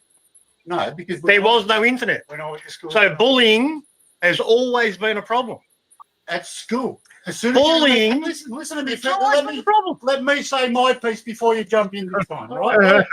Yeah, let Darren talk. It's not what. It's not. It's not what you think, man. If you leave school, It's an excuse. The bullying's over because you don't have contact with those school people. Don't have bullying You go after. home. You don't have bullying. No, hang on, listen. You go home. Hmm. Yeah. Yeah. You're not bullied at home. You're not bullied at bullied home. Yeah. Right? You sure? By who? By your parents. And You can be bullied anywhere. You can be No, bullied anywhere. But the bully at Yeah, school. but let You're Darren make the twisting this point. big time. All right. The bully at school. You talk to Darren. I'll give up. You talk to Darren. Listen. No, he's trying to say something. Yet. I'm not trying to say something, and everyone's cutting me off, right? What I'm trying to say is a bully at school can pick on a kid. As soon as school's over, that kid goes home and it's over for the day. It'll happen again tomorrow. And I agree with that. That's a bad thing. But with the internet, the bullying is 24 hours a day because those bullies are onto their internet. And they're fucking getting into them at home when they're asleep. No one's denying. No one's denying that happens. That's why the fucking ban. No one's denying that happens. But that's an excuse. You're That's still an cutting me excuse. off. You're still cutting me off. That's an excuse. That's why the ban on under 16s is a good thing because as an adult, you learn to cope or get away from it or change your ways. But a kid doesn't. But a kid doesn't. If you're a responsible parent, you got to make sure you know what platforms your kids are on and what they're watching. You know? Okay. So you're saying I wasn't a responsible parent because I let my kids use all that? You didn't have it. No. That's the problem then, wasn't it? Not at all. No. What I'm saying is you haven't got 24-hour control over what your kids are on their phone, what they're doing. 24-hour control. Who's got Right. 24-hour control? Who? Right. Who's got 24-hour control? So how can you blame a parent? When they go to bed and they get on their phone, you don't know what they're doing. You don't know what site they're on. You don't know who's contacting them. Yeah, but by the way you bring them up, it's like they'll It's about being choose. a parent. It's about being a They parent. would being a choose responsible parent. what they're The going to government wants to be the watch. parent. That's Oh, the fuck. fucking problem there. The government wants God to be the damn. parent. Shut the fuck up. What I'm saying is, if you bring them up right anyway, they're not going to go to 6 sites anyway, or you know, only if it was from a critical point of view. You know, they realise the bullshit on the internet, so they don't get sucked into it. You know. Yeah, okay. Teach them the right way. Okay, you teach them the right way. But when you were an adolescent and your mum told you don't play with your dick, did you play with your dick? We all did. We all did. As an adolescent, as a kid, everyone experiments. Right? You can. I'm against hard drugs, but don't think I haven't tried them. The problem is the end goal. The end goal is total control over everybody, everything. That's the problem. That's what we're talking about, man. Oh well, yeah, that's where it's going. I don't believe that. But That's where it's going, man. That's where it's going. Children are just an excuse because nobody wants children to be hurt. Well, I agree. Nobody in the world wants children to be hurt. Well, Nobody. Let it be known that I agree with the under 16. Yeah, it sounds like a great idea. It sounds fantastic. No, it sounds fabulous. It sounds fabulous. In your life under No. It sounds fabulous. It sounds. It's so good. Getting a bit. They're telling it to you because they always put children first. They put children out there. They say protect the children, look after the children. That's what it's all about. They use emotion to control your mind. Yeah, we've already established that, though, Glenn. You know, the government They use emotion. always use that. You know. Yeah, they use emotion to control us, man. Yeah, we all care about children. There isn't any good people in the world who don't care about children. There isn't any. Only evil cunts don't care about children. Anyway, it's like my year 7 English teacher used to say. What is the emotive language that this media story is using in journalism? It's called emotive language. We got taught that in high school, and I don't know and this is just a public school. Like, I don't know if anyone else got taught that, but we looked at an issue, like, you know, if there was an issue of, like, for instance, they had letters to the editor. Do you like people that are tattooed to work in retail, for instance, right? Yes or no, you know, and you dissect the story, you know, there'd be different views in the one story. Nowadays, it's just one view, and that's all or nothing, you know? Like, if you have an opposing view on something, you're a bad They use person. your emotion to control your opinion. That's how they do it, mate. They use emotion. That's how they do it. Yeah. Because It's called everybody loves children. emotive language. Anyone with a heart loves children, right? And when something's sold to you to protect children, you go, yeah, that's a great idea because I love children. And if you don't agree, you must hate children. That's not the truth. Yeah. That's how they control us. I'm not saying that. It's all psychology. It's psychology. It is psychology. That's what it is. That's what it is. It's psychology. Yeah. They understand how we think, man. They understand, man. Yeah. It's an easy target, you know. I've got a lot of little ones in my life, mate. Yeah. What I'm saying is where we're going is they're going to control all of us using that emotional control. Look, don't worry about it. It's all going to be okay at the end of the day. Yeah, anyway, we just won't be on the internet anymore, that's all, because we won't be allowed, you know. Unless you do the iris scan, the fingerprint scan, the birth certificate, the fucking driver's license, you won't be allowed to use the fucking internet. That's where we're going, man. And if you do, you'll be under the social credit system like they got in China. And that's where the whole world's going. I've been talking about this for fucking 10 years.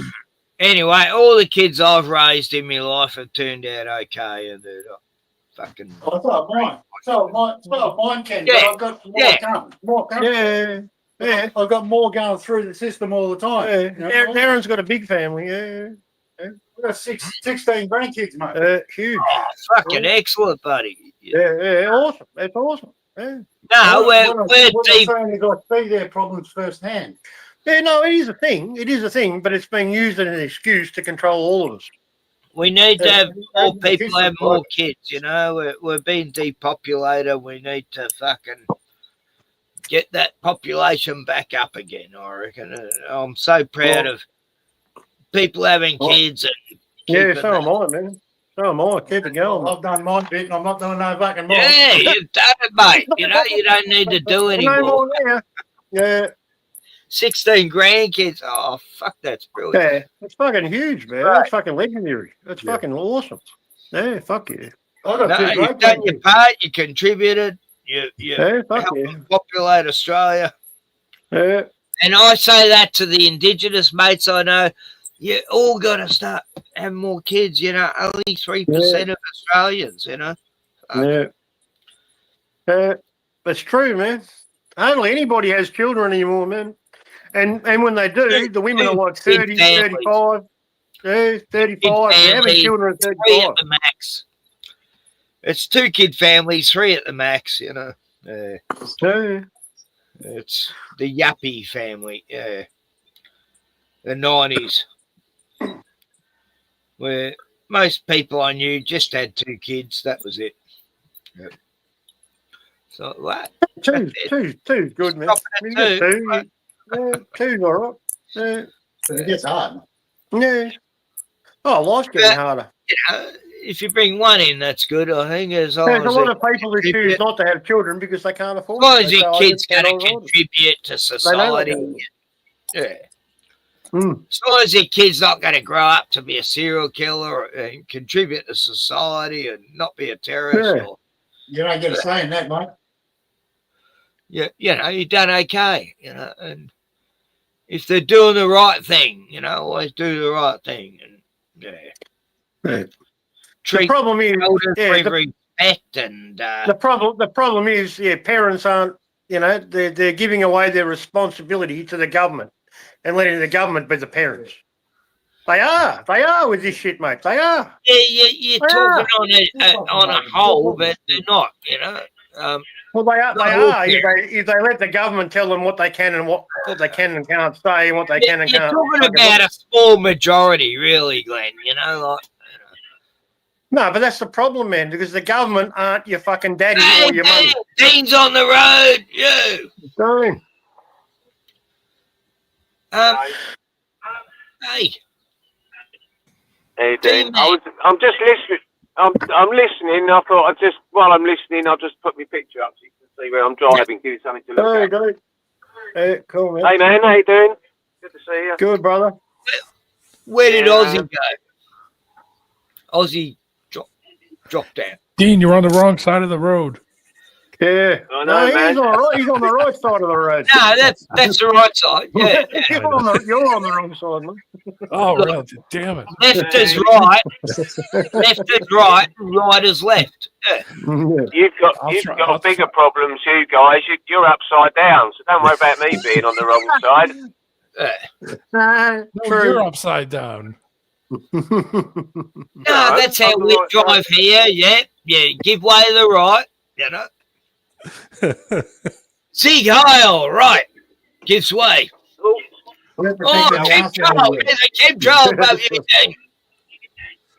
Dean, they're spraying you. They're following you in your truck, and chemtrail's above you. Look at all that traffic. Sounds like he's got. Oh, hey, what is he?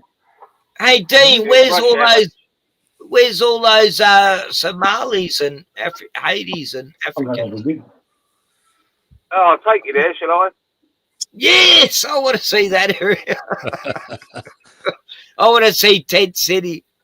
Come on. Oh, I think I see some. Actually, we're going to go past a lot of travellers.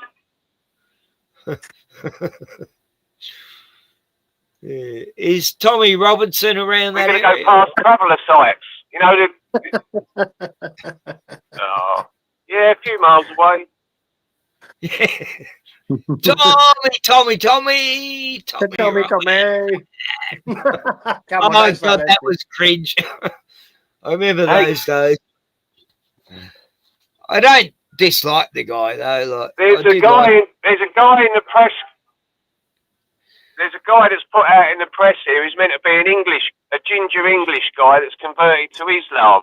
So he goes around wearing, like, I don't know, a burqa or whatever guys wear. So he's always in the press, you know. But when you look close, it's bloody Tommy Robinson dressed up. So he seems to be the same guy playing both sides. Islam, and next minute, I'm not kidding. I'm not kidding. You put him. We did hang around with the idea. But, you know, that's not even his real name, is it? The guy's just an actor. I know. Of course. Yeah. Oh, look, he had everyone's talking for it. Nah, Dean, he had me for a while. I thought, oh, wow, I like this guy. He seems like a real down-to-earth, true blue guy on the streets. And, yeah, he's had relatives that were messed up with by the Muzzy gangs. But then as it goes on, it's like, hang on, this guy's, like, shilling for the special chosens and stuff. And, yeah. That guy's name is Jordan Horner. Horner. Right. Dean, D-Man knows her. I looked it All up. right. Tommy Roberts. Oh God, I hated those shits. I know a lot of people who fucking love him, man, and they think he's legit. And, yeah, it's crazy, man. Oh, England thinks he's still. He's like the Trump, of England. Yeah. But, He's a character, mate. Different, another character. Yeah. Oh, what a convenience. He was in a cell right next to Julian Assange, What? What? They put them all together, these main characters in our life, these ones on stage, and they all get to talk to each other in prison, Julian and Robbie were best buddies. Talk through the cell doors, hey, Julian, can you hear me? Yeah, Robbie, it's terrible what they do to us. We're victims. I don't know. And Julian Assange, since he's come back to Australia, nothing. No word about him. What's he doing? He marched across Sydney Harbour Bridge, one protest, and that was it. That's all I've heard of Julian Assange since he's been back, man. The whole world was pleading for his release, and then he got released and no one blinked. Yeah, not a word. What the hell? He was never in, Ken. It was just pantomime.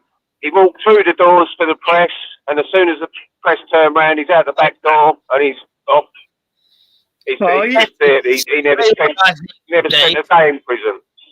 He lived in a cupboard in an embassy for like 10 years, right? In a cupboard. I half believed it until he got released. When he got released, and then there was no media coverage hardly. It was just like slipped on the carpet. I go, oh wow, he's part of this. He's part of the system. When I found out that Pamela Anderson visited him, right, in the Ecuadorian embassy, I'm like, okay, this is bullshit. Hey, you leave Pamela and her 2 good points alone. 2 good points. That's all she's got. 2 good points. Yeah. Man. Pamela's political ness is just silly. Nah, look, don't bring celebrities You into sure that ain't a bit?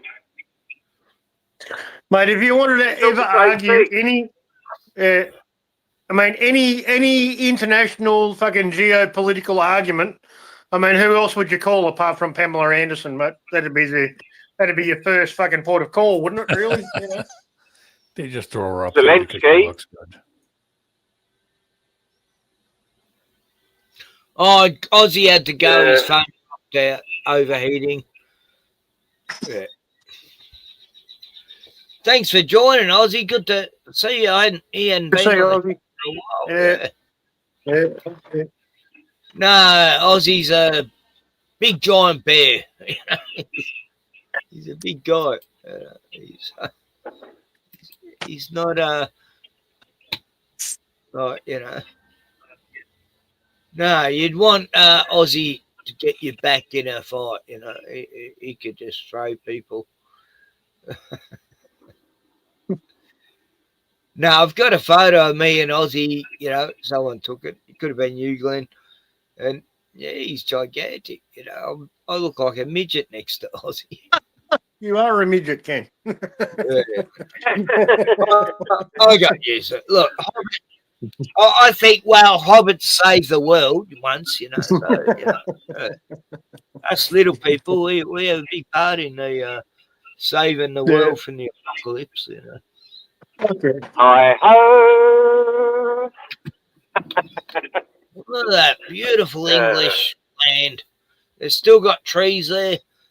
They got chemtrails. But Jono said chemtrails. when I was young, Dean, I used to watch Doctor Who, in the 60s. Right from 1963, I was like 4 years old. I remember watching the first episodes and I just loved it. And it was my favourite show all through the 60s and 70s. And I love Doctor Who. And I wanted to go to England just because of Doctor Who, I just wanted to. Yeah. Well, you know, I am part English and Scottish and German and. But yeah, I always wanted to, you know, just long to go to that part. When I was a kid, they would on public TV they would show all the UK TV shows. Have You Been Served? Benny Oh, Hill. really?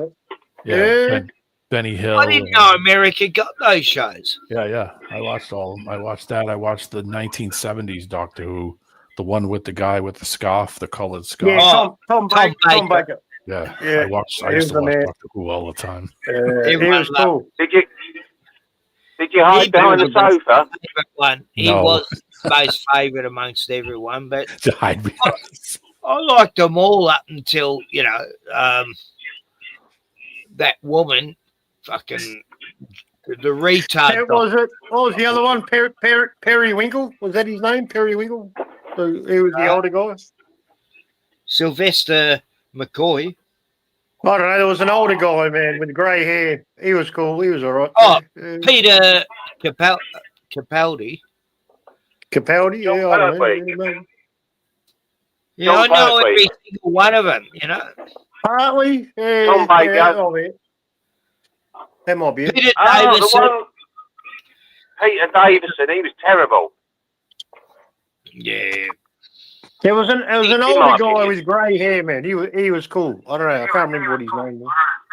Willie Hurtnell, the original. Yeah. I remember one after Tom Baker. The one after Tom Baker, the one what I saw. I don't know. Now you might be thinking of Tom Pertwee. I mean, John Pertwee. Yeah, that'd be him. That'd be He him. had the white fuzzy hair and Yeah.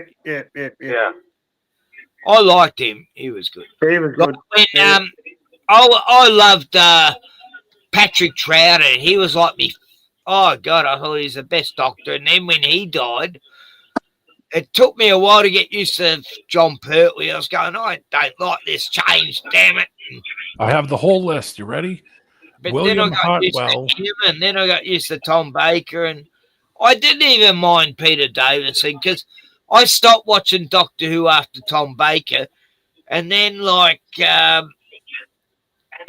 God, 20 years later, I started watching it again when I started smoking weed. And Ken, I have the whole list. You ready? Yeah, roll the names. Yeah, go.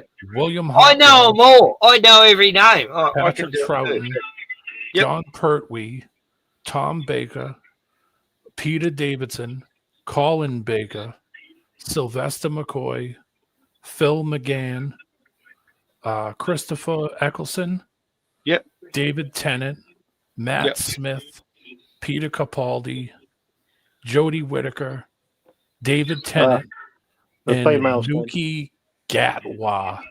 Yeah, he's the gay black Somali guy. It's like, that's it. hey, we fucked Doctor Who with a woman. Let's fuck it more with a gay black guy. an immigrant English Somali black guy who's gay.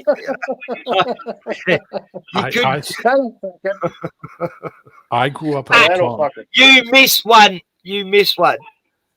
You missed William Hurtnell. No, he was the first guy. I said it. William Hurtnell. I thought you started off with Patrick Troughton. William Hartnell was the first one, 1963 to 1966. And you got one doctor. No, two doctors, right? You forgot Peter Cushing, who played in the Doctor Who movies. There were two of them. They were terrible. The original Doctor Who movie with him with Peter Cushing was good, but the second one was just terrible. And then there was Rowan Atkinson, you know, Mr. Bean. Oh, bullshit. Yeah, he did get the fuck out of me. Yeah, it was like a 45-minute one where it was a mock of Doctor Who with Mr. Bean.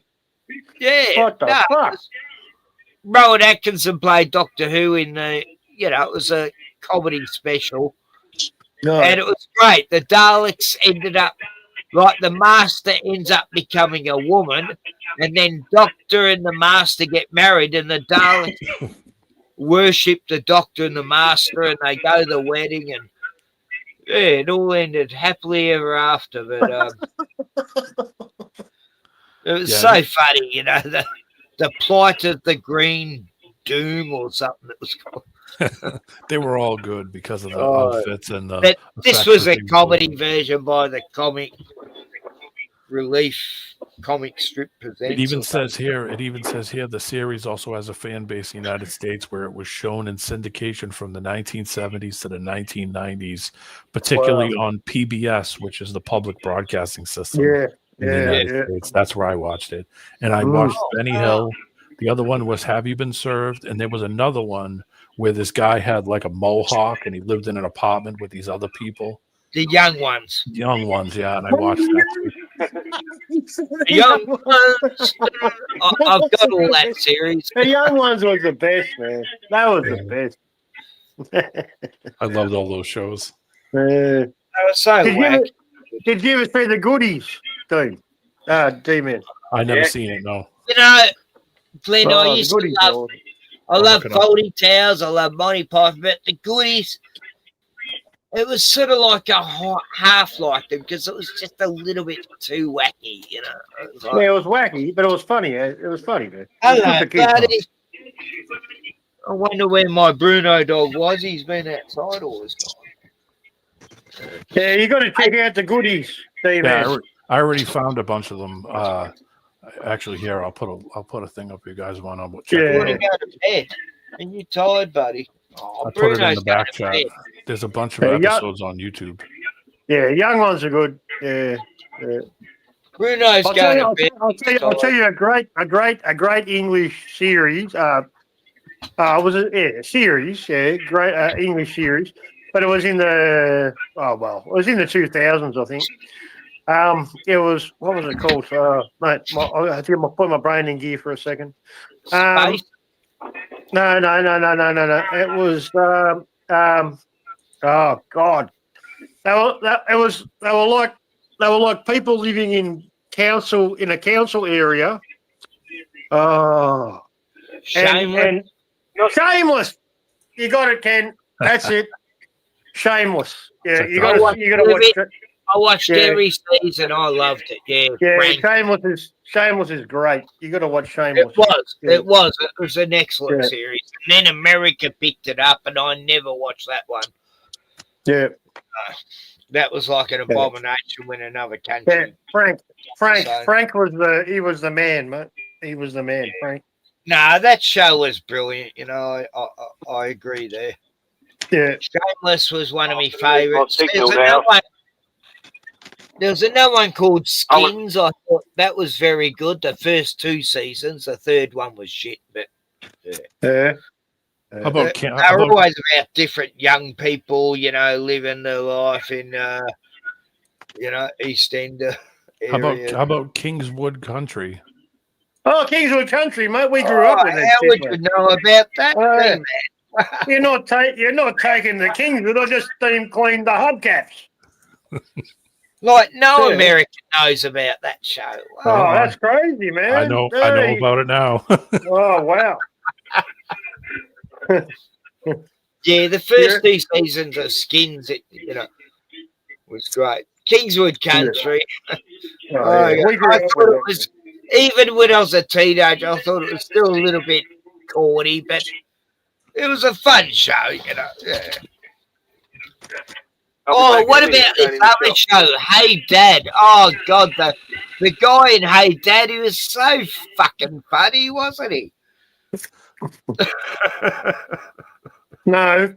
We had a series, D-Man, called Hey Dad, and I remember re-watching it with me mates back in the late 90s, and I'm going, that guy's a pedo. He's a fucking idiot. There's something wrong with this guy. And me and me mates be watching the show. I had a lot of street kids living with me then. I had a halfway house, but we'd be watching this show and we'd be watching the actors' interaction with this guy. And his supposed daughters in the show, they hated his guts, you could tell. And even his son, you know, all of them seemed to hate him, you know, by the body language. And it's like, it was such a forced humour show. It was so pathetic. The humour was just terrible. And Betty from Walgett. Oh, Betty was the only funny one in it, and even she was half funny, but she was the dopey, silly secretary. And yeah, they all come out 20 years later saying he was molesting the 2 young girls on the show. And yeah, me and me mates were 100% right when we were watching this show because you know, only is this, you watch shows about body language and studying of psychopaths and these fucks. And then we were watching this show from the 80s and, oh, wow, were we analysing it? You know, we were totally putting it together. This guy's a PDF. Sure enough, 20 years later, he gets arrested. I threw links for you, Ken, in the private chat. Those are all the 3 that we were talking about. There's all the episodes. I'll have to sit and watch them. That's awesome, you know, about Kingswood Country, D, man. That's awesome, man. That's very that's real Australian culture, man. I mean, the show was a joke. The show was a joke, but that was our time, man. Those cars and the way the people talk to each other and the humour. Yeah, that's the way we were, man. That's the way we used to be. Oh, you found the hate that. Found them all. Oh, look at this creep. This is a prick. He got caught in Thailand. Yeah. And like, besides all the stuff that happened when he was on the set of this show, he got done with all this other stuff over there, you know. And like, this guy's in jail forever. This was before Rolf Harris too, man. Before Rolf Harris. Yeah. I'll speed it up. So yeah. God. I like that era. I like the 70s. I like the 60s and 70s. So do I watch a lot of shows from that some nights. Yeah, me and Ken, we are remnants from that time, mate. We're the last of the. Yeah.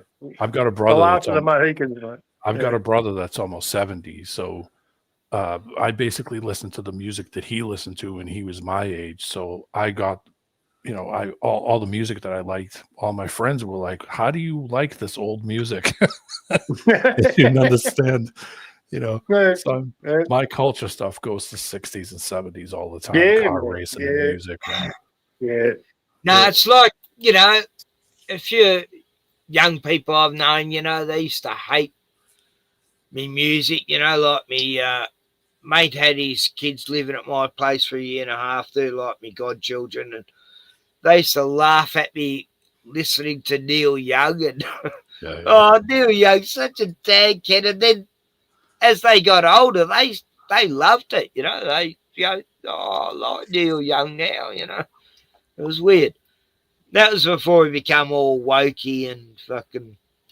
Yeah, no, American music, man, from the 70s was fucking incredible, mate. It was some fucking beautiful music, man. Yeah, I listened to the young people learned to like the old music because I introduced them to it. I had friends who were really into music from other countries, so I got to listen to Australian rock music and popular music that was around in Australia and England and Scotland, and I got to listen to all the different culture music because we had a local library that had a huge record in the basement. They had a huge record. You could listen to records from all over the world. So I got to listen to all kinds of stuff, like music from my parents and generation and all kinds of stuff. Cool. Look at this fucking maggot. Here's a mate of. This is it. Hey, Dad. Yeah, this is Hey, Dad. Here's the next generation of Rolf. What was his name? What was his name? Martin. Oh, what a... Look out! Robert Hughes.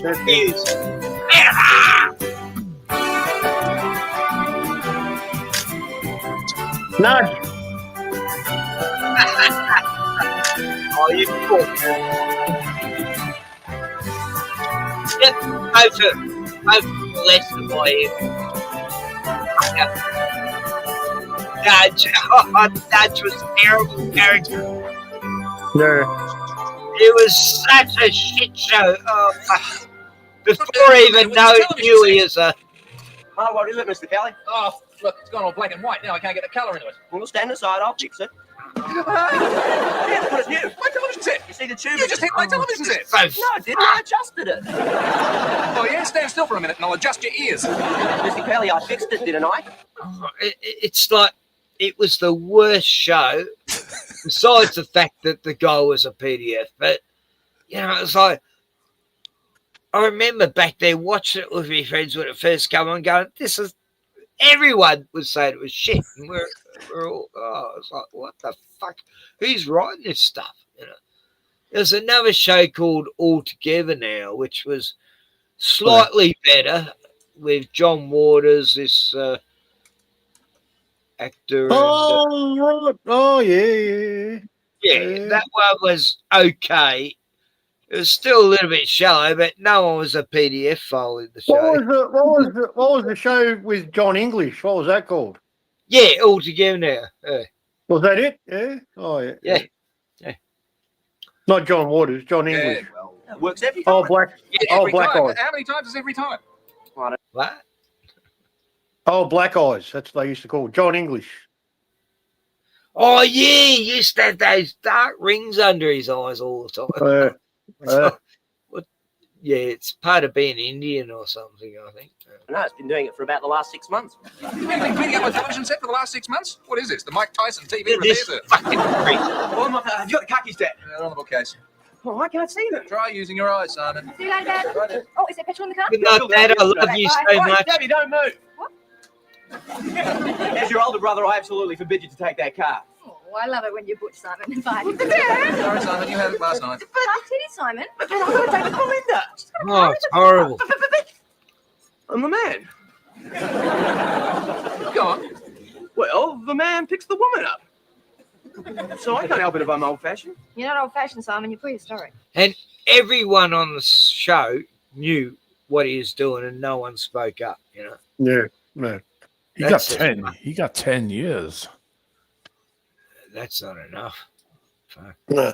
I'd give him, you know, hey, where's the nearest tree and where's the nearest rope? And, yeah, that'd be into it. Let's all go together. What, in the one car? All three of us? Yes. Oh, Stu. Come on, Simon. We're getting late. Oh, just a minute. Aren't you forgetting something? What? Him. Sorry, Dad. He's all yours. No. Yeah, it's all right. I'll pay you to take him. Too late, Mr. Kelly. They paid me to stay. Oh, it's so bad, Demon. I mean, fuck it. I mean, it gives me the creeps, that show. It's like watching some evil 60s puppet show that I used to see that used to give me nightmares. I don't know if you ever saw these evil puppet shows from the 60s, but fuck. When I was a kid. We need some Kingswood country. Yeah. It's the second link. Oh, right. Yeah, that's more wholesome. Yeah, that's our standard, mate. This is what we love. This shit. Yeah.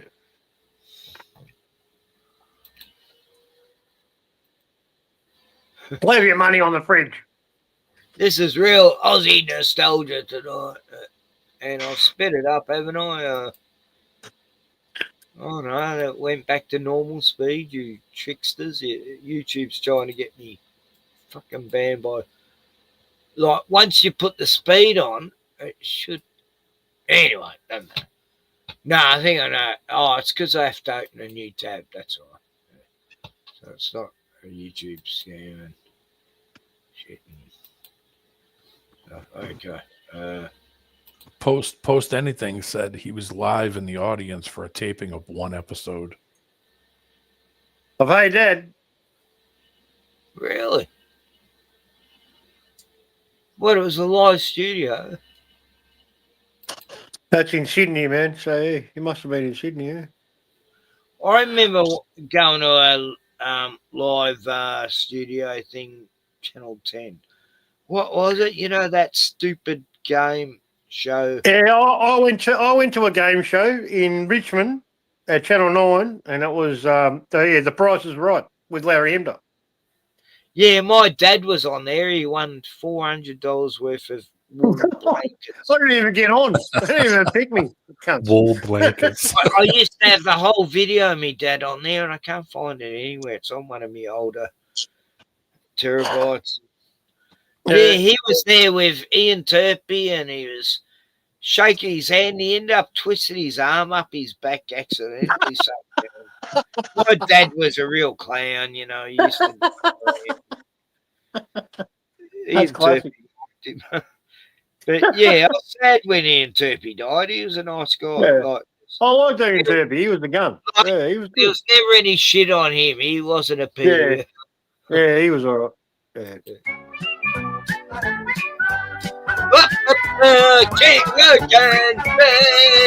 Where's Wazzy Girl?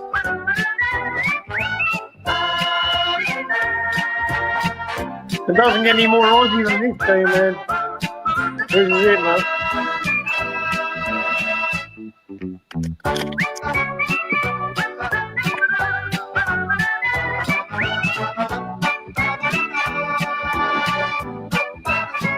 I still used to think it was pretty shit, this show, but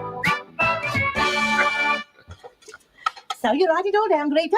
The onions must be fried in the oil, olive oil. when I used to watch this with my grandparents, and you know, I used to think it was a little bit lowbrow. I don't know. It's sort of like I just Ted was always the target, right? He was the embarrassment. You know, he was the Australian embarrassment. I thought they were just very silly. I mean, Olive oil. I appreciate them more now. Then you add the tomatoes, and the capsicums, not to mention the garlic. I said not to mention the garlic. Oh, Rotti, how funny. I said not to mention the garlic, and then you said garlic. Yeah, I suppose it's very funny. I get it. Now, can we just get on with the recipe, please? See what we got the joke. You must laugh. Why is it Australian ladies do not laugh so much? Have you seen our Australian men? Greta, you will explain to me something, please, about your father that has me puzzled. Oh, there are lots of things that puzzle me about Dad. Oh, me too. Hundreds and hundreds of things, but there is one special puzzle thing. What's that? His grandmother. Why does he always want to pickle her? Why did he take the greyhound and walk in a wheelbarrow? That was my next question. Well, you see, Dad is not your normal human being. Yo, I'm home. Hello, Dad. How was your day? Bloody shambles, of course. So much pickle me grandmother. There's two of you. Pickle me grandmother. Yeah. Dad? What do you want, girlie? And where's your hairy little friend with the van? Well, parked outside my driveway, dropping purple dandruff all over the concrete. I'll be gone in a minute, Dad. Too right, girlie. The Commodore's out in the street, and I want to get it undercover before old Looney Les lets his pigeons out for the evening's bombing raid.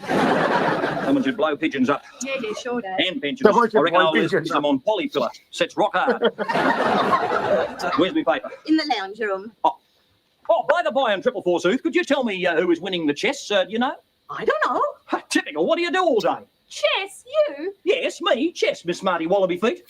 I happen to have an intense interest and knowledge about that game. Since when? Since I had a bet in it. Now, who's winning? Who cares? Typical. A man can lose his Commodore and nobody cares. The whole world's plotting against me as usual. Hey, lose the car? I've told you 100 times before, it's not a car, it's a Commodore. Oh, yeah, all right. But how could you lose the car? You only just got it back from when it was stolen the other week. Yeah, well, there was a smart ass in the pub and he had a yellow tie on. He said, come round the corner, I wanted to... Dad? Well, you know, he said he knew everything about everything and he had this yellow tie on just to provoke me. What's a yellow tie got to do with it? Never trust a bloke when he wears a yellow tie. Why not? Because he's a brownie. Something strange about blokes on the brownie. I don't know why he couldn't join the Boy Scouts like me. Dad, what have you done with this guy in the yellow tie? Well, he said that he was brainy. Brownies. Wow, I haven't heard that word for a while. The old Boy Scouts, you know. and what were the Girl Scouts? The guides. Yeah, right. Yeah. And yet in America they were called the Junior Woodchucks. And... Oh no, Right. that was Donald Duck. That's fine. Yeah, Girl Guides and brownies. Here we had Boy Scouts, Girl Scouts, and you had if you got too old for the Boy Scouts, you became an Eagle Scout All right. when you were in your teens. Not all Scout leaders are PDS. By the No. way. Yeah, just most of them. Just a couple.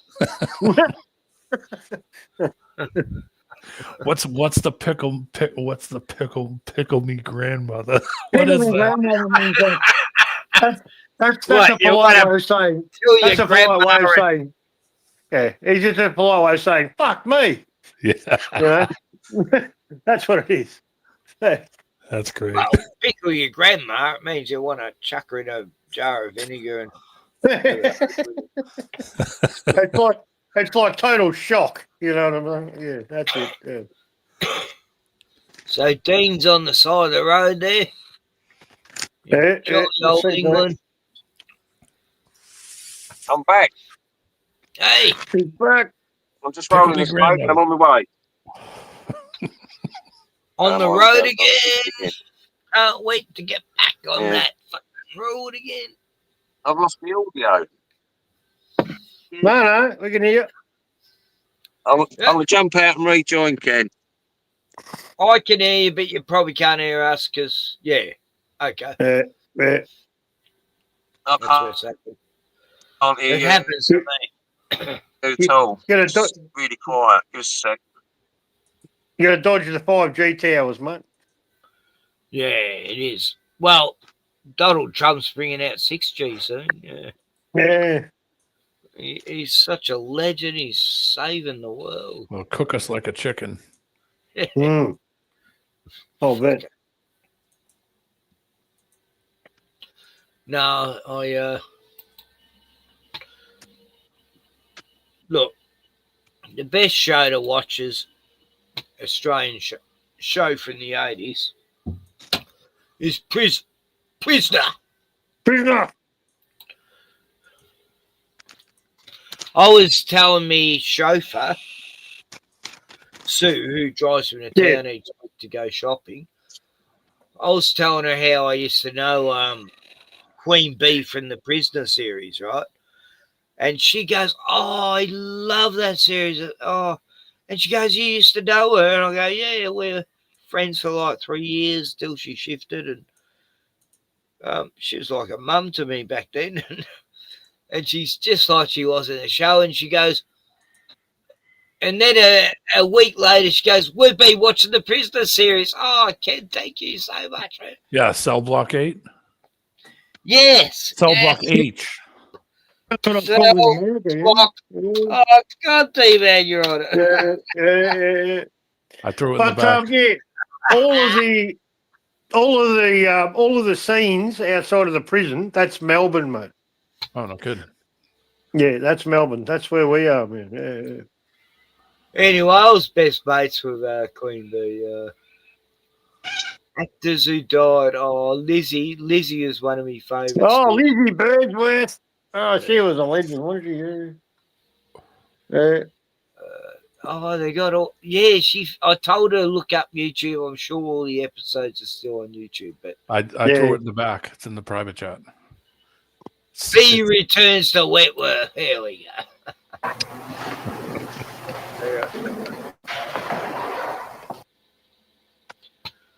Bee was Queen Bee. She was the boss. And then this other chick come in, but they ended up working it out at the end. But the other chick who ended up Queen Bee, yeah, she was actually a step mother of an ex-girlfriend of mine. Yeah.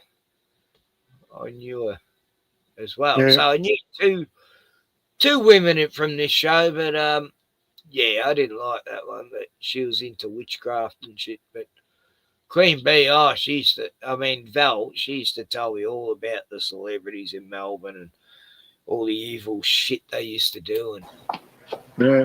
What's going on? Machines have stopped. Isn't that a surprise? What have you done about it?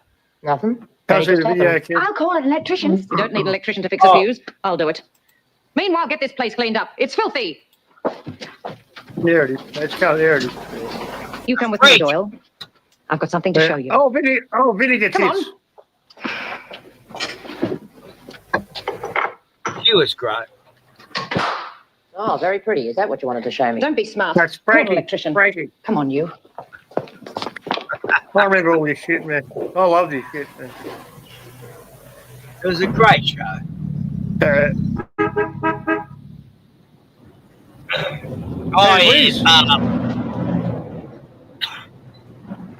Barb, I What's her think. name, Liz? No, not Liz. What's No. all this about then? Yeah, Frank. Well, not waiting out here all day. You'll do as you're told. What do you think you run this place now? Maybe. Yes. You really think you're something, don't you? You didn't have the guts to take over when B. Smith was here. I'm not afraid of B. Smith. It's easy to say now she's gone. I'd say it to her face, too. Good. Here's your opportunity. Here comes my friend B. Oh. There she is.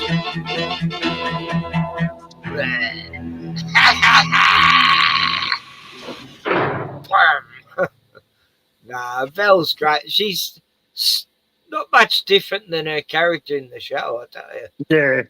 Yeah. She's very straightforward. She no bullshit. That's why I got on well with her, because she didn't mess around. My first ex, she wanted to be in her shop. You know, she had an antique shop, and all these people used to treat me like I was a piece of shit in the town, because it's a real snobby little town up in the Dandenongs. When they realised I was friends with her, they all started treating me like I was something, and they'd go in the shop, go, "Oh, you were cleaning me," and she go, "Oh, fuck off." It was great because she didn't give a fuck about these people who, you know, thought they were so good and cool. She was down to earth, and she's a legend. I found I've been trying to find her on the internet, and you can't. She's not on the internet whatsoever. I found a list. I found a list of Australian shows from the 70s. You ready? Yep. Number 96. Oh, yeah. Remember that one? That That's was Melbourne. That's Melbourne too. That's Melbourne. Exploitive show. That one. The Sullivans. The Sullivans was another one. Sullivan's 76. Melbourne. Oh, I love the Melbourne. Sullivans. I love the Melbourne. Sullivans. The Auntie Jack Show. Yeah. That was Sydney. Blankety Blanks. Oh yeah. Oh yeah, Graham Kennedy. Yeah, Graham Kennedy. Yeah. Countdown. Graham that Kennedy. was Melbourne. That was Melbourne. That's another Melbourne. And that was like at MTV, our first like music show. Top of the pops. That was Top of the Pops in Australia. Yeah. They had another one called Against the Wind. Oh yeah, that was like a mini series with John Waters and Sigrid Thornton. Yep. Oh right. Yeah, Bandstand. I see that. Happening, which was a TV series. The Real Thing. Bandstand was before Countdown, I think. That was the original Countdown. Yeah. Oh, this is in a foreign language. What is this in? I'm watching some other thing. I'm watching some other show. I don't know what this is. Oh, wow. What is this? It's an Australian show, but it's in another language. No. Might be Aboriginal. Oh, Skippy the Bush Kangaroo. Oh, Skippy. Skippy. Yeah. Oh, yeah, Skippy. Favorite show. Yeah, we grew up with Skippy. We grew up with him. Last time my granddaughter was here, you know, when they visited, I was thinking, I was showing her shows on YouTube Kids and showing her these animated shows for kids, and you know, some are so fucking annoying. And I thought, hang on, I'm going to show her something wholesome, something Australian for once, instead of all this American animated, zappy, sassy characters, you know, all talking cool. So I showed her Skippy the Bush Kangaroo from there was a 60s series, but I showed her I showed her 90s series, which was really good actually. And she loved it. It was like she much would rather watch that than these silly cartoons, you know. And she got right into it, watching Skippy. And it was just beautiful. And I'm going, oh, this is cool. Because I don't mind watching a bit of Skippy. I'll tell you another cool one, D-Man. It's called another good comedy series from Australia was called Acropolis Now. It was like Yeah, like it's the the mix Greek. like the mix of cultures. You know, you had Greek, Italian, Australian. Well, it's and more all- about the Greeks, yeah. Yeah, but they're all hanging shit on each other, like, you know, teasing each other, right? But all getting along. You know what I mean? Well, Yeah. it was brilliant, mate. It was fucking good, man. It was a good show. And Wogs out of work. Yeah, Wogs- Wogs Out of Work came after that. Yeah, that's right. Yeah. I threw that one in the back too. It's the last link. Oh, D-Man, you got to watch Black As, right? That's a great series. It's set in the northest part of Australia, you know, like the place no one ever would want to live ever. And it's about these Aboriginals who live up there, and they've been doing shows for like, 15 years now. Wow, I'm going way brilliant. back. The Terrific Adventures of the Terrible 10 was a children's series. Ken will know about that. That's before my time, I reckon. The other one, lightning. the other one was the Magic Boomerang. Oh, terrible. But, no, watch this show called Bush Mechanics, right? And then watch the follow-on show a few years later called Black As, and there's 3 or 4 seasons of it. I used to show it on my YouTube, and then I got copyrighted, and I wasn't allowed to show it anymore. But I got away with showing it quite a bit, you know.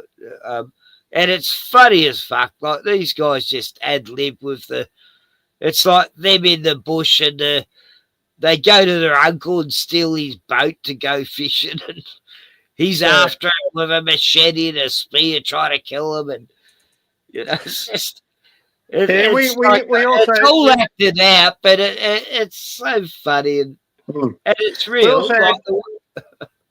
We also had comedy series, man, that were really good, man, in the 80s, yeah, going just into the 90s. So you had the Comedy Company, you had Full Frontal, Fast Forward, and I don't know, there's probably another one. The Late Show, The Late Show, that's probably the best one, man. You got to check out The Late Show. That was fucking awesome. I got a bunch of them. Matlock Police was another one. Oh, I watched that when I was young. Tom Richards. Oh, that's way back, man. That's way back. Division 4, Homicide. Homicide. Yeah, that's before I was even born, man. That shit. Yeah, I grew up with that stuff. Matlock Police was set in a country cop shop, and the amazing things that's happened in a small country, rural area. In that Blue Heelers, mate, was my police shit. Is Melbourne Bitter still for sale? Melbourne Bitter, yeah, I think so. Yeah, I think so. I found a commercial from the 70s from Melbourne Bitter. Yeah. Look, I think it's Melbourne Draft. I think. Look, when I was a kid, my grandpop used to give me beer, just a few sips, you know, and it would be Carlton Draft or Melbourne Bitter or Victoria Bitter. Yeah, VB. Yeah. What is it, like a Pilsner? That's why it's a little bitter. Nice. There's some beers that don't exist anymore. There's some that don't exist anymore. Magpie was another show. Nah, I'd never heard of that one. Around the Twist, that was a great show. That's English. That's from Britain. All right. It's mixing them Around the Twist is one Aussie's mentioned. Yeah, excellent show. Actually, it was English. Yeah. No, Around the Twist is Australian, but was it? Yeah. Oh, fuck yeah! You could get more Aussie than that show. I think it was an English version as well, man. No. Original. I know the author who used to write all these books here, and I know his daughter, and he lived in Dandenongs, and he wrote all those. Okay. And then it got made in a TV series, and they were great. It was the best Aussie kids show at the time, because it was like you know, this family living at this place at a lighthouse and all this weird shit's going on all the time. It's sort of like Aussie version of Goosebumps, but just set in this one town, you know. Well, we had the Henderson kids as well. Oh, that's when Kylie Minogue started off. Yeah. And wow, I found a Kentucky Fried Chicken commercial from Australian TV from 1970. Yeah. Oh, crap. It's actually Colonel Sanders, too. Fuck. Nah, look, there's a Kentucky in Melbourne, Dandenong it was, and they were caught actually cooking cats. Serving it to people as a joke, you know. They got caught, you know. That whole store was shut down. Paul Hogan was a spokesman for Winfield Cigarettes. Yeah. Yep. Anyhow, have a Winfield. And Uncle Sam. The Paul Hogan show, mate. Check the Paul Hogan show out. Yeah. Yeah. Uncle Sam deodorant. Yeah. Yeah, that's where he came from, man. The Paul Hogan. He had a TV show, man. Yeah, he had some movies in the United States, the Crocodile Dundee movies. Yeah. Yeah. That came after Paul Hogan there, man. The show. Yeah. The show was good, man. Yeah. Oh, no, it was like how, you know, it was since the early 70s he was doing shows on TV. Yeah. Paul Hogan show was Strop, and Delvine Delaney was the hottest chick you could ever see. Yeah, oh, yeah. Like, she used to wear these hot shorts. And she married Strop, who was the nerd on the show, which is weird. But yeah, no, he was the producer, man. Yeah, he created the show. Oh.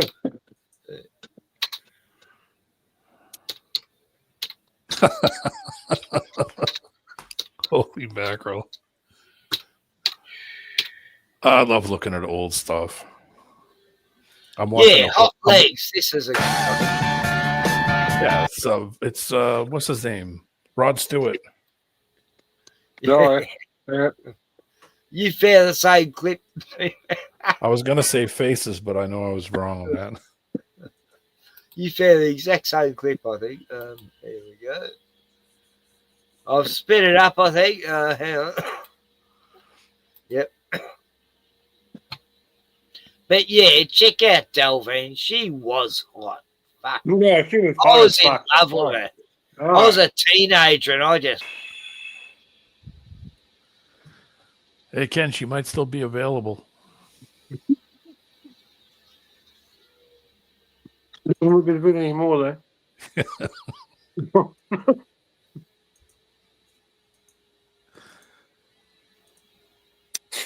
It's only 50 years ago.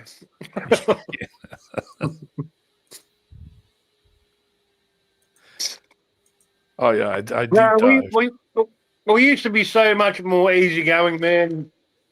You know, much more humorous, much more, you know. Yeah. Just fucking the world, Australia's, well, the whole world's changed, hasn't it? Yeah, Yeah, everything's changed. Yeah. It's everywhere. Everywhere got funny. We used to be the easiest going people in the world, mate. It was like, you know, it'd be like, how you going? It's like, yeah, all right, mate. You know, no worries. We were the no worries, you know, the no worries country. Yep. Never a problem. There's a ton of old TV stuff and a ton of commercials. Like I was just watching a Holden commercial from 1969 for the Holden HT HG series car. Oh, wow, man. Yeah, it's going back. Yeah, there's tons of stuff on YouTube. The GT. I remember that. I always wanted a GT. No, HT. Yeah. HT Oh, HG. Yeah, it's like a sedan. Yeah, that was the laugh. Oh, actually, was it? No. It went HK, HT, HG. HG was the last of the old series American style cars, and then the HQ came out in 1971, I think. I'm thinking of the Holden GT, am I? Or the Ford GT. We had a GTS, which was the coupe in those old cars. Right. Yeah. Cars. Which was more of the American style. We sort of became our own country in car design in like 1971. That's when we designed our own car. That was the first Australian design. Well, it wasn't the first, but everything before that was a copy of an American car. You know what I'm saying? Well, So, I knew thousands of people who worked at those places. They had a job for fucking all them years. Right up until a few years back, they closed them all. Yeah. Just like they did in Detroit and Chicago, you know, the car manufacturing, and they just shut it down, and the whole city's become fucking shitholes. Yeah, Ford was 2016 and Holden was 2017. That was all the these end. people who used to work in those factories, that's all they knew, and then they lost their jobs, and they had to find other jobs, and there was thousands out of work when they shut the factories down here.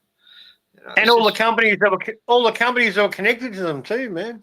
It just goes on. It goes on and on and on. You got you got your takeaway food, and you got all the parts. You know, all the people who made different parts for the cars. Yeah, it goes on. Yeah, it's crazy, man. It destroyed a lot of fucking people, man. A lot. Yeah. Yep. Let alone the COVID times. How many billions of businesses got busted, and broken, and fucked in the world? But it's been a plan for a long time, mate. And yeah, they're getting what they want. Yeah, it's crazy. Everything's changing. I don't think for the better, but it's changing. Yeah. We're all got our they're trying to stop people communicating now. I think this is the biggest thing, is to all the people who woke up. They don't want us all talking. They want to. I think it was a plan from the start. What this digital idea is about. It's about cutting down all connections for the free thinkers, and just only having the hive mind fucking sheeple on the fucking internet. Yeah. But it was, people, we just gonna have to go off the grid. I think I actually believe, man, it was a test from the start. The internet, and it's all military. It came into being through DARPA, right? And it was only designed for supposedly at the start, for scientists to communicate with each other all over the world before it became publicly available. But it was always a military plan. Everything's a fucking military plan, mate. Everything. DARPA, Look, this is not human technology we're using now. It's demon technology. Yeah, I'm just saying, Ken. It was designed from the start, mate, to be controlled. 100%. And they gave us. I've showed that video, where you zone in on a microchip, and it just goes on and on and on. Yeah. How intricate. No human could ever do that microscopical circuitry. It's just like impossible. Yeah. Yeah. That's what I'm saying is technology. Yeah. What I'm saying is, like, it was designed to record and monitor and understand the human condition, right? How people would think, how they'd react, how to control them, and the end goal was always total control. They warned us about it, in the novels like 1984. Big Brother, all that shit. That was always the plan, man. Total control from the start. You know, they've just given us 1984. I read. I heard a film was coming out in 1984, so I decided to read the book first. And I was in the Jehovah's Witness at the time. And then when I was reading the book, and then the film came out halfway through on me reading the book, then I saw the film going, that it's the most depressing film I've ever seen in my life. But I couldn't stop thinking about it. And then I went and seen it again and again. And I'm going, I'm in a cult. Fuck. You know? Yeah. And that fucking movie and that book, and then I read the rest of the book, and yeah, I knew I was in a cult, but I thought I've got to stay in here to get me friends out, you know, and that's what I did the next 4 years. Yeah. So, but the coup fucking international lockdowns, you know, and the passports. and it was the like people, 1984 world, because, you know, you had to watch who you spoke to. Yeah, that was the test, man. Yeah, that was the test. You said you was taught, you know, the cult was bad. Oh, yeah, they'd run to the elders and telling you, oh, yeah. He's a demon. They had to see how much bullshit people could put up with, right? And most of them just complied, you know? Most did. 99%, you know? Well, not 99%, but yeah, all That'd the be people close. who watch TV. The majority did. The large majority, yeah. All the ones who look at the news and go, oh, look at, yeah, that's amazing. These people don't talk like us, but they sound very intelligent, so everything they say must be true. You know, like, have you ever heard the way these news people talk? No one talks like that. Fucking hell. No, they're trained to talk like that. That's mind control, It's like, our Australian newsreaders, like, who the fuck in Australia talks like these people, you know? No, nobody. Same in America, same in whatever country. Everywhere. Everywhere. Yeah. It's so fake, and the way they, oh God, Sky News is just so fucking obsessed by Greta Thunberg. It's like every fucking time I see a news feed from them, every day they got one story about Greta Thunberg being the ultimate troll, the grum, you know, just mocking the fuck out of it, like every single day. It's like, hang on, you've been doing this for 3-4 years now. Like, it's, you know, there's other people to pick on, and you're just spending all that Jewish money on mocking the fuck out of Jewish money. No, Sky News is definitely owned by the Jews now. It's funny how you said that. That was good. Yeah. Don't waste that good reader. money. That reader just fucking hates anyone, you know, who yeah, she's a Jew. She says she's an atheist, but everything that fucking horrible Indian woman says is all about genocide's great and the Jews are great. Oh yeah, no, Sky News is 100% Jew owned. Oh, it's the worst news in Australia. The others are terrible, but this used to be a news channel we could follow, and then they just fucking totally went sideways. During the COVID times, it was like just before they finished the COVID times, they started having people on there going, what the fuck? Because, Ken, there is nobody who's allowed to speak freely unless they support the agenda. You know? Not on Main Street. Yeah, it doesn't matter which side of the agenda you're on, right? But you have to support the agenda, you know? One way or the other, left or right, you know? Still the same shit, just different sides of the argument. That's all. You just have to agree with it. Same shit, different pile. Yeah, exactly. Just go to Sky News, look at all the videos they've done in the last year, and like every day you will see one about Greta Thunberg. It's like, God, they're obsessed. They live rent-free in this. Greta Goblin has done it again. Greta Goblin's a disgrace. She was when she was ranting and raving about saving the world and the plastics are killing everything and this and that. She went to some meeting in the United States. I forget where it was. It might have been New York City. She went somewhere in the United States. They drove her in some fancy ass car. Somebody went over to the car that was parked there and looked inside, and it was all plastic stuff. She was using plastic spoons and plastic bowls and plastic this, but yet there she is at some place trying to tell everybody that we should all not be using these things, but yet she's using them. I know. Boy, isn't that? I've seen videos of her where she's sitting with her friends. Stop it. You know, she's sitting with her friends having a coffee, and someone's filming her, and she's go. They have some joke, and she goes, "How dare you? How dare you? Everybody was going to die because of the coffee is not right." Or she's making a total joke about her. How dare you thing? And then I've seen other ones where, you know, that stupid Jew fucking Rebel News fucking cunts in Canada. Following her around in a hotel, and she's laughing, joking with him.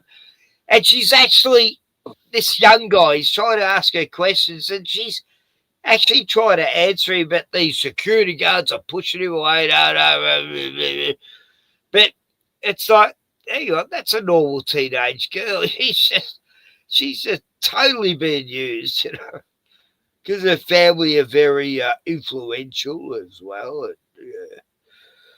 But she comes from money. I think she's just someone they put on stage. She knows she's put on the stage, and you know, I'm sure she knows climate change is absolute bullshit, but she's still pushing that shit. But you know, at least she's on the right side of history with the flotilla thing, and you know, that does get attention to it, even if she's a failure at whatever she's doing. She's never had a job. Nah. No, never. She skipped out of school for a few, you know, like I did. Why work when you can make money off of that grift? But I don't see her as the worst person on earth. And why do they focus on only her every fucking day? It's like they've got an obsession about her. You're right. They do. Yeah. No, you look at the feed; it'll be every day, every day. No, you're right. No, you're right. I know. They attack it non-stop, man. I know. Even 10 News and 9 don't even do that. You know, like they might have it once a month or something. Yeah. Sky News have come 10 times worse than mainstream news. I don't even watch mainstream, but you know, all I have to do is watch Sky News to know how fucked it is. But yeah, I call it juice. And yeah, the whole time during this genocide, the last 2.5 years, Sky News just covered over it like, oh yeah, terrible hammers. They're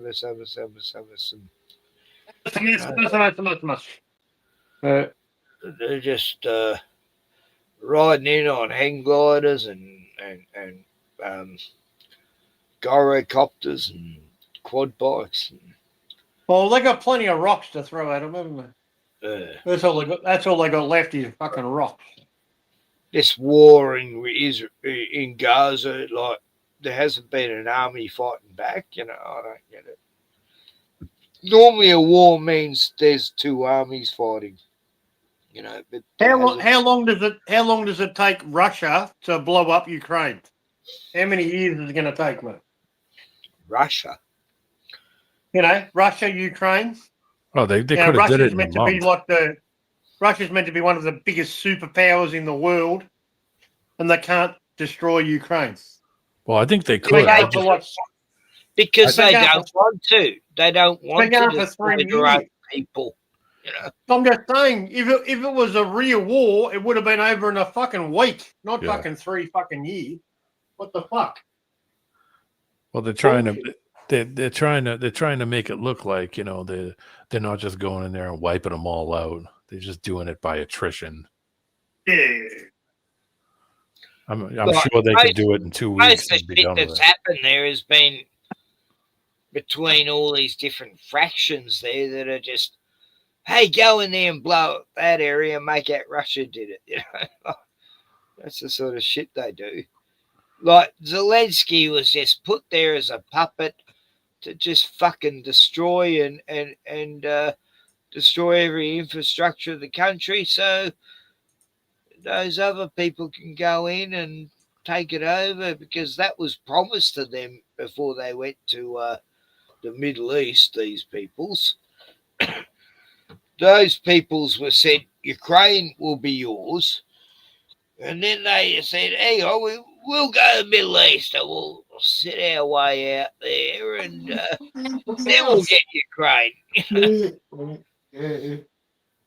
Because Ukraine's a good spot to be too, you know, if you want to control the world. And that part of Europe, and well, I don't blame them for being pissed. I don't blame them for being pissed because they. Look, I've got nothing against Ukrainians, you know. Fuck. I mean, I think they're all being used as a fucking, you know, a card, you know. Yeah. It's all money laundering. It's just horrible. I think the whole thing is a money laundering thing. Ukraine's destroyed. It is destroyed. You know, like you should see what they've done to them. When the Soviets put missiles in Cuba in the early '60s, outside of like 90 miles away from the Florida coast, everybody was up in arms about it. But yet, when we do it and we put stuff close to them, we're all offended that they're pissed off that you just put shit 90 miles away from them.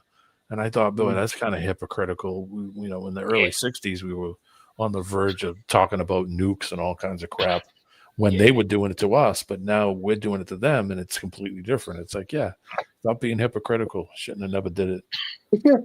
All it is wealth redistribution, man. You know, all the rich countries send their money to Ukraine. You know what I mean? And it's our money. It's our money. You know? Yeah.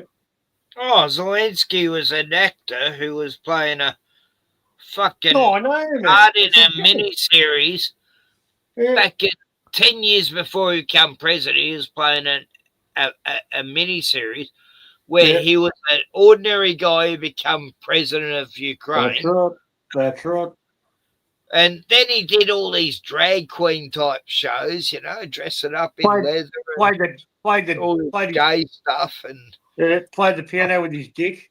Yeah, that too. That's right. Yeah, like this is the guy they put in power, and he's not even fucking Ukrainian, you know. For fuck's sake, he's Polish, I think. Polish Jew. And he's only got one fucking t-shirt. Yeah, he wears the same thing everywhere he goes. Timu Army jump. Yeah. Now, it was funny when Trump goes, "Oh, I see you dressed for the occasion," you know. That's right. I remember that. Yeah. You come back over when here. Trump was funny. He's not funny anymore. He never cracks good jokes anymore. Some people are saying he's sick now because he's he does. He looks as sick as fuck. Yeah. He looks tired. He looks like he's like Joe Biden was, you know, almost. You know, it's getting ridiculous. Like I was watching this speech where this guy's talking next to him, go, "Yes, we're all invigorated and excited because of the energy of our president, and, Mr. Trump." And Trump's there, just looks like he's asleep, you know. Some people are saying that he's sick. The rumor is going around that he's sick because he has these sores on the back of his hands. I've seen them. Yeah. And the people are saying that he's got something wrong with him, and they're giving him some kind of treatment. So when they put the IVs and stuff in his hands, it bruises your hands. I just had it done like a year ago, and the girl took like 5 tries to try to get the needle. What? And the back of my hand was black because she just kept trying to hit the veins, and I had to stop her like the 4th time. I was like, "Listen, can you get somebody else to do this?" And she's like, was she? No. No, she was a white chick, but she was just brutal. I told her, listen, the veins in my hands ain't big, and that thing that you're trying to poke in there is way too big. You need a smaller one. So she said, hold on. So she went and got somebody else, and the guy come over, and I showed him the back of my hands. I said, she's using my hands as a pin cushion. My hands are going to be black and blue. That's not good, man. Can you please do it so it's one shot? And he was like, yeah, hold on. And he went and looked at the thing that the girl was trying to put in there for the IV, and he was like, that's way too big. Way too big. Yeah. Black and blue the back of my hands. That's Horrible. nasty. Yeah. It's like, holy crap. I didn't say anything up until the fourth time, and I was like, can you please We have country stop music trying? legend George. No, that's terrible. Got it? Oh, fuck. Turned off. That Got it? happened to me when We I have was... country music legend George Strait. George, thank you very much. Thank you very much. Who's the greatest?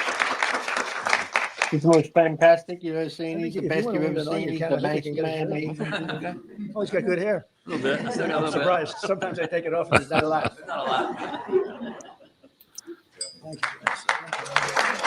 Never heard of him. George Strait, he's a country singer from the 70s and 80s. We have a great star of Broadway. I've seen the show many times and other shows of his. Country music singer. Michael Crawford. Michael, thank you. Oh, Michael Crawford. Yeah, you know who. Thank you, Michael. No, never heard of Let me him. do that. Very good. Thank you, Michael. Yeah, who's this guy? That's Gene Simmons from Kiss. Beautiful. No, this Gene! guy. We have And No, that's Paul who's Stanley. this guy? That's Paul Stanley from Kiss. Oh, bullshit. guy. Yep, that's him. The one on the right. Yeah, that's Paul Stanley. Yeah, without makeup. Yeah. But he doesn't. It doesn't show him getting a medal. the disco queen, and she was indeed. And nobody did it like Gloria Gaynor. Gloria, thank you very much. Oh, that's the song, isn't it? Thank you, Gloria. The gay anthem. Gloria Gaynor was famous in the 70s. A friend of mine, a wonderful person, a really spectacular person, one of the true great movie stars. There aren't many. There used to be a lot, not many now. But he's one of the great legends and some of the. He's one of the great legends. Who do you think he's going to see next? I know.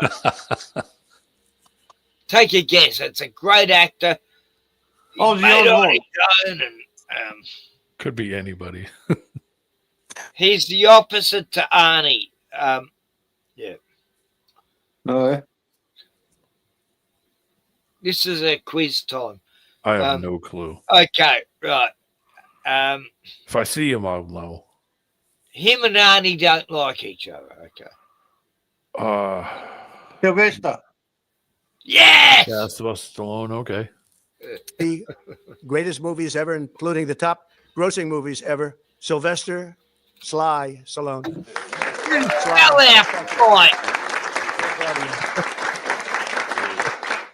He got cane now too. What's this? When he shook the president's hand, he didn't even seem to like it. It's like he was annoyed, you know. Watch him shake his hand, you know. This is what really, you know, I was really watching Sly's body language. Had some of the greatest movies ever, including the top grossing movies ever. Sylvester Sly Stallone. Sly. Very. Don't touch me. Don't touch me. Don't touch me. Yeah. Okay. Thank you, Mr. President. Thank you. Appreciate it. Should I Thank go you. over here? Yeah, sounds good. Didn't shake Thank his you, hand. Sly. And the members of the incredible rock band. My head's hurting meeting this reptilian, but He's got a bad head. He does. He didn't look happy. No, he wasn't happy. Why the fuck am I here? I don't want to be here. Look at him. He's Paul going, Stanley, Gene can't Simmons, wait to get home. Chris, and Ace Frehley, who now is resting in peace, and his beautiful daughter is here to accept the award. Thank you very much. Thank you for being here. Thank you. What are these awards anyway? Like, when was this the thing? It's like a cultural award or something. Oh, was this the FIFA awards? This is like, excellent celebrity. That's Peter Chris. Peter Chris. He's looking old. And I think your father would be very happy to have you wear this. Okay. Who's this? Thank you very much. He's a great guy. That's Ace Frehley's daughter. All right. Those are great people. In a few moments, we will be presenting these stars with their Kennedy Center honors medallions, which were redesigned this year with the help of the fantastic team at Tiffany and Company. And I want to congratulate them. They have done a fantastic job. They're wonderful people. I know them very well because they're right next to Trump Tower. I've lived with them for many years, and they really have done a great job. So I want to thank Tiffany. Thank you very much. Yeah. We're also joined by members of the Kennedy Center Board of Trustees who are doing a really great job. And as you know, the building is being renovated, fully renovated. It's being, I would say, fixed at a level that nobody's ever seen before. We're going to make it something really special. It's been tired. It's been mistreated. A little bit like the White House has been mistreated, to be honest with you. And we're bringing it back to a level that I don't think any place in the country will see. We were given quite a bit of money by Congress to do the job, and we're doing it right. And you'll see the new marble and the renovated marble and all of the different rooms, major auditoriums. The sound is so fantastic. Be really great. One of the very big. Oh, this ballroom's going to benefit us all. It'll be great, man. It'll be great. That'd be great. $1 billion ballroom. Yeah, we're all going to benefit from that. Prerequisites, and something that doesn't happen often is when you have great sound, you take advantage of it. And the Kennedy Center has great sound. If they build it, fellas, you know this. Gloria, you would know it very well. George, you know it very well. Michael would know it so well. But if it's built with bad sound, you never get it fixed, right? It just doesn't work. They've tried very hard at Lincoln Center and other places, and hasn't worked out too well. But I just want to thank the executive director, Rick Grinnell. Rick, thank you very much. Look, Ace's daughter, Ace's daughter. What? Talking to someone else, man. It's all good. Oh, fuck. Ace's daughter is looking very uncomfortable. Like she's like looking at devil, you know. She's got a weird eye. Her left eye is weird. Yeah. But she looks scared of trouble or something. Look, I was just watching her while he's talking. Well, but if it's built with bad sound, you never get it fixed, right? It just doesn't work. They've tried very hard at Lincoln Center and other places, and hasn't worked out too well. But I just want to thank the executive director, Rick Grinnell. Rick, thank you very much. Ambassador Sergio Gore, Ambassador to India. Thank you, Sergio. Great job. And other friends and distinguished guests, Mr. and Mrs. Ike Perlmutter. So many people are here that are great friends. They're all like they're under duress, you know. It's like we have to be here or he will kill us. Under duress. Mrs. Fisher, thank you very much. Very much. We have some unbelievable people on the board. The most prestigious board, I think, now maybe in Washington. Come out now. From Newark, New Jersey to Pokey, Texas, from New York City to as far away as London. These are among the greatest artists, actors, and performers of their generation. The greatest. Look, she looks real happy. Look at her. We can hardly imagine the country. I can't wait to get the fuck out of here. Phenomena without its king of country, right now. Or the American disco without its first lady, or Broadway without its phantom. Guys going, why the fuck am I here? Let me tell you. Or rock and roll without its hottest band in the world. That's what they are.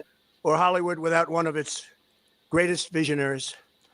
Each of you has made an indelible mark on American life. She's naughty. And together you have defined entire genres. She's still scared. And set new standards for the performing arts. You have set new standards. On behalf of every American who has been inspired by the unbelievable talent of Michael Crawford, who has been influenced by the music of George Strait. Michael Crawford, some mothers do have them. Remember that show? It's the same dude, I think. And he was also the director of Cats, man, I'm pretty sure.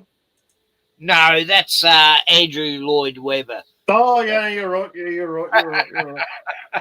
No, I know he's a fucking opera. Fucking No, I remember stuff, some mothers do have him. That was Andrew.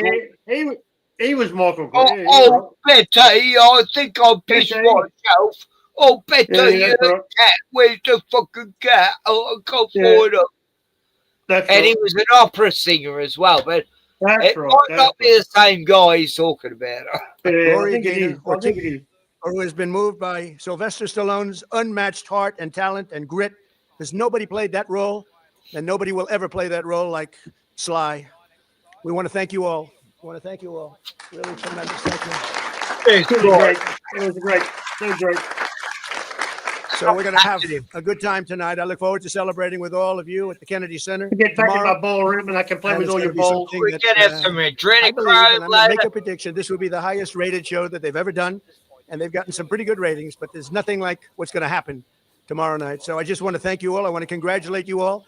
And I want to thank the media. They've treated this with such great respect. We very much appreciate it. Now we're going to go to the State Department with Secretary of State Rubio and have a special event, something which was never done before, but we never had a president hosting the awards before.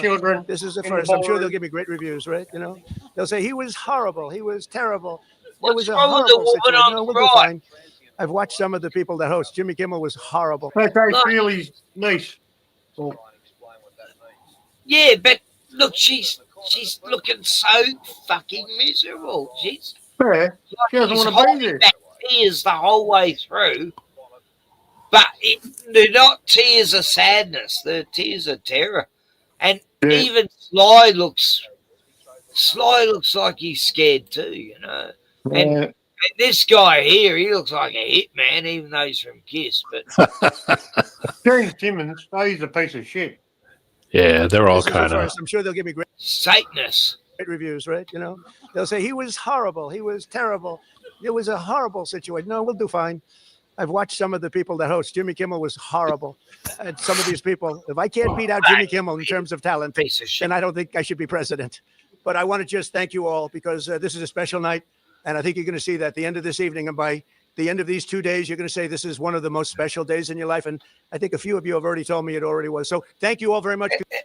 Ace's daughter, looks like she's realizing she's going to be sacrificed at the end of this night. It's like, I don't want to be sacrificed.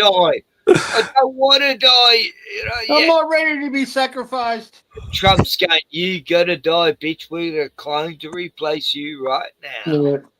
And Sly's going, yeah, I think I'm in hell. Congratulations, and we'll see you in a couple of minutes. Thank you. Thank you, media. Thank you very much. Please. Thank you. Thank media. you.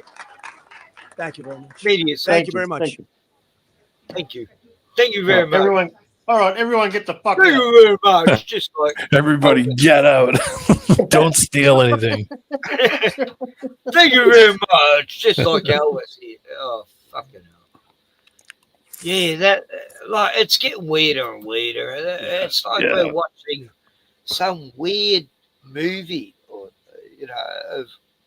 that's meant to be reality, but it's like we're watching a reality show, but it's politics. It is. Idiocracy was a documentary. Yep. So as They Live. Yeah. Time to get on those rowdy, roddy papa glasses, you fuckers, and time to chew ass and kick bubble gum. Yeah.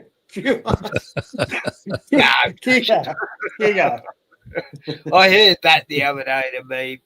Time to chew ass and kick bubble gum. And I'm all out of bubble gum. And I'm all out of ass. I'm all out of ass.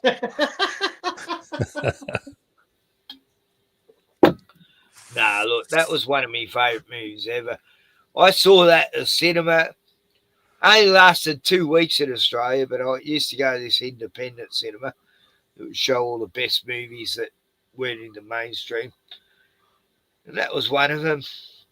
And I just kept telling everyone that was the best sci-fi film that's been made for fucking years. And I just couldn't stop raving about it to everyone. And Then when it come on VHS, everyone loved it. Even if they didn't like science fiction, they loved it. No, Oh my the Google algorithm is now just showing me nothing but Australian stuff. That's all it's doing now. So he must be Australian. We'll just show you Aussie Yep, stuff. that's basically now it's showing me 1970s movies. That's all it's showing me. Then want to get back to The Late Show. You got to watch The Late Show, man. That was the pinnacle. That was the absolute peak of Australian humour, man. That was the best. They used to send everything up, mate. There's a comedian that's still popular here. His name's Mick Malloy, right? And he's on the radio, and it goes along with a lot of the the PC bullshit. But he pokes fun at a lot of things, man, without really upsetting anybody too much, because he's known as being someone who is like a real Aussie and doesn't really give a fuck. But yeah, there's limits, But he's still out there, and he made the movie. What was it? Crackerjack, and also what was the other one, Ken? We were talking about it the other day. The Castle. The Castle. You gotta watch the movie. There's a movie called The Castle. Yeah, Mick Malloy direct. What? Mick Malloy, yeah. He was involved in that. He was one of the producers, directors, whatever it is on that. Right. But yeah, I know him well. But there's a film he was involved in called it's like one of the best Australian comedies ever, and you cannot find this fucking movie. Yeah. And I actually bought it on eBay. Yeah. $30 DVD. It's still on French Island, damn it. Oh, yeah. But that film, 1999 it was made.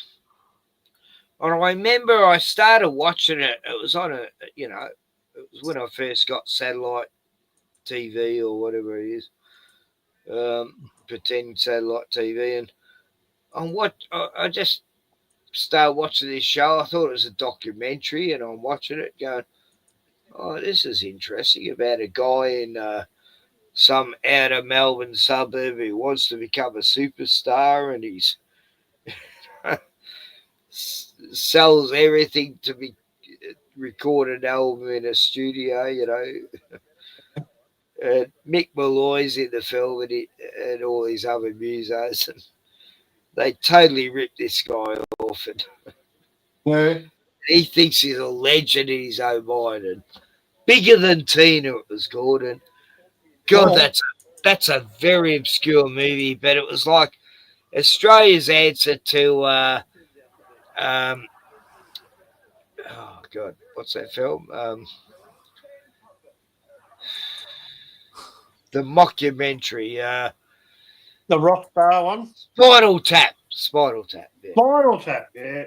This is like a really smaller version of that in a way, but it's a mockumentary about this guy who wants to be big in the music world. And these musicians in Melbourne just take him for a ride and get him in the studio, and they just take over and do all their own music in his own studio time that he's paid for.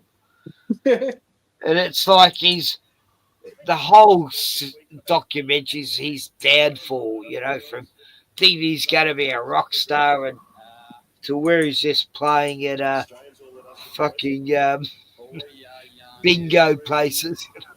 Bingo, small pubs. See, his songs were fantastic in the way they were just terrible. Yeah. And you can't find any of it on YouTube anywhere. Yeah, right. Like the whole the album itself would have been brilliant because the songs are so hilarious. But no, you can't even find that on YouTube. And I was actually getting away with playing a bit of the movie on my live streams 3 years ago, but now I probably could. Yeah. I was showing parts from the DVD, you know, because I paid for it, so I should be allowed to play it, you know. But yeah, that's an obscure film, Bigger Than Tina. And there's this movie critic, Terry Talks Movies, he's called. Oh, God, he's a total lefty, wokey, fuckwit. Yeah. But yeah, he thinks he's the best movie critic in Australia. And I told him to watch Bigger Than Tina. It's a great Australian comedy. He goes, no, I will have nothing to do with Tina Arena because she's an anti-vaxxer. I'm going, it's nothing to do with Tina Arena. It's like a guy who wants to become bigger than Tina Arena. He goes, despite that, I will never watch the movie because Tina's name is attached to it. I go, well, you're a fucking idiot. You're no movie critic whatsoever, you fucking woke tard. Yeah, we had a big argument, you know. Oh, this Terry Talks Movies. Actually, let's go there right now. I'll fucking... Let's go there. Let's do it. And I'll attack him about, say, how he refused to watch this movie. It is one of the greatest Australian comedies ever. Yeah. What's all that sound in the background? I think D-Man's asleep. What's that? I think D-Man's snoring. No, there's a TV show going on. Oh, I can hear that too. Right. Well, you'd be damn good on a karaoke night when you start that. Weird. Yeah, you'd just be sitting there going, Yeah, I think it's D-Man. Let's have a look. Well, here we go. Oh, yeah, D-Man's watching some Aussie stuff and he's falling asleep. Yeah. Ah, that's cool. It's just us, mate. But, yeah, no. Yeah. That's all good. Yeah, it's late, man. It's late. Yeah, he should be asleep. Yeah. He's got to watch The Castle, then, man. He's got to watch The Castle. That's the movie. I saw that at the cinema with a girlfriend of mine, and it was so funny because her ex was just like the guy in the movie. Yeah. He'd been going to court too, and he'd be saying things like, yeah, it's all about the vibe, you know. No, look, I totally relate to that film. It was a classic, you know. It is. It's one of the, I think it's better than Crocodile Dundee, mate. I reckon it is. Well, the message is more important. Yeah. Yeah, it's more important. It's more Australian. More Australian than Crocodile Dundee. Oh, look, Crocodile Dundee 1 was great, but Crocodile Dundee 2 was so Americano. Yeah. Like, let's make it totally commercial and have some Mexican gangsters coming over to Australia. Like, it was all in America, man. Gangster shit in Australia. Shit. It was all filmed in New York, man. The whole fucking movie. Yeah, parts, yeah. But the second one, yeah, the Mexican gangsters come to Australia to get Hogan, and oh no, stop it. No, the first one was after the first one, it was over, man. Yeah, pretty much. No, look, I always admired him for how far he went. Oh, he's a fucking legend, man. And when he ended up going out with that Russian chick, American Russian chick, Linda Kozlowski. Kozlowski, yeah. I didn't blame him. You know, I thought, yeah, well, him and his missus weren't getting along anyway, but they were still on good terms. And he even was straightforward with her, yeah, I found a woman, and yeah, they left amicably, right? And then the media got a hold of it, making out he's a fucking slut, you know. What a bastard, leaving his wife and 7 kids, and what a horrible man. And then the whole of Australia hated him for adultery, even though him and his wife, they totally exaggerated it and made him into the worst cunt on earth, like his Prince Andrews is now. All right. And it's like, but that happens to the average Aussie, every fucking day. They leave their missus, hook up with another missus. But yeah, like even his missus said, nah, the media just totally fucked that. Like, yeah, we'd already agreed, He was a real dude, man. Paul Hogan's a real dude, man. So is Mel Gibson. I don't care what anyone says about Mel Gibson. I always respect him because he never sold out to Hollywood, and he's made movies that I want to make. Hey, D-Man. What's up? Sorry, I hit the wrong button. I threw a clip in the. Oh, sorry, wrong one. Hold on. I threw a clip in the back of that show you were talking about, The Late Show. Yeah. All right. Hold on, that's the wrong link though. It's going to take me a second. They were walking around in the street interviewing people about the national anthem. Yeah, that's Mick Malloy. That's him. He's the man, mate. He's still going. He's still popular here, that guy.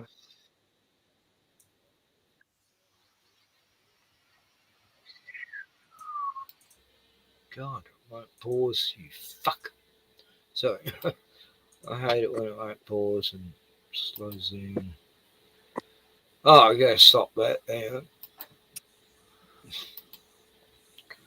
on. I like the one towards the end where they see the Jewish guy walking down the street. That's the best one. Look, this guy I never really liked much. He reminded me too much of Hey Oh, Dad. that's Mick Martin. Martin. What was his name? Well, we decided to head out onto the streets to find out, and this is what happened. Okay, we just asking people if they know the Australian national anthem. Sir, any ideas? You'd know the lyrics? I wouldn't have a clue. You wouldn't have a clue? Advance Australia Fair. I'll tell you what, I'll give you the first line. Australians all let us rejoice. No idea. It's all too confusing. But we are young and free. Australians all let us rejoice. For we are young and free. With golden souls and wealth for toil, for we are young and free. Australians all let us rejoice, for we are young and free. With golden soil and wealth for toil. You're not even trying, eh? Look out. It's the Teen Queens. Girls, quickly, we're going to sing the Australian national anthem. Okay, let's go. You certainly do. 1, 2, 3. Australians all let us rejoice, for we are young young and free. I know the words. golden soil and wealth for toil and a Slurpee. Australian national anthem. Australian national anthem. I do know, but I'm not going to embarrass myself by singing. You don't have to sing it. We'll just ask you to recount the lyrics. Australians all let us rejoice because we wear tight Lee jeans. Now, any other songs you sing, or you have the I can't sing. Right. It is the Teen Queens. Australians all let Yeah, us I rejoice. do remember this show now. Yeah, we know it. For we are young and free. With golden soil. And wealth for toil. There you go. Go and stand in the corner, you two, and have a think about it. All right? If you could choose any song at all to replace our anthem, do you have replace the song? That still have to be going for 150 years, over 150 years. But no one knows I want to change that. You know why I want to change it? But the people forget for everything for happen. change it because no one knows the lyrics. We don't want to change it because it's a bit of a dud, I think. That's what I'm thinking. Funny business going in. Funny business. What if you had a choice? If you could replace the national anthem with any particular song, what do you reckon you'd replace it with? I think we'd have to sing a song about a new flag. You know, one with like it's just like a bum with a fist coming out of it. Sorry, did you just say a bum with a fist coming out of it? You're a thinker, aren't you? Let's pretend that Nick here is Paul Keating. What would you say to him? I don't want to talk to him. Yes. Yes. Oh, no, I want to give you a hand. I get sick when you give me a hand. If you had to pick an anthem that to you embodied the Australian spirit, what would it be? Waltzing Matilda, it's about stealing. So what have you got in the bag? Australians all let us rejoice, for we are young and free. Mm-hmm. with something about girt and toil. Soil, toil. See, Right. that's about it. Well, you'd be damn good on karaoke night when the Australian national anthem comes up, wouldn't you? You'd just be sitting there going, girt, soil, toil. Ah, ladies and gentlemen, take a bow. It's got the words. Oh, there we go. Here's trouble. You know, that's the song different from 150 years. Listen, I don't give you one thing. If you are 75 years, It's a great debate. they can charge you 51. What's They changed the song for nothing. 150 years been going. I think you guys should arm wrestle to decide. I bet you any money you can't lie my head. Well, let's just see how much we've got here. Okay, I'm sorry, that's been signed by the Prime Minister. We can't use that. You don't know Advance Australia Fair? You don't know the words? Tell me this. Where's the other member of ZZ Top? ZZ Top. He's just like, no, I'm not interested. I don't know what it is. Yeah, he's still like that, man. He's a funny dude, man. He's still on the radio. Yeah, he's a good dude. Big Boy was good. But, he was in that movie Bigger Than Tina, which no one's ever seen, but I've been trying to promote that film for 20 years. But, if you look up Bigger Than Tina, all you get is a song called Bigger Than Tina by the Fords. And that's it. And that was a song in the movie. no movie? No clips. No. Let's have a look. Maybe it's changed. I mean, I haven't searched for it. God, yeah. Oh, yeah. I see what you're talking about. The Fauves.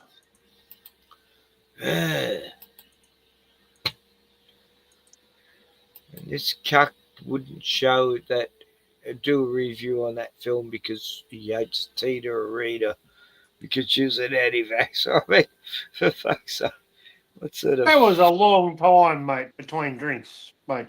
Oh, when did that movie come out, Ken? Tina Arita, I just thought she was like this teeny bopper singer, and yeah, I didn't even think anything about her, but when I found out she's an anti-vaxxer, I go, oh, kudos. Kudos. Yeah. Italian. But the movie came out in the 80s, man. That was a long time before fucking COVID, wasn't it? No, 1999. Oh, 99, yeah. It's still a long time between 1999 and fucking 2020. Still 21 years. What are you talking about? Yeah. So for people to say that it's only popular because she was an anti-vaxxer, it's got nothing to fucking do with the movie, has it? Nothing. No, exactly. Yeah. Oh, they got a trailer here, but it was a terrible trailer. Yeah, it's a weird movie. Every once in a while in my career in show business, you discover somebody, you find out about somebody that's just absolutely blowing your mind. I think Dan's what this country's needed for a while. Needs another hero. We've been holding out for a hero till the end of the night, and now he's come. Dan Marikova is the most exciting talent I've seen in Australia. After hearing terrible trailer. Music, some of the best new music I've heard in the last 10 years, to make a man think twice about selling his record company. Because I'm a wild and talented guy. Sweet baby, you're just learning to fly. There he is. Thank God. His ex-girlfriend was a good friend of mine, yeah. And she mentioned that he was very sensitive as a boyfriend. I'm a warrior and a nurturer. I mean, you have to be vulnerable. I'm not putting tickets on myself, but I think Dan and I together, we've just got something. And I've got those qualities that men are going to respond to and women are going to respond to. There's a sexual sort of tension between us. Oh, now go, you little bitch! Go! Go! Go on, go! You said you were going to go! I'm in touch with my feminine, but I'm not afraid to be a man. Dan, are you going to finish the gig or not? Don't swear at me. Get your gear and get out of all right? I'm a lot of apparently harder men that don't have half the guts and determination of DVC. Oh, Crystal, please don't go. He's sensitive. Do you know where you are? No, I'm lost. I'm completely lost. You haven't got another copy of the lyrics, have you, Dan? You haven't got one? No. I like that characteristic, the truth that beams from him, which is a lot more than you see in a great many of the others who are competing for status of star. You know, it's something that comes from within rather than something that's been plastered onto him by a bunch of agents and image makers. I'm beyond fads. I'm beyond fashion.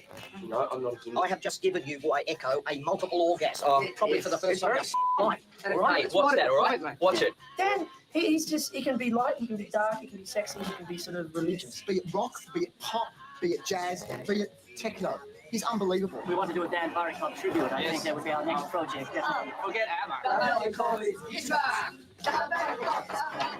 Dan Barricott. Dan's just, he's changed so much since I first met him. She was great. The girlfriend of Dan Carby Cobble. She goes through so much hell trying to please him, and she ends up in a car accident. It's such an inconvenience to him because he's trying to do his stuff. It was funny as fuck, that movie. Like, you'd swear it was a real documentary. They'd done it so well. It was like, it's a mockumentary. Mockumentary. It's the best one since Spinal Tap. Spinal Tap. Yeah, Spinal Tap was good, mate. That was a good movie. I almost saw them live.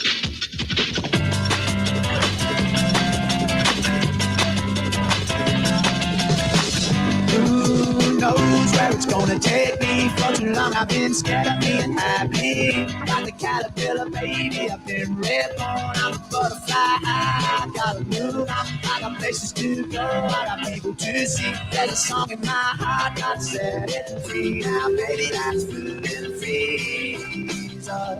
Bigger than Tina, I put my songs through the supermarket speaker. Bigger than Tina, fist in the air, winning the arena. You know that I've seen her, cause you know integrity's the secret. Bigger than Tina.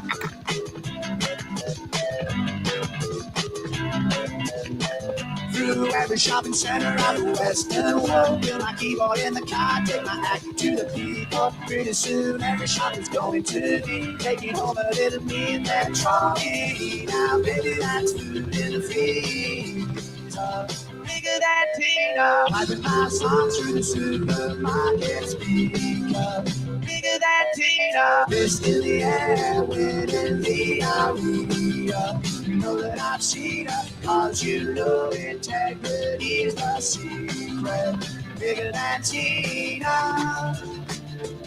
Reaching this planet to the back of the rising star. You know the future is inside the jar.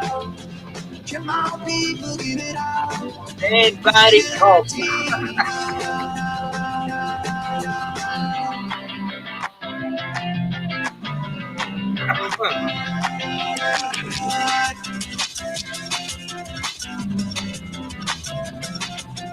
Playing my songs through the wheels of the bistro. Bigger than Tina, Maitre D dances to me and the pizzeria.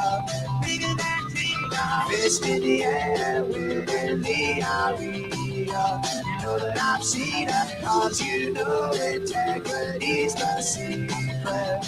Bigger than Tina, integrity's the secret. You know that I believe it, yeah.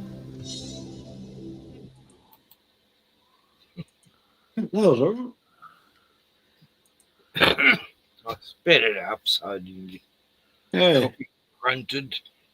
It's just sad, man, because we remember, mate. We remember when, when life was fucking better, man, and more people were fucking normal. I mean, and I don't know. It's like D-Man, I don't know. There was look, the old days, everyone. The old days, everyone got out and met each other, in public. Melbourne was like the amount of people I've known in my life, it's amazing, thousands that I all got along with it because we're all going out socialising, and now there's no socialisation. It's like everyone's socialising on the internet, and they're not meeting real peoples. And people get that disconnected. Makes my day every week.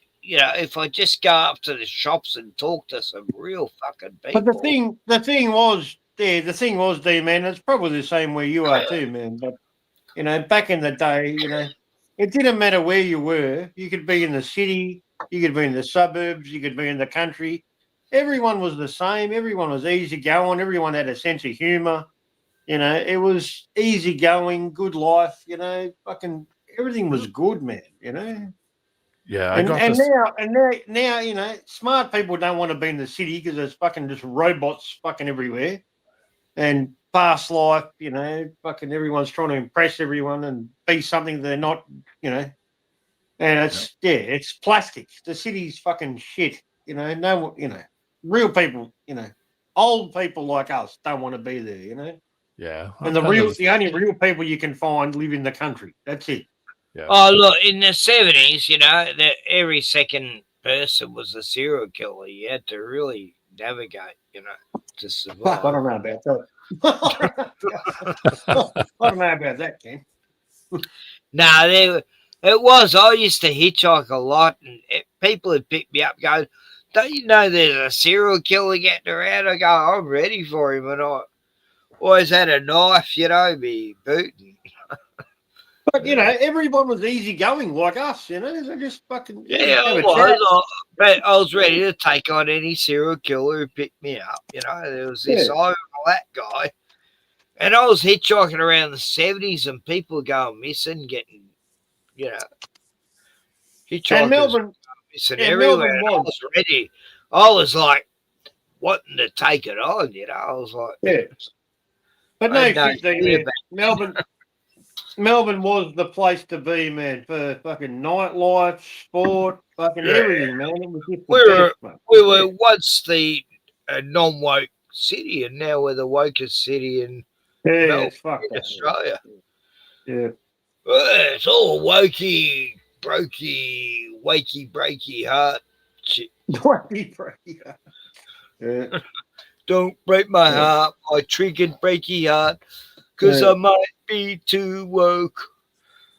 When like the most working class fucking suburbs in a city are now the most woke. They're the most fucked up places. You don't want to go there. Yeah.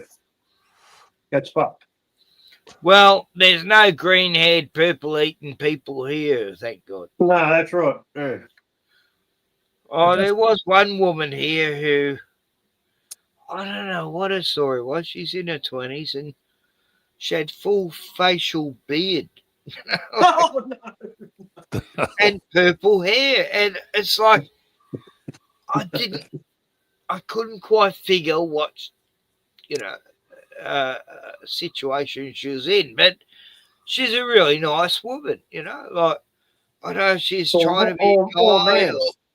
Anyway, she doesn't work there anymore because the Indians took over the supermarket recently and they sacked all my favourite Aussie women in this town who used to be so friendly, and you go in the supermarket like you're talking to a friend, and slowly they're all being sacked and replaced by these weird Indian Carly looking people with 8 arms and shit.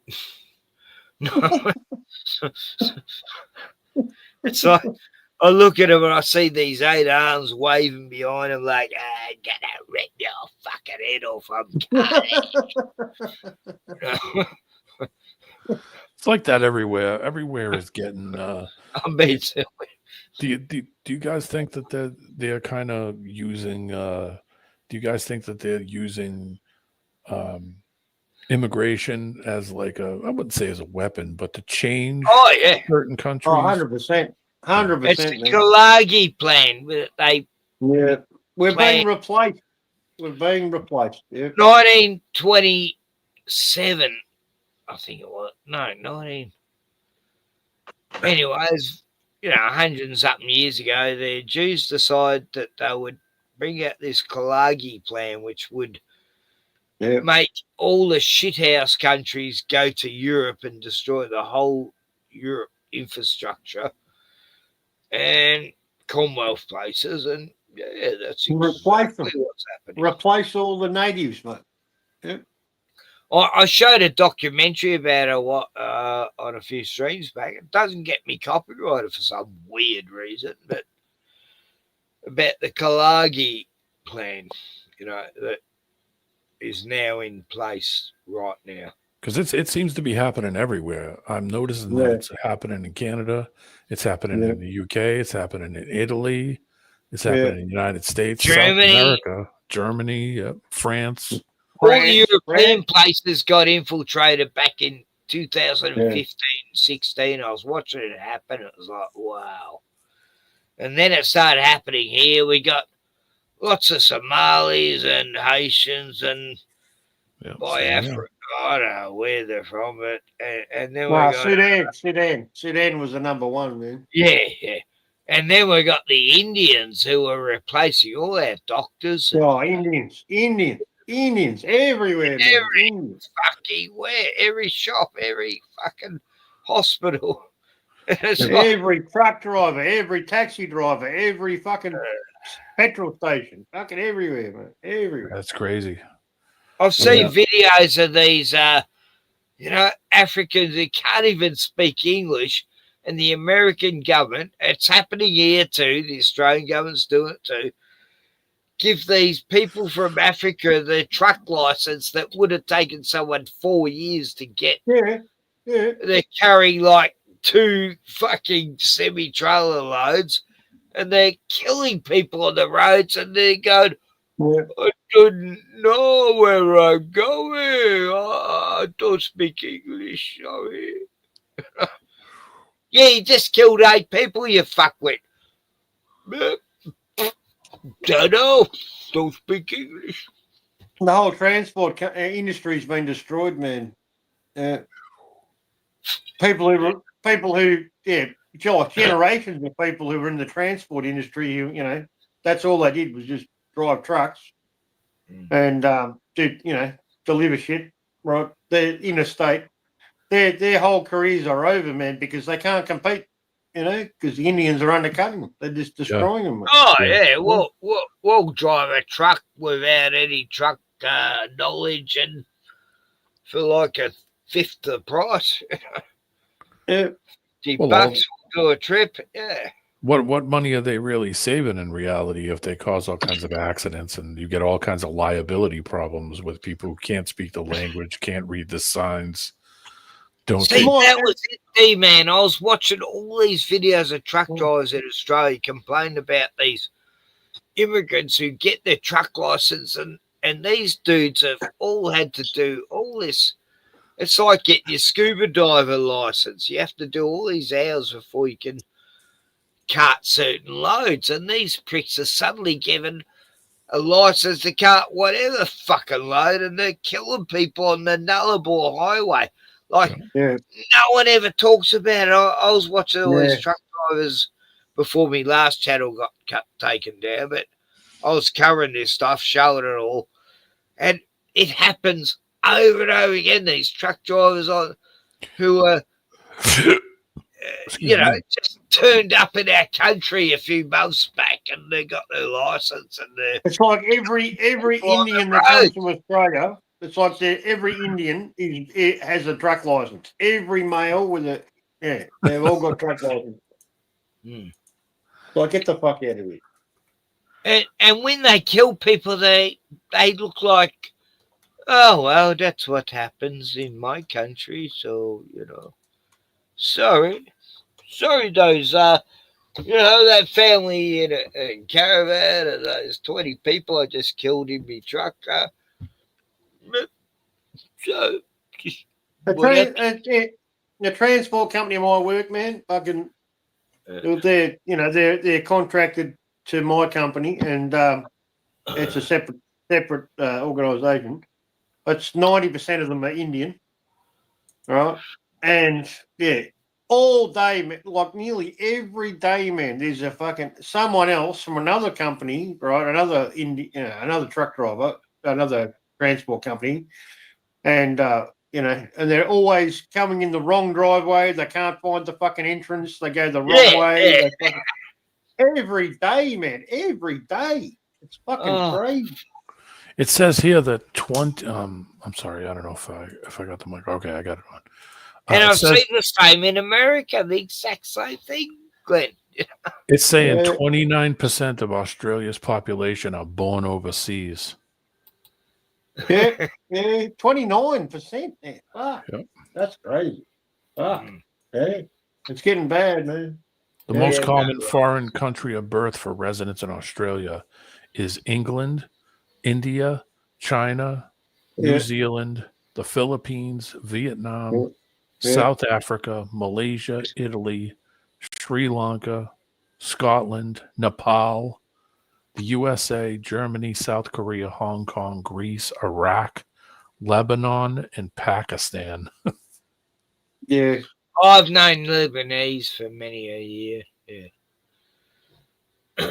They're India is 2.8% of residents. Well, excuse me, Yeah. it's 710,380 people. Yeah, from what we actually see, man, it'd be India. The main ones would be India, Sudan, Sudan, and fuck, what's the other one? What are they? Afghan. Yeah, they're the three ones. They're the three main ones that we see here where I am. You know. Yeah. There's 100,000 Americans in Australia. 109,450. Yeah. That's 0.4% of the population. Germany is the same. South Korea, Hong Kong, and Greece, and Iraq, Lebanon, and Pakistan are all the same. 0.4%. Yeah, it wouldn't be much from those countries. No, wouldn't be much. A lot of England and China is 2.3% of the population, 595,000 from China. Actually, try Africa. Africa and China. It doesn't even have it listed. No? No. Wow. It must be They don't want huge. us to know. Yeah, it is huge.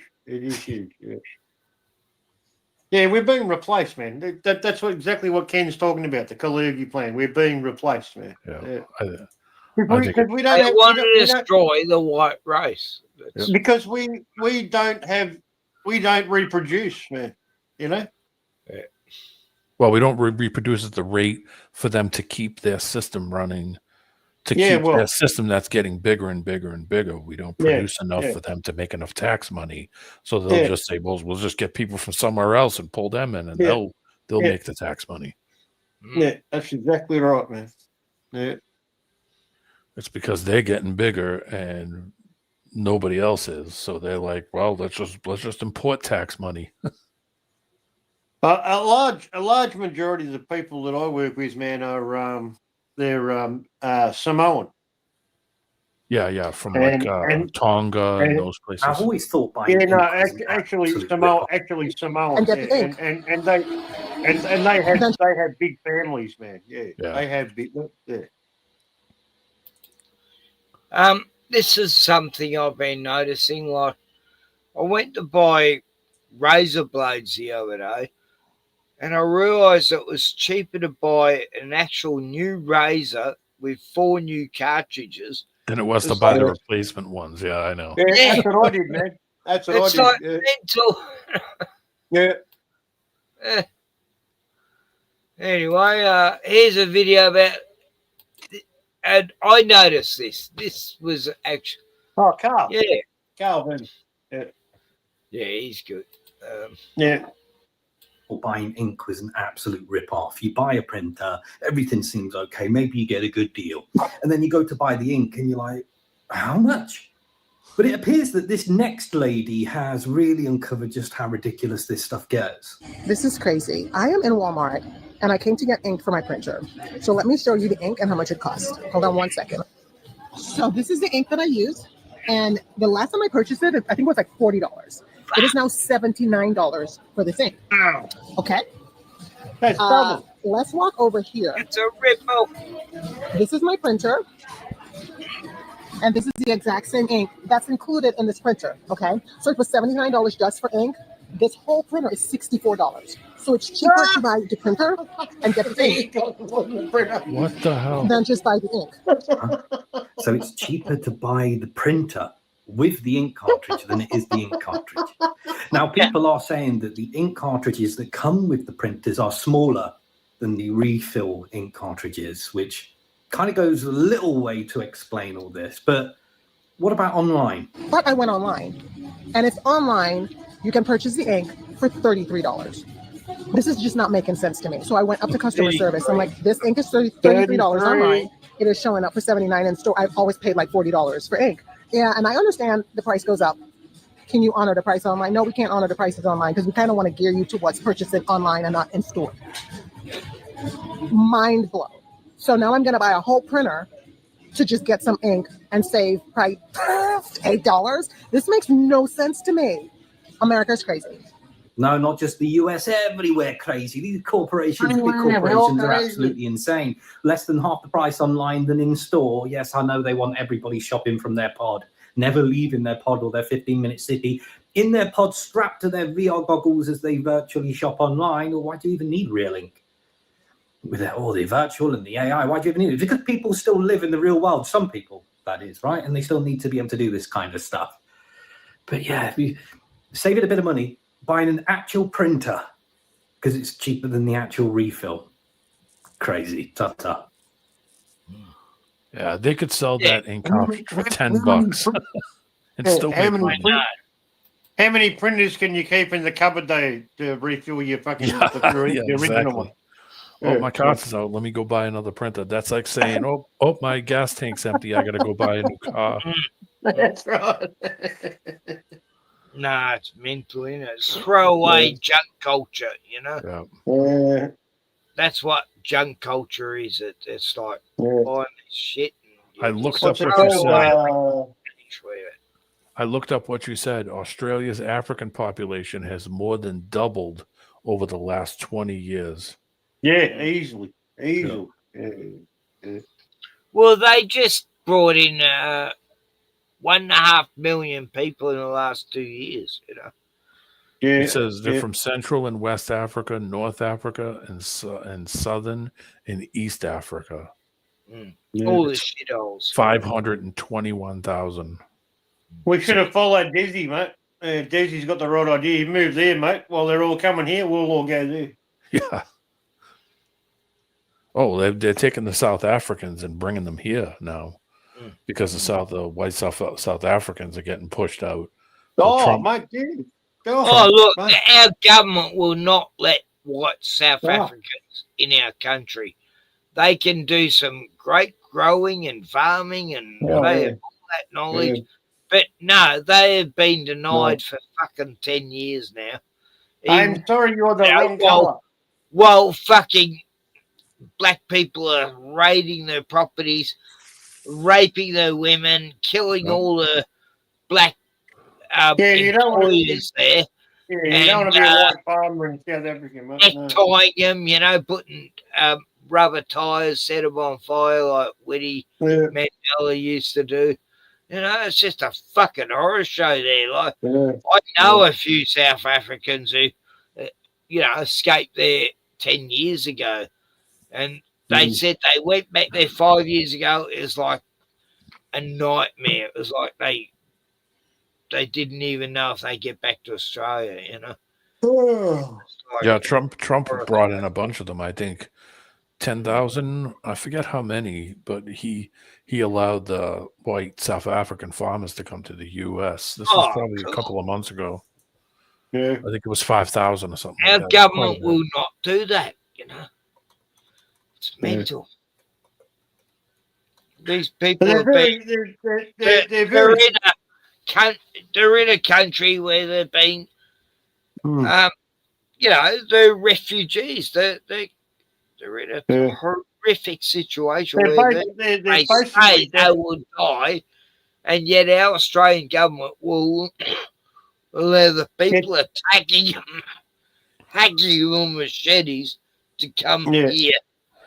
Yeah. While they leave them African farmers to fucking get attacked every Yeah. fucking day. Basically, it's reverse apartheid, and in South Africa, and So, hey, South Africa's got all these people attacking these white farmers.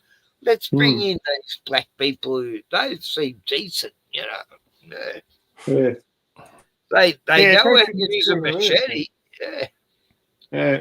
Then Yeah, we if have you're a a white- machete ban, and every Aussie has to hand in a machete. So when a machete-wielding African gang invade your home, you got no machete to protect yourself with. And it's it's very similar to what could happen here too, man. Because I'm not saying it will happen soon, but it could happen, and it will happen in the future. You know, because of the land rights shit. You know, because that's what happened in South Africa. It was, the apartheid regime was, originally, was, the white people keeping the black people fucking out of society, right? Yeah, we only got 3%. You know. Yeah, Trump- but the way it's going now is totally opposite. So the apartheid's working totally opposite to the way it was before. Yeah. If you're a white person in South Africa now, a white farmer especially, you're fucked because of the land rights. And we've got the same shit going on here, man. The same thing's going to happen here, man, because the Aborigines, right? Not the good ones, but I'm just saying the ones that are aligned with the government and the fucking propaganda and all the fucking the white the white eighth Aboriginal, but they got all the Aboriginal rights. They're gonna fucking kick us off our fucking land. They're gonna steal the farmers' land here as well. It's coming, mate. It's coming. Yeah, It's Trump. been how long's it been brewing for, Ken? Since fucking Marbo, you know? It's coming, mate. It's coming. We're all going to be fucked. That voice thing, and they brought it in anyway, under a different name, Yeah. This yes/no vote. Everyone voted no, and now they brought it in anyway, So basically, if you own land in Australia and you're not Indigenous, they're going to eventually, you'll be kicked off your land. You'll be fucked. It's going to happen here too. Yeah. Yeah. Trump 100%. limited the amount of South Africans in the United States to 7,500 annually. So said they're setting a limit to 7,500. I don't know how much. That's much less than us. Yeah. But they just brought a bunch in, I think, a few months ago, and they a bunch of families, and they went on the internet immediately and started to talk about all the insanity in South Africa, and they said it was unlivable, basically. But the biggest lie, man, right, is that most people Cape Town's a horror. Most of the white South Africans didn't hate black people. It was fucking a lie, man. They worked with them. Yeah, it was all bullshit, mate. But we were all fucking fed that. As that's the way it was. All the white South Africans, they're all racist cunts. They hate black people, and they kill them and blah blah. I never actually heard that, but yeah. Oh, that was what they pushed, man. That was always the agenda. In South Africa, I know a lot of white South Africans. They're an insane minority too. So I don't know how they could control the entire country. It's like they're doing their own thing. Let them do their own thing. Yeah, but there was always that clash, But look, Nelson Mandela, when he got in power, that's when the whole of Africa went to fucking shit. So as far as international sport went, right? The South Africa, right? They were, before all the apartheid shit started, they were a good sporting country. They love cricket, boxing. Boxing. Yeah, but yeah, that's another big one, and rugby. Yeah, But yeah, cricket, all the international sport, right, was fucking banned, right? South Africa was fucking banned because of apartheid. They weren't allowed to participate, and there was a lot of fucking international sports people that weren't allowed, if they were white, they could not participate in the international sport, you know. Yeah. And it affected cricket, rugby, fucking boxing, yeah, fucking you name it, mate. They were banned, you know. I'm It sorry. was fucking. Sorry, mate. You go. Oh, I'm sorry. They had a South African heavyweight boxing champion here in the United States, Jerry Coetzee, who was he was a heavyweight. He beat a bunch of good guys. He fought here for a long time. Lived in New Jersey, out of all the places. Oh yeah, wow. Yeah, and he was the first South African heavyweight champion. I don't think it was recognized everywhere either because he was South African. Yeah. But there were many like I'm a cricket I'd say aficionado, you know, to a degree because, you know, I grew up in the 70s, 80s, you know, and I love cricket.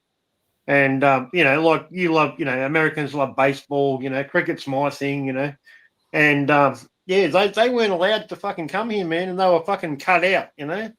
And there were many that fucking they were fucking absolute champions, mate. They weren't allowed to participate on the world stage because they were white, you know. Yeah. And it's a fucking disgrace, man, you know. Did you guys have did you have it's terrible. highlight? Did you have highlight? You ever hear of that one? Highlight, it's like you have this giant cup thing that you attach to your arm and it has like a racquetball in it. Check this out. No, haven't heard of that this one. sport in the 70s. It kind of disappeared, called a highlight. We had squash, we had tennis, and we had what was the other one? Racquetball, maybe. Yeah. Nice. I've seen squash and racquetball and stuff like that. Yeah. Squash, isn't that with your hand? Don't you play with your hand? No. Squash is handball. Yeah. Squash is a really small racket played in a court.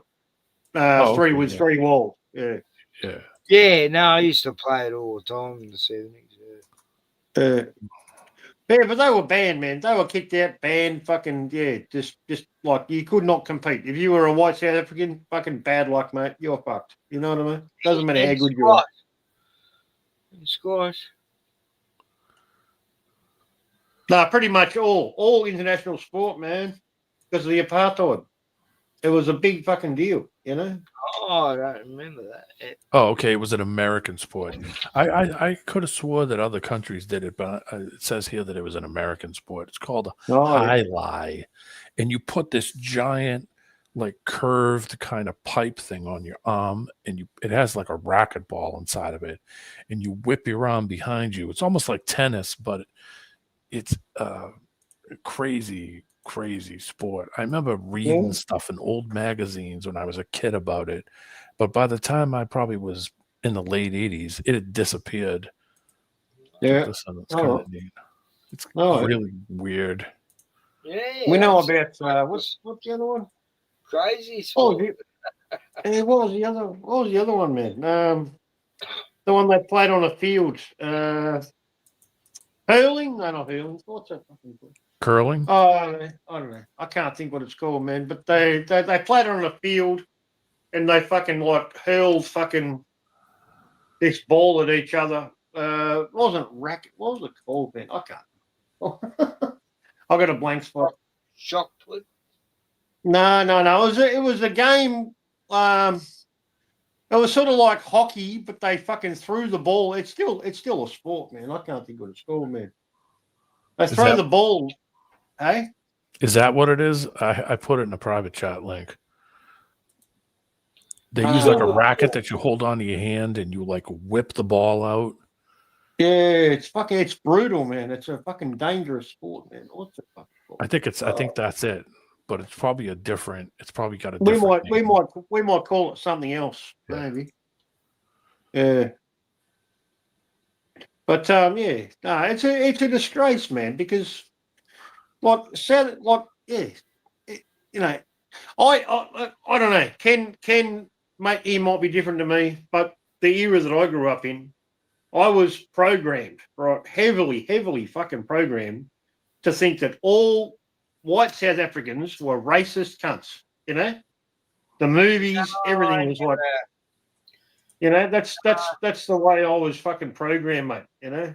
Not in my time. Yeah, the booers. But the people that I knew and I met that were white South Africans, they were fucking great people, man. I had no fucking problem. They weren't racist. They didn't give a fuck. It was all bullshit, you know? It's just what we were programmed with through the media, the news, Look, you a know? lot of them had black servants, but they treated them like family anyway. Yeah. Yeah. And we know Like the most apartheid country in the world can't be fucking spoken about, you know. It's got Like nothing to do with fucking my sister, a younger sister, married a South African, and when that family first come over in the 80s, they used to say to us, "How come you don't have your Aboriginals as servants?" As servants. What the fuck?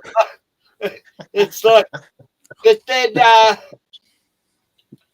like a sister-in-law, you know, she was the one who said it, actually. Yeah. Later on, she ended up marrying an Aboriginal dude, you know. Yeah. You know, it's Yeah. like, because of being in Australia, they learned, oh, no, they're not just servants, you know. But we were programmed, man. We were programmed through the news, you know, through the media, you know. No, you were, but... Well, you weren't, but yeah, the 90% of the fucking population was, mate, and I was one of them. I didn't know any different. About what? About South Africa. What? Nah, I don't know where you're getting that from. Come on, man. That's how I grew up, mate. White South Africans were cunts. Well, the movie I don't Lethal Weapon. remember any of that. Lethal Weapon. Remember Lethal Weapon, the first one? Yeah. Yeah. Free South Africa. Free Mandela. Free Mandela. Remember that shit? It was like, hey, fuck, man. Yeah, that's not Australia. No, I'm just saying that was the programming. You know, it was the news. I read too much into it back then. No, well, fuck, I didn't have internet or any other way to know, man. I didn't know any fucking South Africans. I remember when there was... all I remember is what a fucked accent white South Africa. No, it was a fucked up accent. Always a fucked up. Okay, that is the worst English accent. Yeah, it's the worst ever. Yeah. That's all I know about South Africa. One of the guys I talked to on YouTube, Flats, he's got a religious channel. I can always forget the name. He's from South Africa. He speaks the language they speak. I forget what it's Afrikaans. called. Afrikaans. Yeah. Him and his kids and his wife all speak it too. I never heard anybody speak it before until he started talking on one of the lives, and I was like, "What did you say, man? I didn't hear you." And he said, "Oh, I'm talking to my wife," and I was like, "What'd you say?" I didn't understand. He goes, "Oh, it's Afrikaans," and I was like, "I've never heard anybody say that talking before." Well, because like I've got to say, right, there is an element of truth to it, right? There are some racist motherfuckers, right, that are white South Africans, right?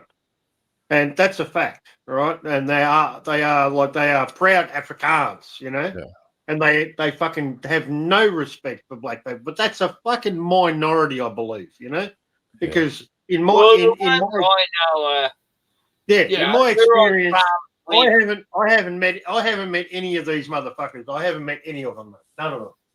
Not one. No, the ones I know have, you know, their farms are full of black people who love them like family, you know, Yeah. And they get slaughtered just along with the whiteys, you know. Yeah. When they invade with their fucking spears and machetes and their fucking... Yeah, I remember, man. Rape the children and murder the whole family, and they'll kill every single black person there working there as well. You know, I remember in the early '80s. I think it was like '81. I reckon 80 or '81. In the summer, all right. D-Man. Yeah. Cricket is our sport in summer, right? And the first test, right, for that summer, right, there was a South African batsman, right? He was a white fella, right? And he was playing for Australia, right, in 1980 or 81. And he made a century, like 100 runs on debut. And just the fact that he was playing for Australia blew my fucking mind, you know what I mean, at that time, you know? And, it just blew my mind, man. And, Is that that was the crazy. guy they shot in the head as he's doing a run? No. No, actually, that never happened. Yeah, sorry. Just it just blew my mind, man, because my mind was filled with propaganda from the media, you know, the news and shit, you know. But apparently, as I found out years later, man, this guy, this batsman who played, a South African guy who played cricket for Australia, he loved fucking black people, and he ran like a gym, a boxing gym, and he trained fucking, you know, the native people, you know, had a box, you know, he fucking loved them, mate, you know, but I didn't know that till years later, you know.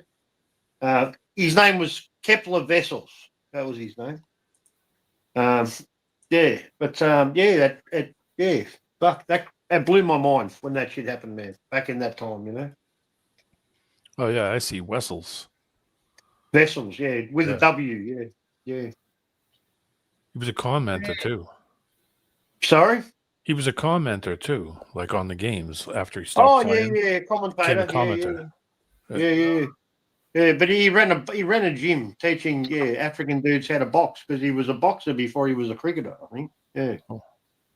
Interesting story, man. You should check him out, mate. Kepler Vessels, yeah.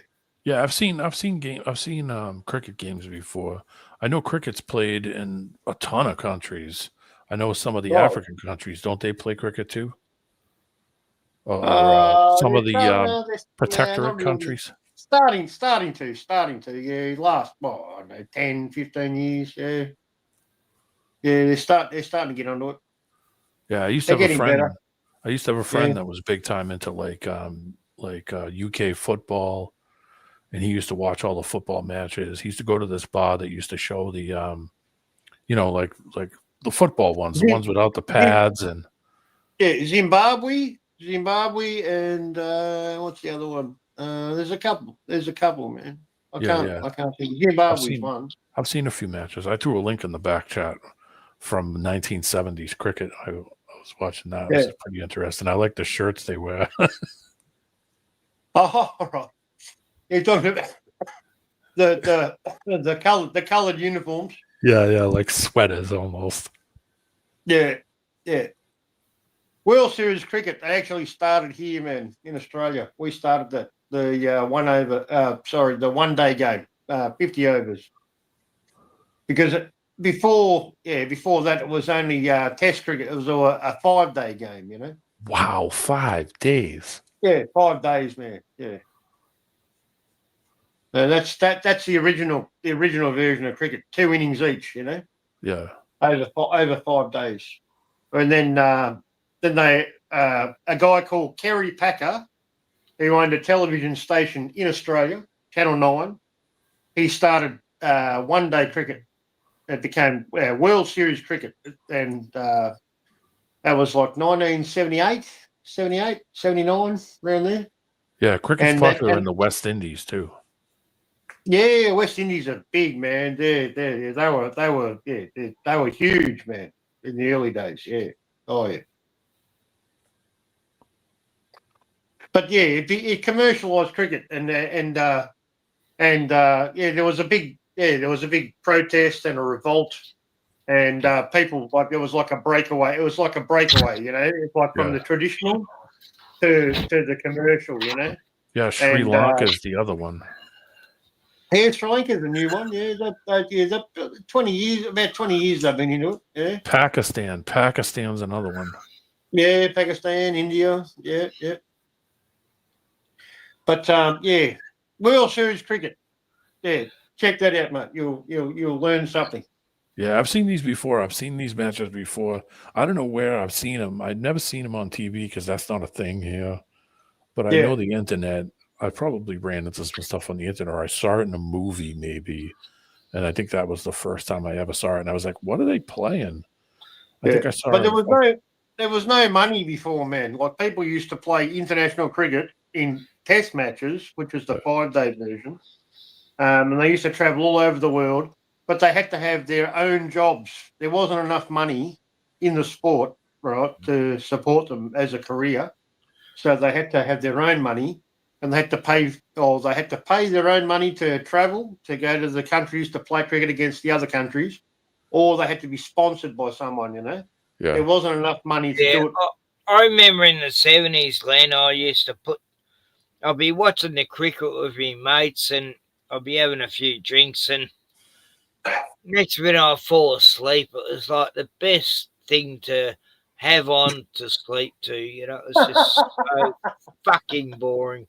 But the one-day cricket made it exciting for everybody, you know, and it brought money in because it brought in TV sponsorship, you know, and more money because the cricketers weren't making any money. And World Series cricket, it was like it was like a revolution, you know, and a lot of players, they were like punished for leaving the traditional and going to the new system. You know what I'm saying? Yeah. And it was like a revolution, man. It was a big deal, man. You want to look into it. Look into it. World Series cricket. How it started. Kerry Packer.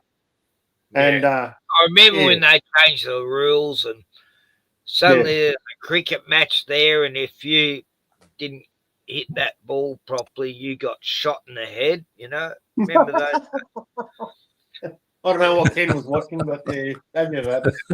Maybe I'm thinking of an alternative universe I lived in once, but if you didn't do that fucking hit right, you know, you were There's a killed. lot of people at those games too. Those stands are packed.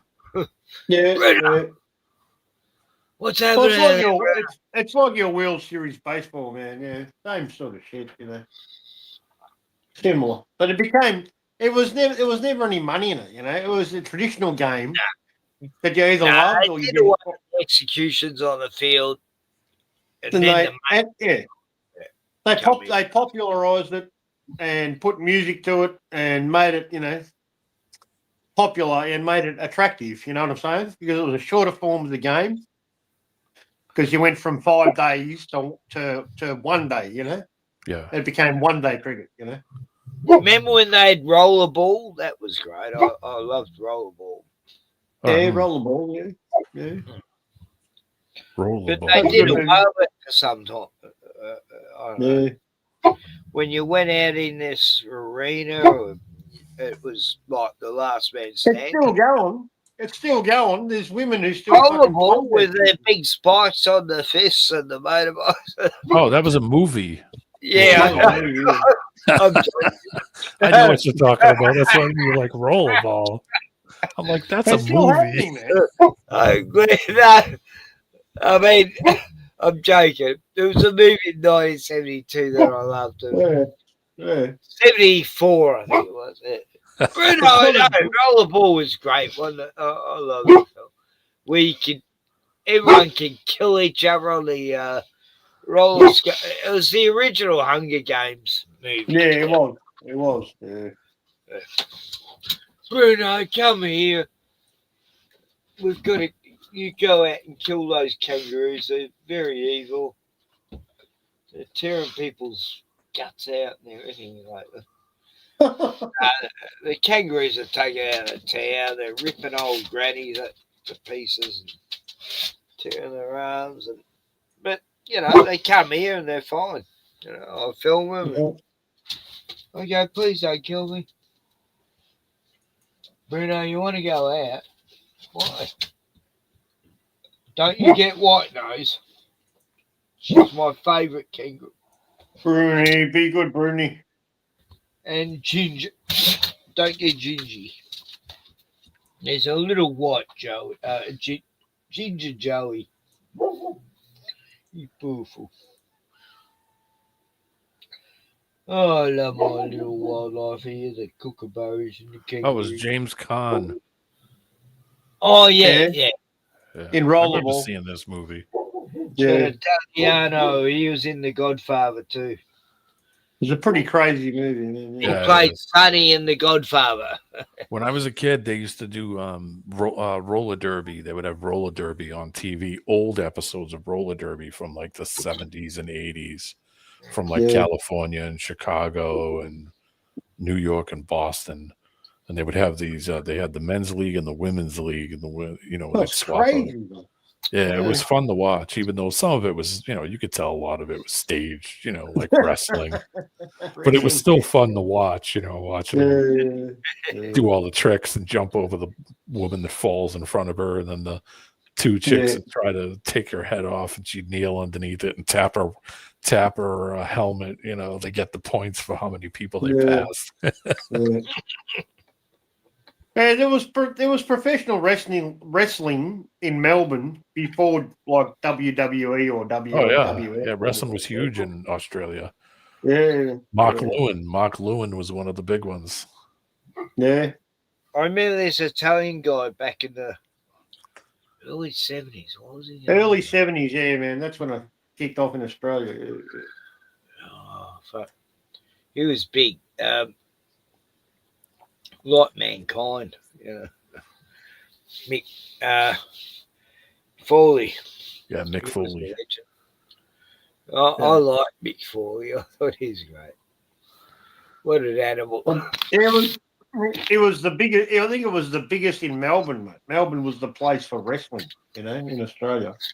Right, yeah. At the what was it? Festival Hall, yeah, I think so, yeah. Yeah, I saw a lot of bands there too, like Leo Sayer and Midnight Oil and Dr. Hook and the Medicine Show. Oh yeah, Dr. Hook. I saw a lot of the old bands back in the day. Gigs were everything to do. Melbourne was the live band capital of Australia, mate. If you wanted to go and see a band, if you went in Melbourne, you probably weren't going to see them. They were all here. Ken lived through it. He's older than me, so he saw more than I did. Yeah, I used to go see Cold Chisel and Akadaka and Sherbet, Midnight Oil, Sherbet, Australian Crawl, and I saw them all them. But yeah, we went all through the 80s and the 90s, man. Just live bands. Every pub had live bands on the weekend. It's just what you did back then. You go, let's go to this place where that band's playing. Yeah, live music's dead now. It's over. Yeah, it's all boy band stuff and crap stuff. I wouldn't even know the new music now. It'd be horrible. It sounds AI to me, most of the music. Well, gentlemen, I gotta go. It's 6:30 a.m. and I gotta run. Oh man, you're a legend. It was good to talk to you guys. Yeah, good to talk to you, man. Thanks for having me on. Thanks for giving me all the plenty of shows to watch. Have some sleep, man. You're in the know of the Aussie stuff. I'm very impressed. Yeah, good on you, mate. Aussie shows. I appreciate it, guys. We'll see you later. Yeah. Take it easy, brother. See you, mate. Have a blessed day. Yes. Bruno's out there barking at kangaroos and possums and. Yeah, I'm jealous, man. I'm jealous of the older people because I wish I was around when the fucking life was fucking better. You know what I mean? Yeah, but then you only got 2 years or 3 years left if you. Oh well, he's gonna fucking die one day anyway. Who gives a fuck? If you want to be me. At No, least I it would have been fun. haven't got much time left. I'm starting to realise it. No, none of us have, man. Probably All we got, got is now. I say 3 years, you know. All we got is now, Ken. That's all we got, mate. They keep poisoning me with the chemtrails and shit. No, fucking yeah. Bruno, you tell them there's a bunyip out there or a thylacine. There's a bunyip. Fucking yeah, I don't know. Bruno! Come on, it can't be that bad, this critter. Bruno! What's it doing? What? It's tearing trees down? No, come on. Poor Bruni. Poor Bruni. It's not destroying our environment, whatever it is you're backing it.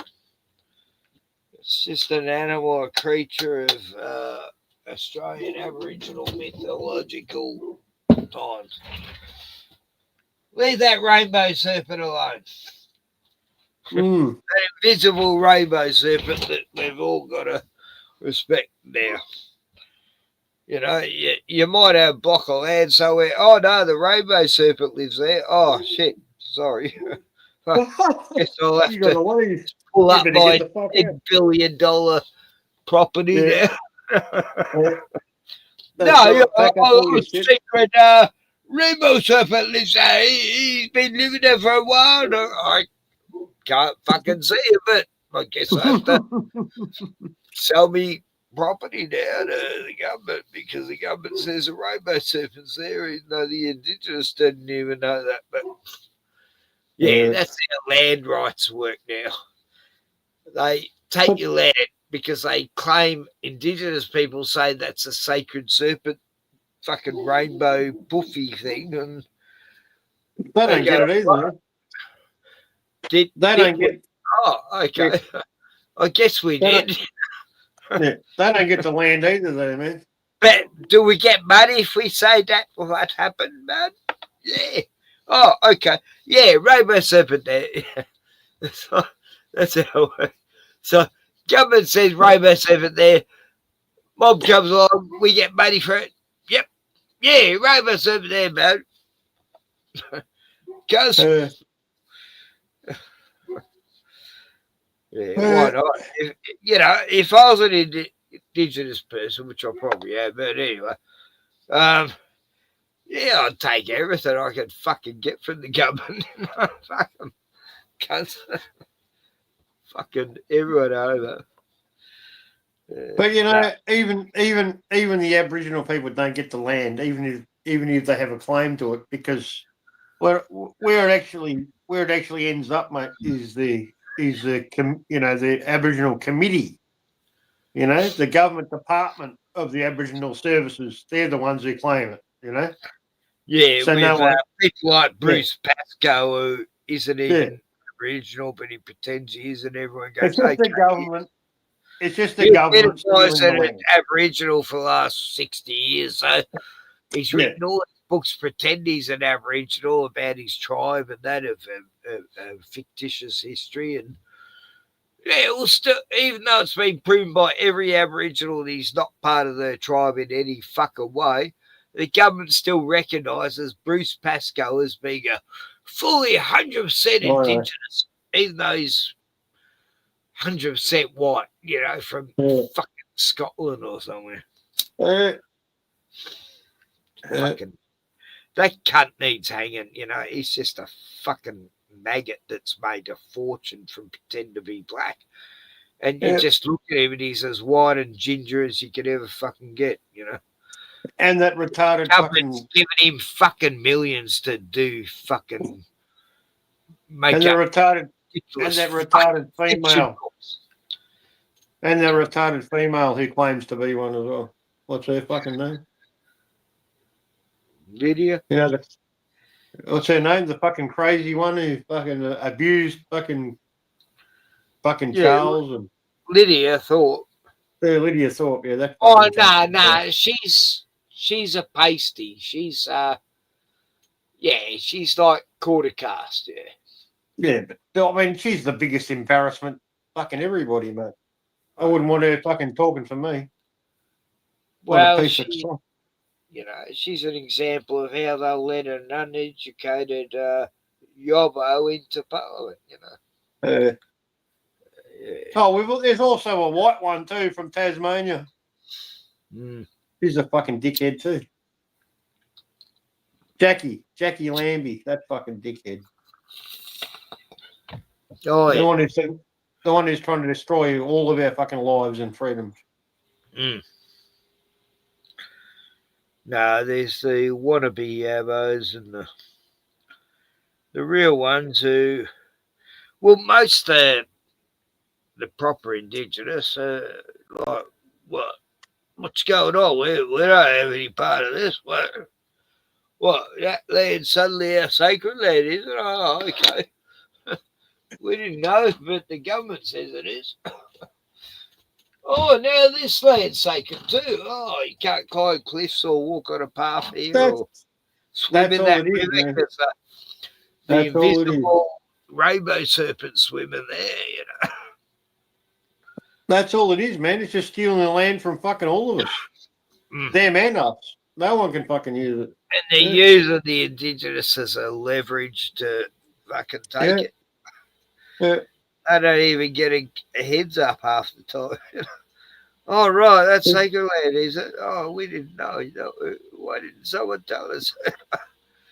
I thought that was just, some bit of land. We don't, the thing is, welcome to country. This is our land, blah, blah. That's bullshit because, every Aboriginal I know,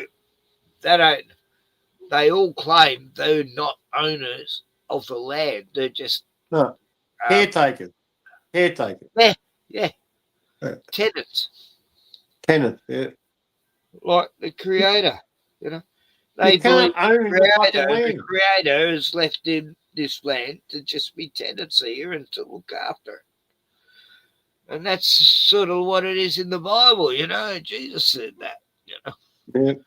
You're just tenants here, Yeah. It's all an illusion, mate. Nobody can own fucking land. You can't fucking own the land. I told my sister that. Yeah. And she's like, what do you mean? I said, you can't own the fucking land. It's not yours, And then my brother say goes, welcome to country when you actually believe it's not.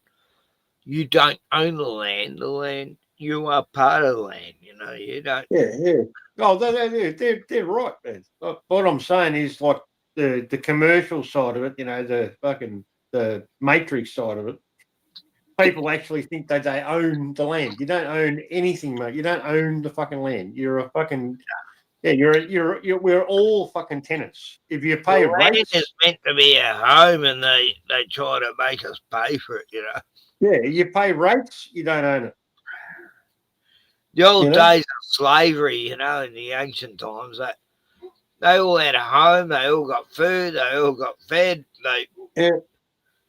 and then they went and worked. And now people are doing the same thing, and they don't even realise they're slaves, and they're paying for the home, and you can't ever fucking own it. You don't even own it. You pay for fucking 30 in ancient times, they used to work and end up owning property and shit, Well, no, you can never. Not under this system, man. You can never fucking own it. You can't. It's been that way for a long time, man. Yeah, it's fucked. Once houses got to $500,000, that was it. The average Aussie can't buy a house. No, I'm just saying, like the way the law works, man. Like it's all Crown land. Like we just tenants, mate. It's owned by the fucking state. They own it. We put it, and especially since it became digital, right? There's no, you don't have that title, right? It's all digital. It doesn't exist. It's all made up. It's all digital. It's all bullshit, So yeah, it's nothing, man. They can take it away anytime they fucking want. Yeah, LC has to leave his farm in, I think it's 4 days. Yeah. That's it. The government took his property because they want to make it into real estate. He had no say. He just got 60 days to leave, and that's Western Australia because, he's on prime real estate area because it's very close to Perth. Yeah. So of course the government want it, and they just take it. Yeah. We want that land. Yeah, we'll give you 1.4 million for it when it's worth like 5 million. Fucking maggots. That's what Thieves. the castle was about, man. That was the Yeah, movie. that's what happened to LC. It's happened to so many other farmers. Yeah. They just take their fucking sheep farm and go, no, it's too close to the city. We want it now. It's going to be great real estate. We'll give you like a tenth of what it's worth. Yeah. And you have to take it, or we're going to jail you if you don't leave in 60 days. That's more or And the less what way, and the way that most people think and operate, man, is that, all right, I've bought this house, right? I've paid the mortgage, or I paid half the mortgage, right? Paying And the it's gone up. rates. Yeah, and the value's gone up by this much, right? And I've got this much equity, right, in my property, right? So then I'll use that equity to borrow to buy a better house, right? So the most of the money or the value in the land that people think they own, right, is still tied up in property, right? So they never actually see the money, right? Right? They never actually profit from it. Right? They're either borrowing against it, or they're using it as leverage to buy their next property, right? So the money's always tied up in the property, in the land. Yeah. So that they never actually ever see that money. You know what I'm saying? So it just goes on and on and on, and people are just in debt forever. You know what I mean? And that's how they do it, mate. That's how they get away with it. It never used to People be have that always, way. You used to buy a house, Yeah. own it outright, own the land. Yeah. The most you had was rates, to have a road and sewage and And I talk to younger people, Ken, about this shit, right? About the way things used to be, right? Because I'll explain to younger people, that there used to be cheap areas, middle class areas, and rich areas, right? So anybody could afford to buy a house, all right? Yep. As long as you weren't fussy. the right? So poorest people I knew bought houses Yeah. back in the 70s, So yeah, you could do it, and in those times, you could buy a cheap house, and you could pay it off in 5 years or 10 years, and you'd own it, right? That'd be yours, And if you didn't want to upgrade, at least you'd paid your fucking house off, and no one's coming to kick you out, It's yours, right? But there's no poor, there's no cheap. There's no, it's just everybody's the fucking same. Everything's fucking 600, 700,000, you know what I mean? And, fucking people are fucked, mate. Well, There's I no- said it years ago. They're trying to cut out the middle class, and now they have. Oh, completely. Yeah. There is fuck no yeah. middle class anymore. Yeah. But you know what I'm saying, man? Like, you could buy in poor areas, like for 40, 50,000, if you wanted a better house, you'd spend 100, 120. If you were rich, if you were, a fancy cunt, you'd spend 200,000. You know what I mean? But there's no cheap now. There is no fucking cheap. There's no bottom of the market. Everything's the fucking same price. Doesn't matter where you go. Apart from a mate of mine, Johnny, and Yeah. we bought this like it was a Toyota Hi-Ace thing with a caravan on the back. Oh, yeah. hitched it on there, and we went on a road trip. We went to this place, Kerrang, right? It was the first place in Victoria where they discovered gold. No. Anyway, this town was a weird town, and most people who lived there were sort of hippies, smoking weed. Yeah. And there's this gigantic building, the town hall, and they said, "Oh yeah, you can rent that for $120 a fortnight if you want." And I was like, wow. And there's all these buildings that were vacant. You could rent for nearly nothing, like $60 a fortnight for that one. And yeah, it was like a ghost town in a way. But God, I always think I should have fucking shifted to that town. I would have had a fucking town hall, I could have bought a house in fucking 1987 for fucking $60,000, mate, 50, 60 grand. Fuck. I know. The opportunities of those days are gone. I had my first house buyers thing. Then when I applied for it, oh no, you're actually 1 month, and now it expires. So you actually got in just 1 month too late. Yeah. Yeah. Okay. Go fuck yourself. Go. Yeah. But what's interesting?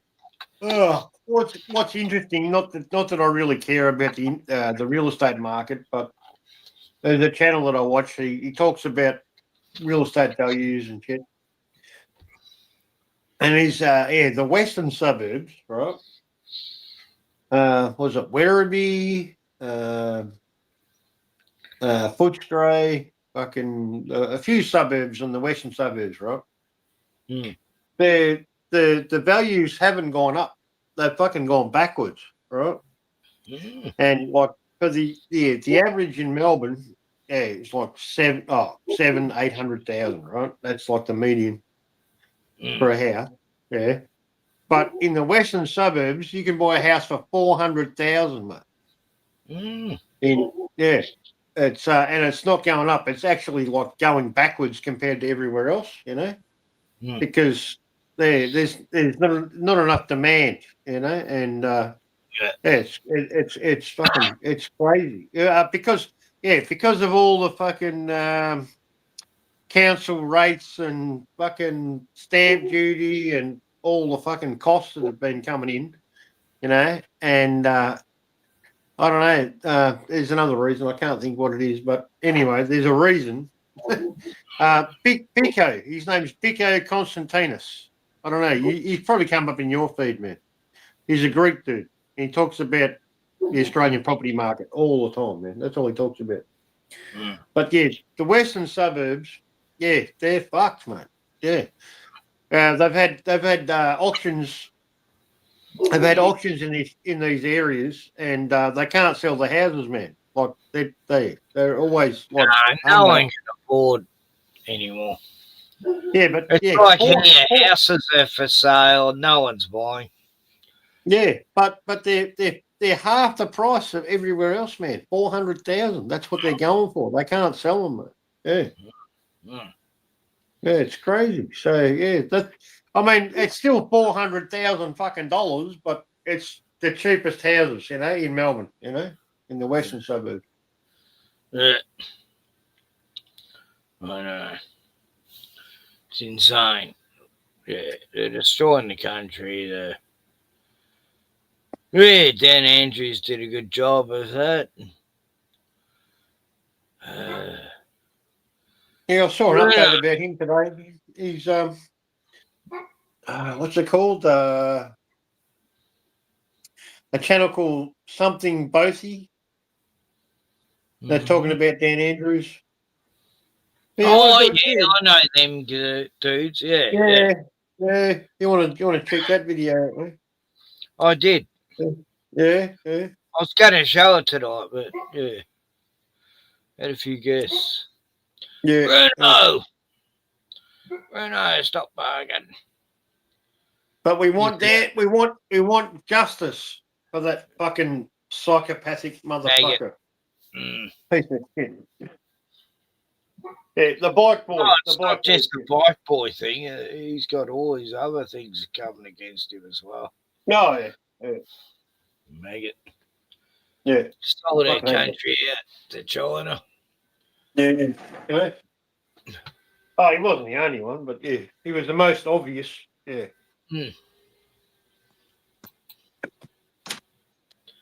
Yeah. Yeah, fuck Dan Andrews. Oh, God. Like, yeah, during those COVID times, he was the most evil parasite. Besides Fauci and Gates and all that, but yeah, just evil. People all over the world know who Dan Andrews is, mate. Yeah.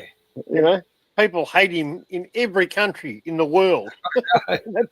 That's fucking crazy. Imagine being him, you know, like, yeah, he would have been watching all these people on YouTube hating on him, including me. I was one of the 6,000 other people who got a channel taken down because of him. Oh, yeah. Arrested for mocking him. Yeah.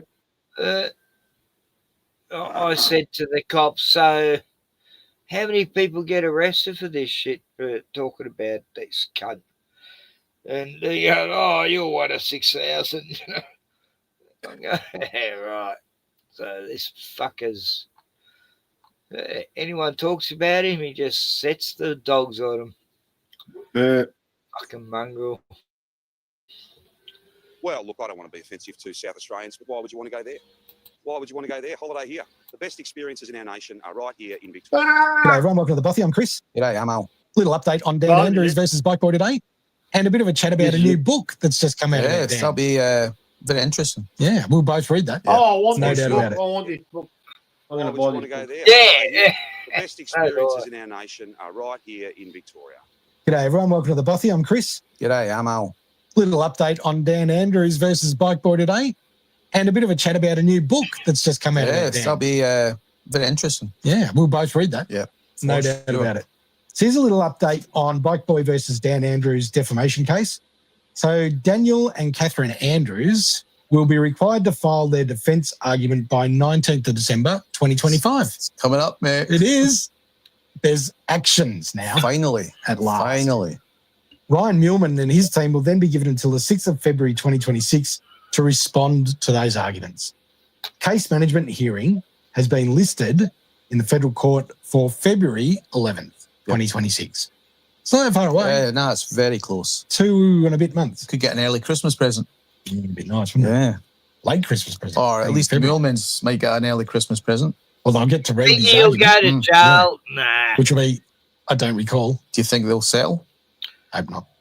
Well, it's their word against them, so it's like... Well, to settle, Dan's got to offer him something decent. It's only money, man. Yeah. Which reeks of... Yeah, he won't do that. No. So the process is underway. If the case isn't settled privately, and we hope it isn't because we want to see Dan squirm. Embarrassed. Yep. Yeah, I don't want It'll to see proceed to it trial settled where out. Dan Andrews will be called before the court to testify on oath about circumstances surrounding the crash.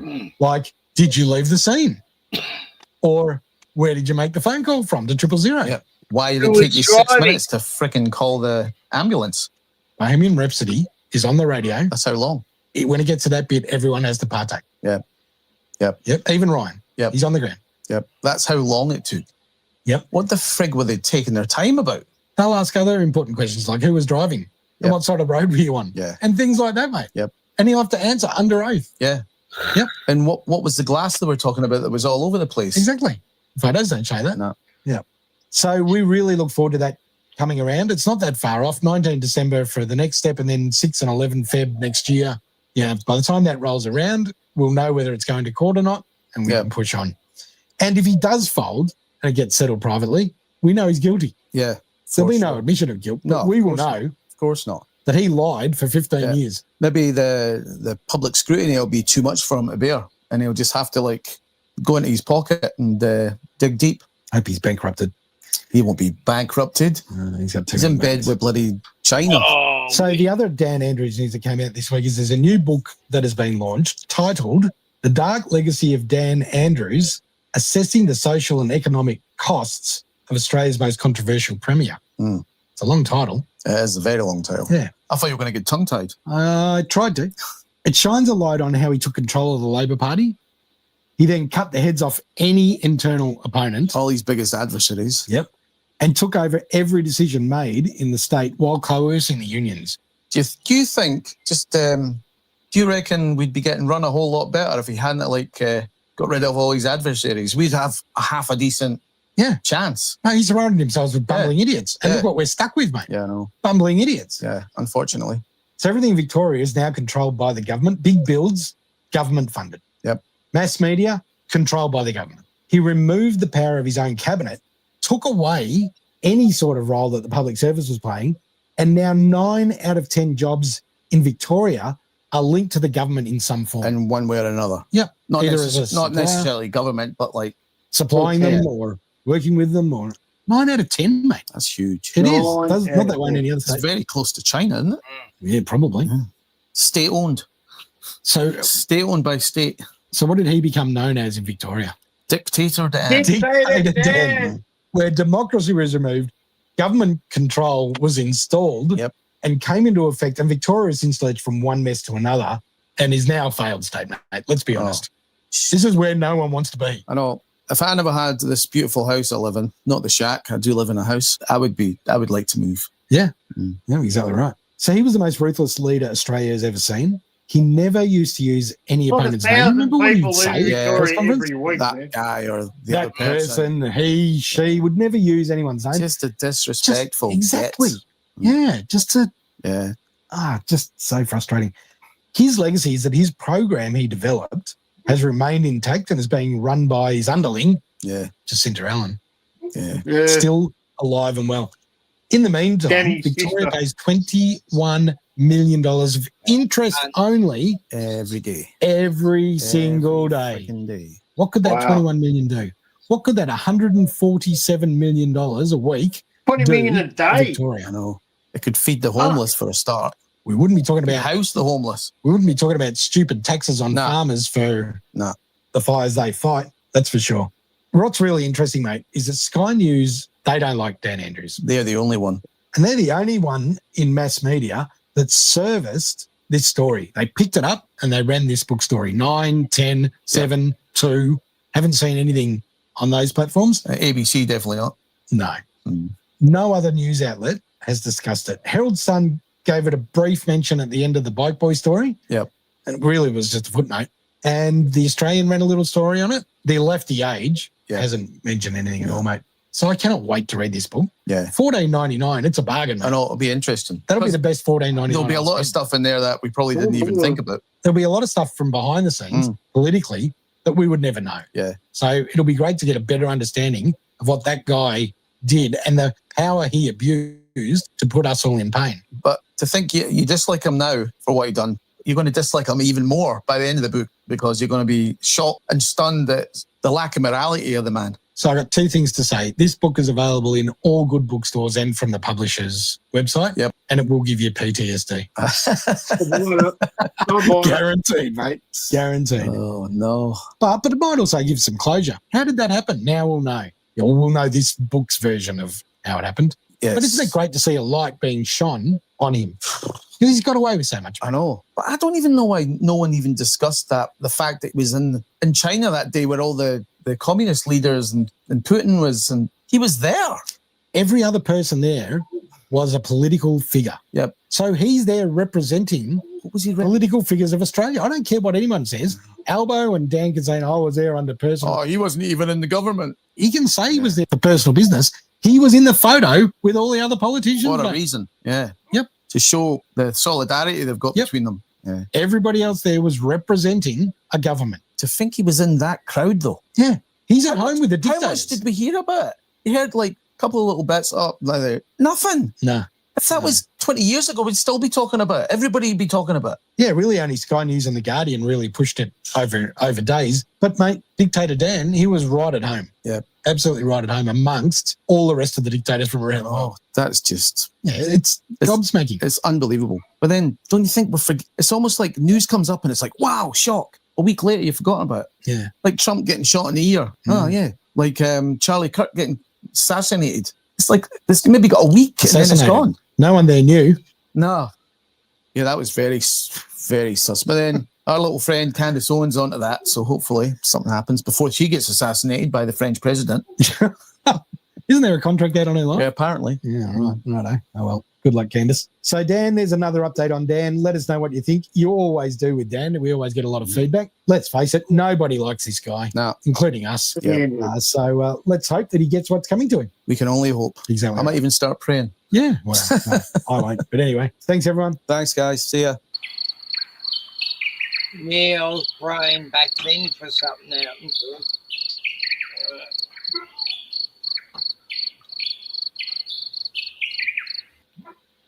But anyway, I might go now, Glenn.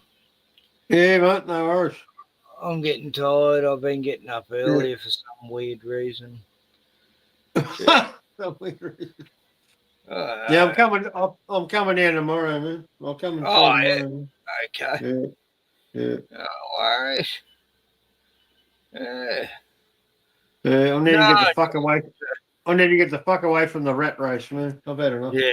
I think it's going to be a good weekend. I don't know, weather-wise. Yeah. Yeah. All right, mate. Okay. See you, Glenn. See Have a you, good one, brother. See you, mate. I got to go. I'm tired. Yeah. I'm getting old.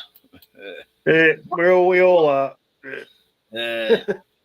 Bruno, you tell them. You tell them. Get those demons away. Okay, Glenn. All right, mate. See ya. See you, buddy. Yeah, well. We're December the 12th soon. It's 11:11 right now. Wow. Angel numbers. That means some good shit's going to happen to me soon. Excellent. I haven't seen 11:11 for a while. And here it is on my fucking clock. Hey, brother. Yeah, 11:11. Wow. No, I keep missing that. I'll see 1:11 sometimes, but 11:11, that's very good. Anyway, I saw a good movie last night. Good Boy. I mean, just the name, Good Boy. What a, it's about a dog and, oh, fuck, it's just beautiful. Beautiful horror movie about a dog, and it's all from his perspective. And, oh, wow, it really has you invested in this dog, seeing all these fucking demons and shit around his property and trying to warn his master he's a fuckwit. And good movie. Good Boy. It was exactly how I thought it'd be, actually. I read a few things about it. And, that sounds like the movie I'd make. And it was. It's a great movie. The dog is just so fucking fantastic. Like, I reckon this dog should win Academy Award for Best Actor this year. Yeah. Good Boy, good movie. Dog was a better actor than any human I've seen in a film lately. And God, I don't know how the director made him act so well. Fuck, it was brilliant. It's like, yeah, best dog film I've seen for a long time. Hey, Bruno. Yeah, that's my movie reviews. This is night, and I'm getting tired. And Bruno, you got to pack it in. The neighbours are going to start shooting at us if you keep barking. And, well, it's a short stream tonight. 7.5 hours. Fuck. Anyway, I'm on the juice now. Not the juice, the juice. Mandarin juices. It's nice, actually. It's fun. It's very good. Grove juice. Mandarin. Very good drink. Yeah, I know, Brandon.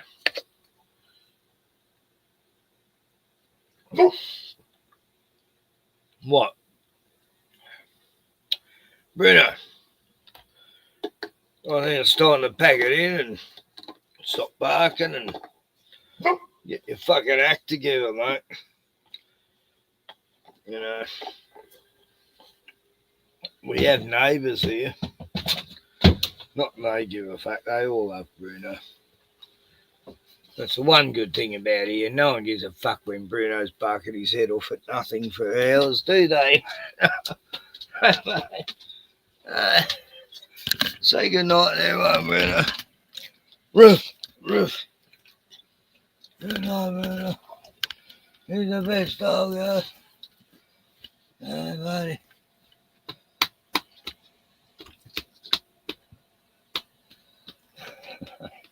Look at that beautiful face and he's yawning.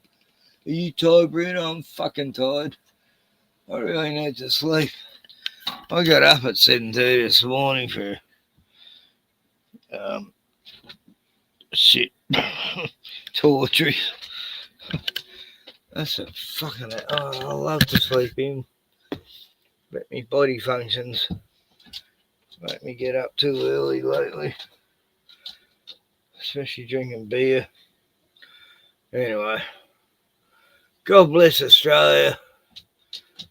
Jimbo.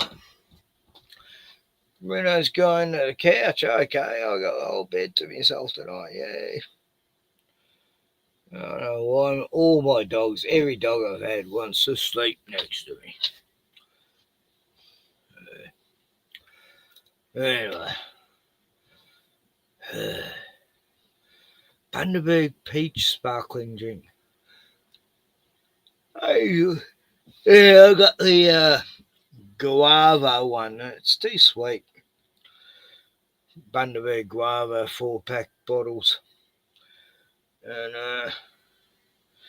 yeah, I only could drink half. It's just too much sugary stuff. Anyway, this mandarin drink, it really does taste like mandarin. Like, it actually does taste natural, which is good. Anyway, I've had cherries today. I had passion fruit, mango, yogurt, 2 lamb chops. Yeah, I'll mix it up a bit, but I felt fine. I've had cherries every single day because I just craved them lately. And yeah, the last few weeks I've just been buying big giant punnets of cherries, and that's my breakfast. Well, mangoes and yeah, now summer's here. Not that it fucking feels like summer, but no, I'm right into fruit. And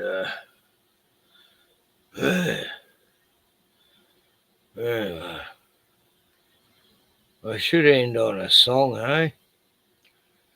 Come on, it's time to be happy, 'cause we're going to the promised land. Anyway, we got to see our greatest hero of the nation, Dan Andrews, and in all his glory, that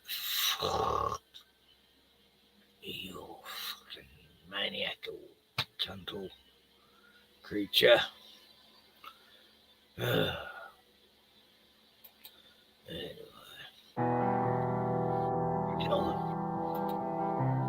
God bless Australia. Make Australia great again. Here's a flat earth song for everyone that I play off.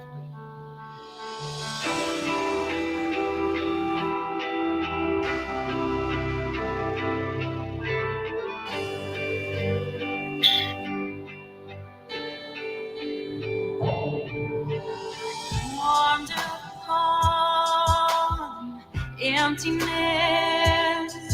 with verbalized imagining, built on pillars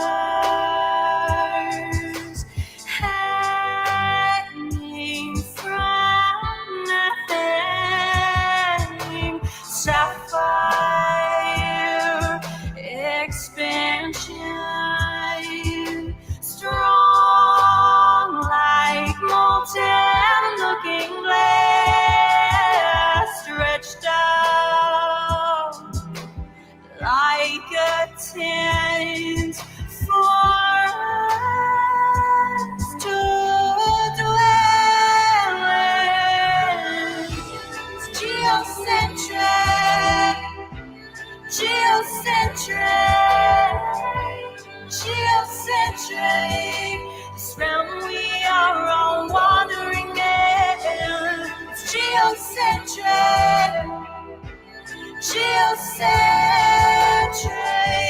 geocentric, and we are at the center of it all.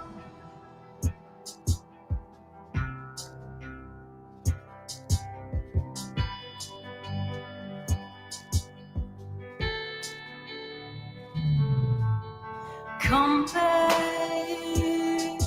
with limits and waters knowing their bounds, dry land take shape like clay beneath the seal. Whoa, electric luminous unordained circuits. It's geocentric, geocentric, geocentric. This round we are all wandering in. It's geocentric, geocentric, geocentric, and we are at the center of it all.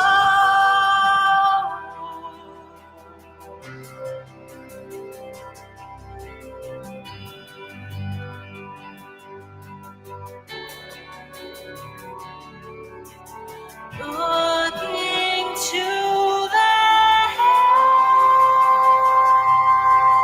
heavens, we stand with no excuses. A footstool immovable to the throne from which you rule. It's geocentric, geocentric, geocentric. This realm we are all wandering in. It's geocentric, it's geocentric.